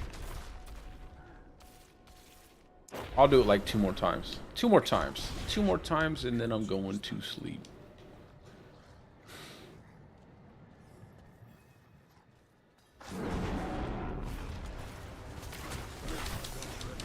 I always have to have the cruelty elixir just so I get continuous procs off of my pack leader.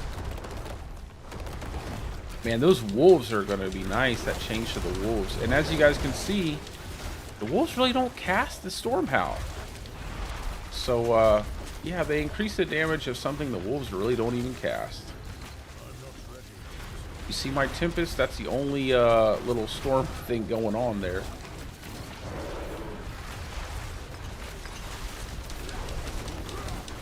You got to be really careful with these volatile deals.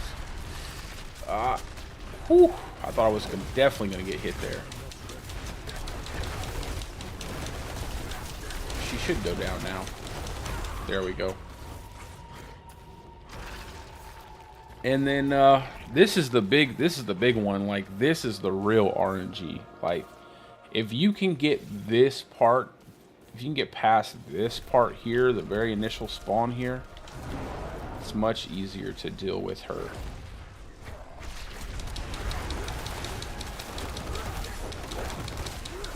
Come on, give me some procs. Proc. There we go. Come on. I was hoping I would get at least one more.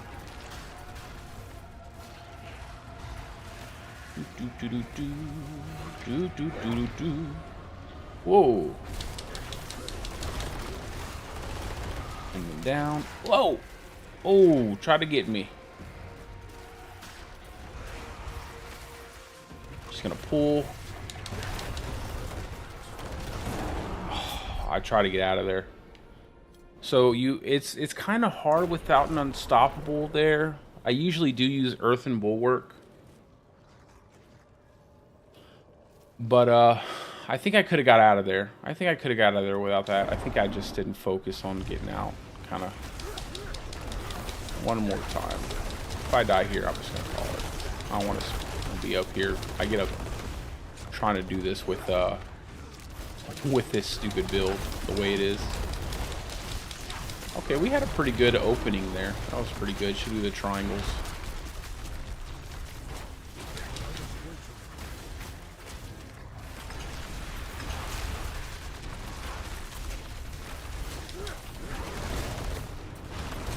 Oh, I was about to say.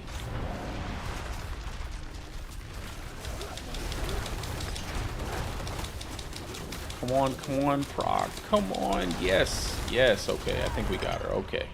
I'm like, it's not gonna happen.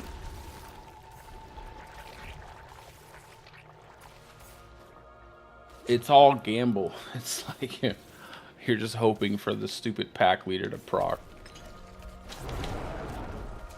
And then you gotta wait 2 seconds on your debilitating. And I would use trample, but trample can be a bit crazy sometimes. You see how, like, I didn't even do anywhere near as close to the damage I did from the first one? And also, like, she spawned her fireball little puddle there at the corner. Ah, so inconsistent sometimes. Because usually I have like a little pattern. Like I can follow that pattern every single time. At least in the first set of fireballs. There we go. She kind of got caught doing a move there, so that really helped. And then we get no procs. Nice. Triangle. Now the best thing to do if you have high movement speed for that triangle is just to go to the edge of it and then dodge back in when she lands. I could probably do it with this, but most of the time I find myself just moving out of it entirely. That was my mistake. I could have avoided that. I went to the wrong area.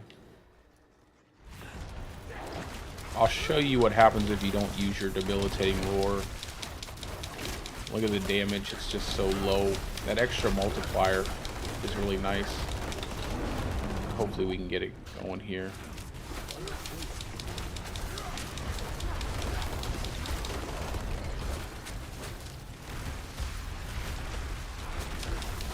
It's always best to stay to the edge of the fight so you can kind of keep her from spawning stuff directly in the middle of the fight, but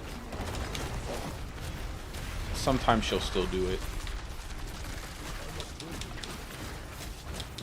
Look, I can't even kill a pustule. The little stupid blood kills.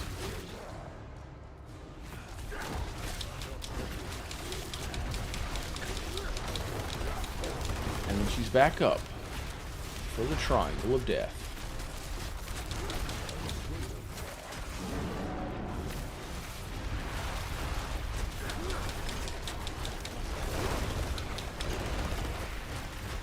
Now we're holding another triangle.